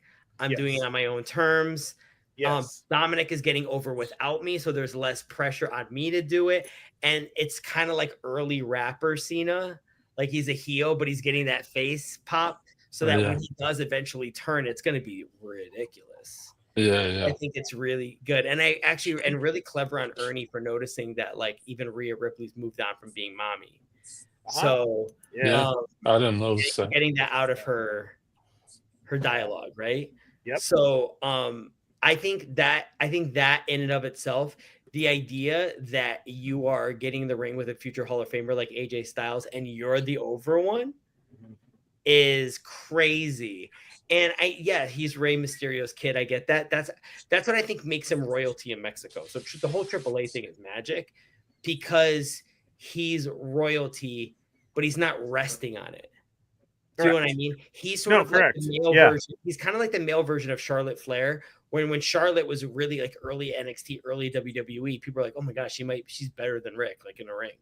Like you saw the potential that she will eclipse her dad before all the weird, wild, like forced booking. Like Dominic, I think had Charlotte's booking, but it was a lot more. It was a slow burn. Yeah, you know. Yeah. And I think for sure he got almost like the energy that Charlotte should have had. But it's benefited him really good, and he's present. Do you know what I mean? Like, there's no way. Oh, he's there for the house shows, for off-camera stuff. He's a signings. He's there for everything. And the biggest teller of that is that he could be doing all this shit, and his wrestling could suck. But the fact that one of the first comments you said about that match is that he's improved as a wrestler. That you see the improvement as a wrestler. Like, he's a fucking pro. Yeah. You know what I mean? Like, that's not even a question. And it's not AJ carrying him. No, he wasn't. He's not at all. Pro. And his promo game and his heel character was almost pushed further than his wrestling. Yeah. And now they're balancing, which is even scarier because he's only going to get better at this. Yeah. And what's scary to me is what's the better version of Dominic? Yeah, when we see it, what's going to happen? Yeah. I was waiting for like Rhea's character to get over because she had such a cool look, and Triple H is like, wait for it. And I was like, I don't know. She's kind of getting like, they're losing her a little bit. And then now with the Judgment Day, and then after that, now she's Rhea Ripley. She's the thing that Triple H had envisioned, and she's there. What's trippy to me is Dominic eventually turning face, getting up to that Rhea level, and then them reuniting his faces would be. Oh my god! Oh man, that'd be wild. Like imagine her needing a backup, and it's like, I can't believe I'm doing this, and Dominic comes out all smiles. Look who's I'm tagging with. Like, that would be insane. Yes, you're right. Yeah. The one to come out and help her. Oh, wow. Stuff to look forward to. Yeah, there is. Great points. Yeah. Like I said, that was my favorite of the night. That was cool. But we are down to the end. We have come down to it. The last match, the huge build-up, and there was a lot to get here. We had a total face turn on Friday night, which my honey loved and kept pointing out. I told you. Yeah, I was there for it. It was great. But we get Cena versus Cody. and Cena apologized, did his promo. He was back. He said how he wanted to finish. He only has a few dates, and it was just kind of ended it real quick, right? And everybody was like, okay, that's good. And everybody accepted it. And then he came out and he did the run with Stu and everything. I was like, okay, this is going to be good. I felt like he was smiling more. This was Cena. He was going along with everything, you know, and this is what he wanted to do. I was a little shocked that he lost. I really did think that he was going to carry the belt all the way to the end, but for different reasons, not because I want wrestling to suck. But I was shocked by that. But then I get the handing over part, right? And then I was just totally amazed and shocked and bewildered with Brock showing up. I was just like, what? Like, this is what? I think Michael Cole said it best with holy shit. And I couldn't believe that went through. And I was like, okay, I guess this is happening. So there was a lot to take in. Fun match, shocking match in all ways. And a very, very good PLE. And I guess SummerSlam can be done in 2 days. So that was a lot, and that was cool. Hound, how did you feel? A lot of feelings. I thought this was like such a great match of like face versus mega face versus mega face. I'm happy that Cena's finally a good guy again, because like as we keep saying repeatedly, like the heel thing never really worked. They only really did it to sell more tickets. They didn't really have a plan involved, and the whole thing with The Rock fell through, and they never committed to it at all. I'm so happy that like on the promo on SmackDown, he basically just trashed openly about Rocky and Travis. He did. Which now in this day and age, where WWE's like pretty much sucking every celebrity's dick off, it's insane. Yeah. Celebrities get TV time over actual wrestlers that they pay for. Like what? But for them to actually do that in this day and age means shit went down, Travis. Whatever happened. Yeah. And it seems like they were rectifying, like, oh, yo, we fucked up. Let's rewind the clock. And this match was awesome. Cena gave Cody like 5 AAs. Cody kept kicking out. Cody gave Cena like 6 crossroads. Cena kicked out a whole bunch of times. Like, it's the passing of the torch. It's such a perfect match. I loved it. No complaints. This is Cena's best match since returning. Cena definitely realized he fucked up with the Mania match, because like, oh, I'm a heel. Let me wrestle all different because heels aren't supposed to be good. And then he's like, oh, that match was bad. And then he was like, okay, let me cook, guys. And he made one of the best matches of the year. As for Brock, I don't like it. I mean, especially since he is involved in a lawsuit where there's human trafficking involved. Allegedly. I gotta state that. Allegedly.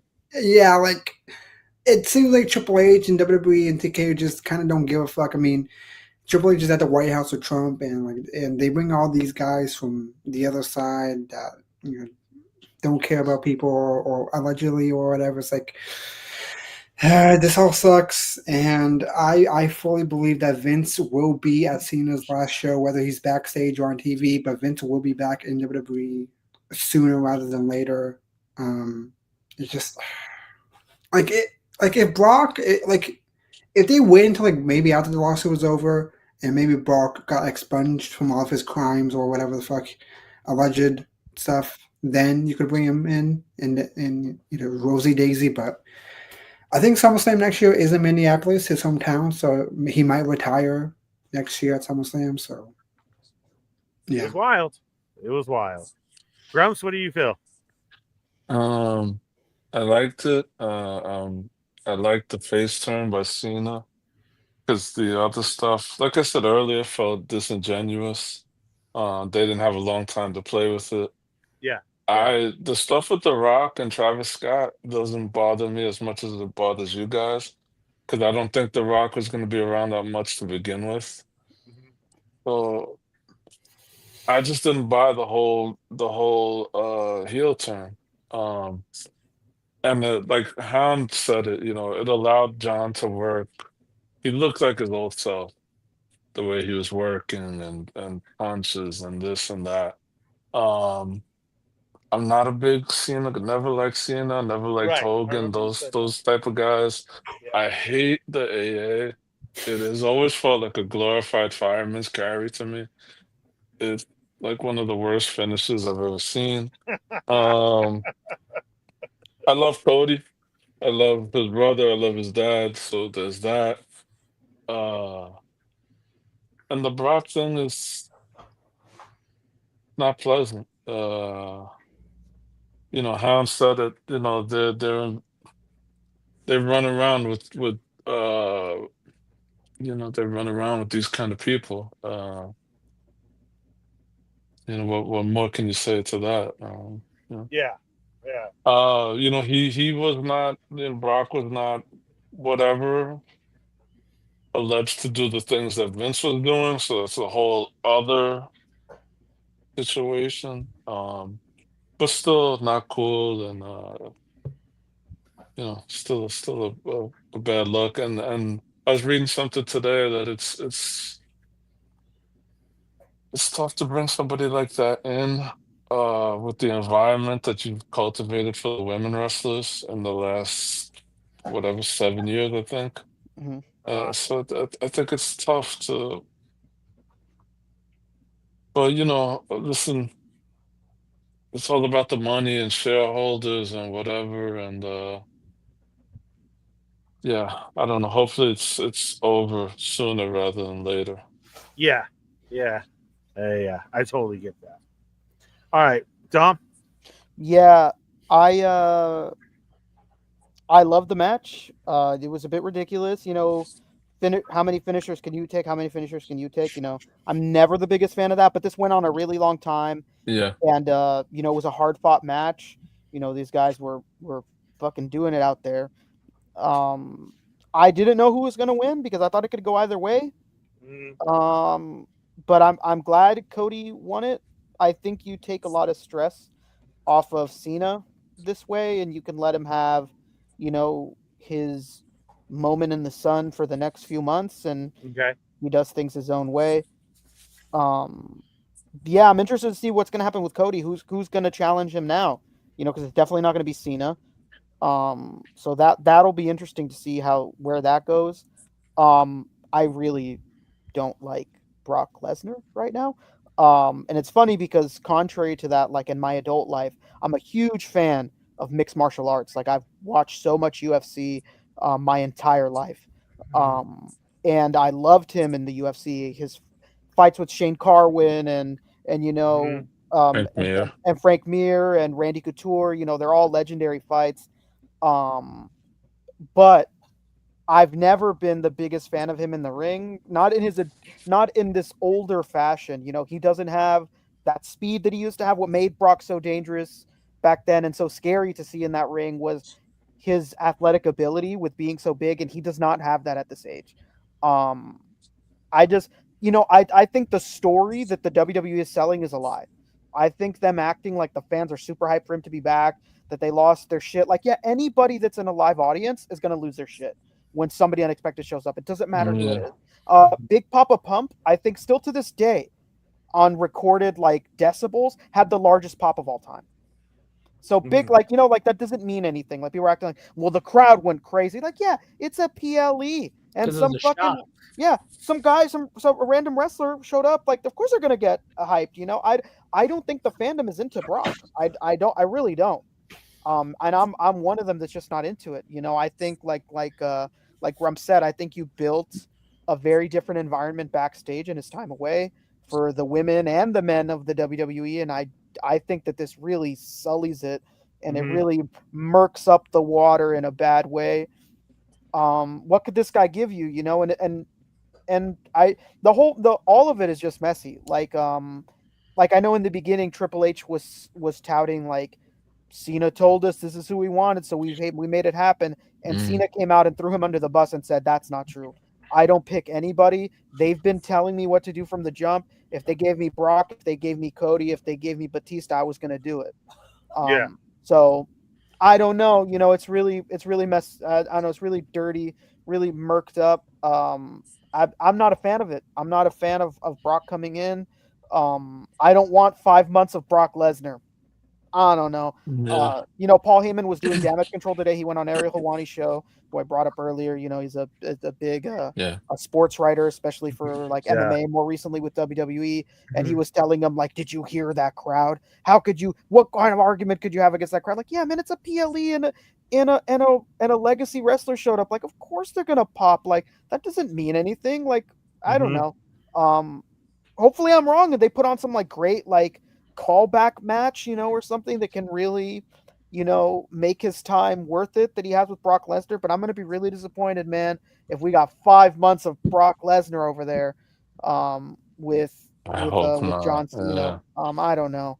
Yeah, I hope not. I Yeah, hope I not. would really like WWE to explain why Brock was going to be in the 2K25 video game and why they removed him. Why was he also scheduled for the Royal Rumble and why did you remove him? What's the reason? Yeah, and then he's just back all of a sudden. Like, Yeah.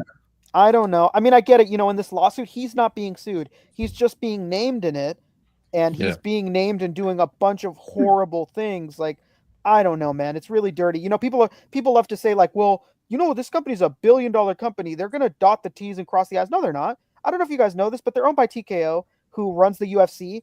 The UFC is littered with abusers Yeah. and women beaters. They don't care. TKO has never cared about the image that they have. Like, they still push John Jones to the moon, and John Jones is one of the most despicable human beings ever. As great as he is, people call him the greatest MMA fighter of all time, which he probably is. He's a terrible human being, and they don't care.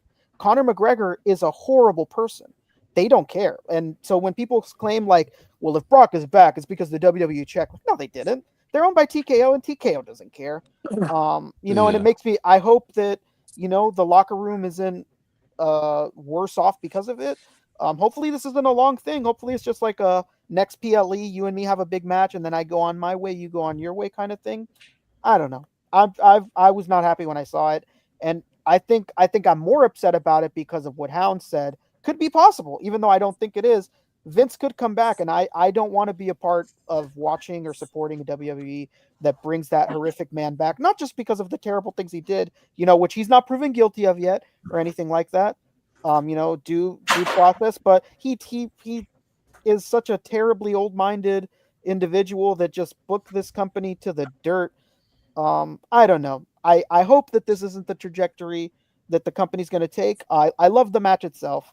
And I thought Cody winning was cool. I don't know. Really murky waters right now. Very tentative on, you know, how I feel, you know, but I'm not happy Yeah. over Brock Lesnar being back. Yeah. Did you see the Rhea Ripley tweet? Because Mm-mm. like she said like, I think guys that think I hate SummerSlam. Like, you could say like, oh, she tweeted that because she lost, but she did tweet that after Brock returned. Yeah. Yeah. Yeah. Yeah, there's And- certain and- things. and I you think know- Rick nailed it with everything Yeah. that he said, and you know, brought up the good points and everything. And I don't like to swim that much, so that's a good point already too. So Yeah. we'll see what happens. We'll see what happens. Augie, what did you think of the last ending of SummerSlam? I think Rick. Yeah, absolutely. I want to get that in. That was worded really well. The match was great. It was a little goofy with all the finishers, but that's where we're at now, you know, because especially in the main event, it's always like finisher, he kicked out. Also, when you see it with like Goldberg and like Braun Strowman, like whenever you get to those like powerhouse types, I feel like with the main event, it's like they're gonna go right for the finisher. They kicked out like how many finishers before they're too tired to kick out? I feel like that's big. Yeah. It's become rather tropey in main events. Very rarely are finishers are like really protected. I feel like John Cena, I feel like he's going in the right path in terms of like having different programs and stuff and not necessarily tied to the belt. I do hope he gets one more run. I like that they're kind of course correcting, and I do like the idea that they're kind of listening to the fans. And also it's his last year. Like, this heel run would have been great if it wasn't his last year. Yep. His last year, he wants to say goodbye to everybody. This is where you position him as a babyface. Because it's about the fans too that have supported him, and they want this moment. They don't want to be getting like told off by their hero that they're like cheering And John is saying, "Don't cheer for me, you hypocrites." It's like it's really flat. It's a flat delivery. So I like that they kind of turned it around. I think a very easy heel to do is a Brock Lesnar. What I'm hoping is that what they're calling back is, do you remember when he just did all those suplexes and he just won? Yeah. I'm hoping it's kind of a flip of that, like in the next PLE, like John gets his comeuppance. That'd be great. That really was the first time John Cena was really humbled that way.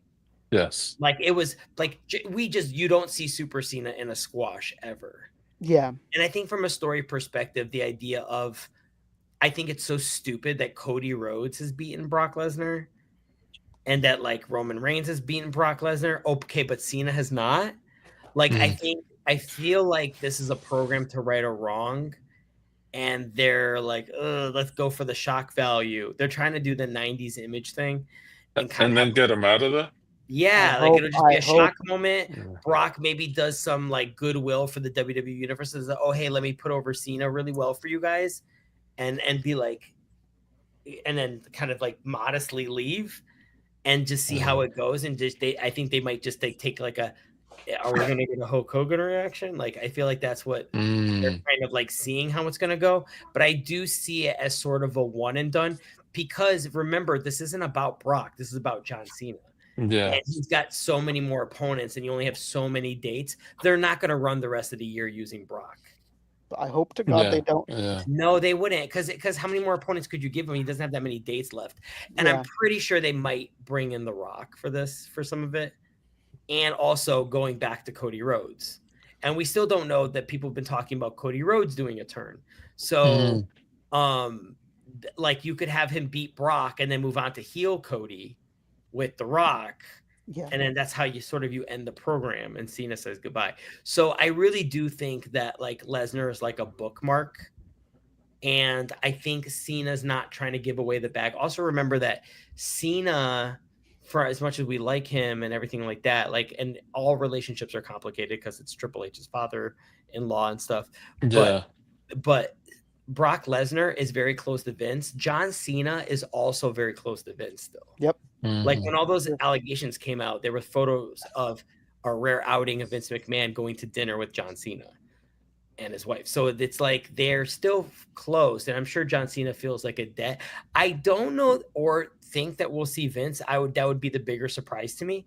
I think it would pull a Brock. It would have to be like a shock value kind of a thing. I don't think anyone would pop for it.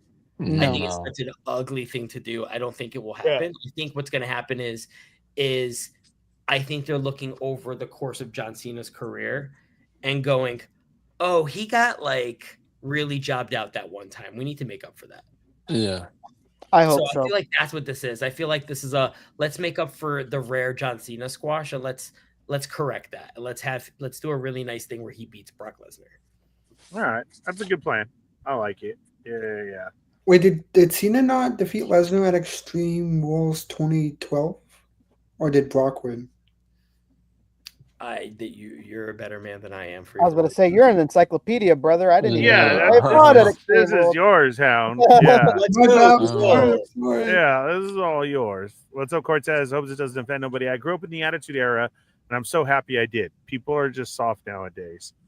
Yeah, the Attitude Era was totally different. Hound, you're right.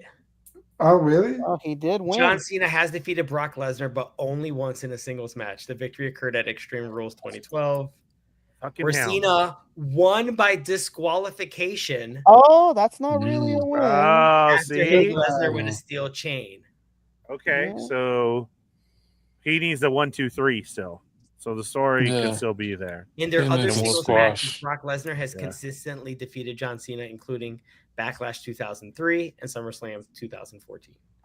Damn. Okay. Yeah. All right.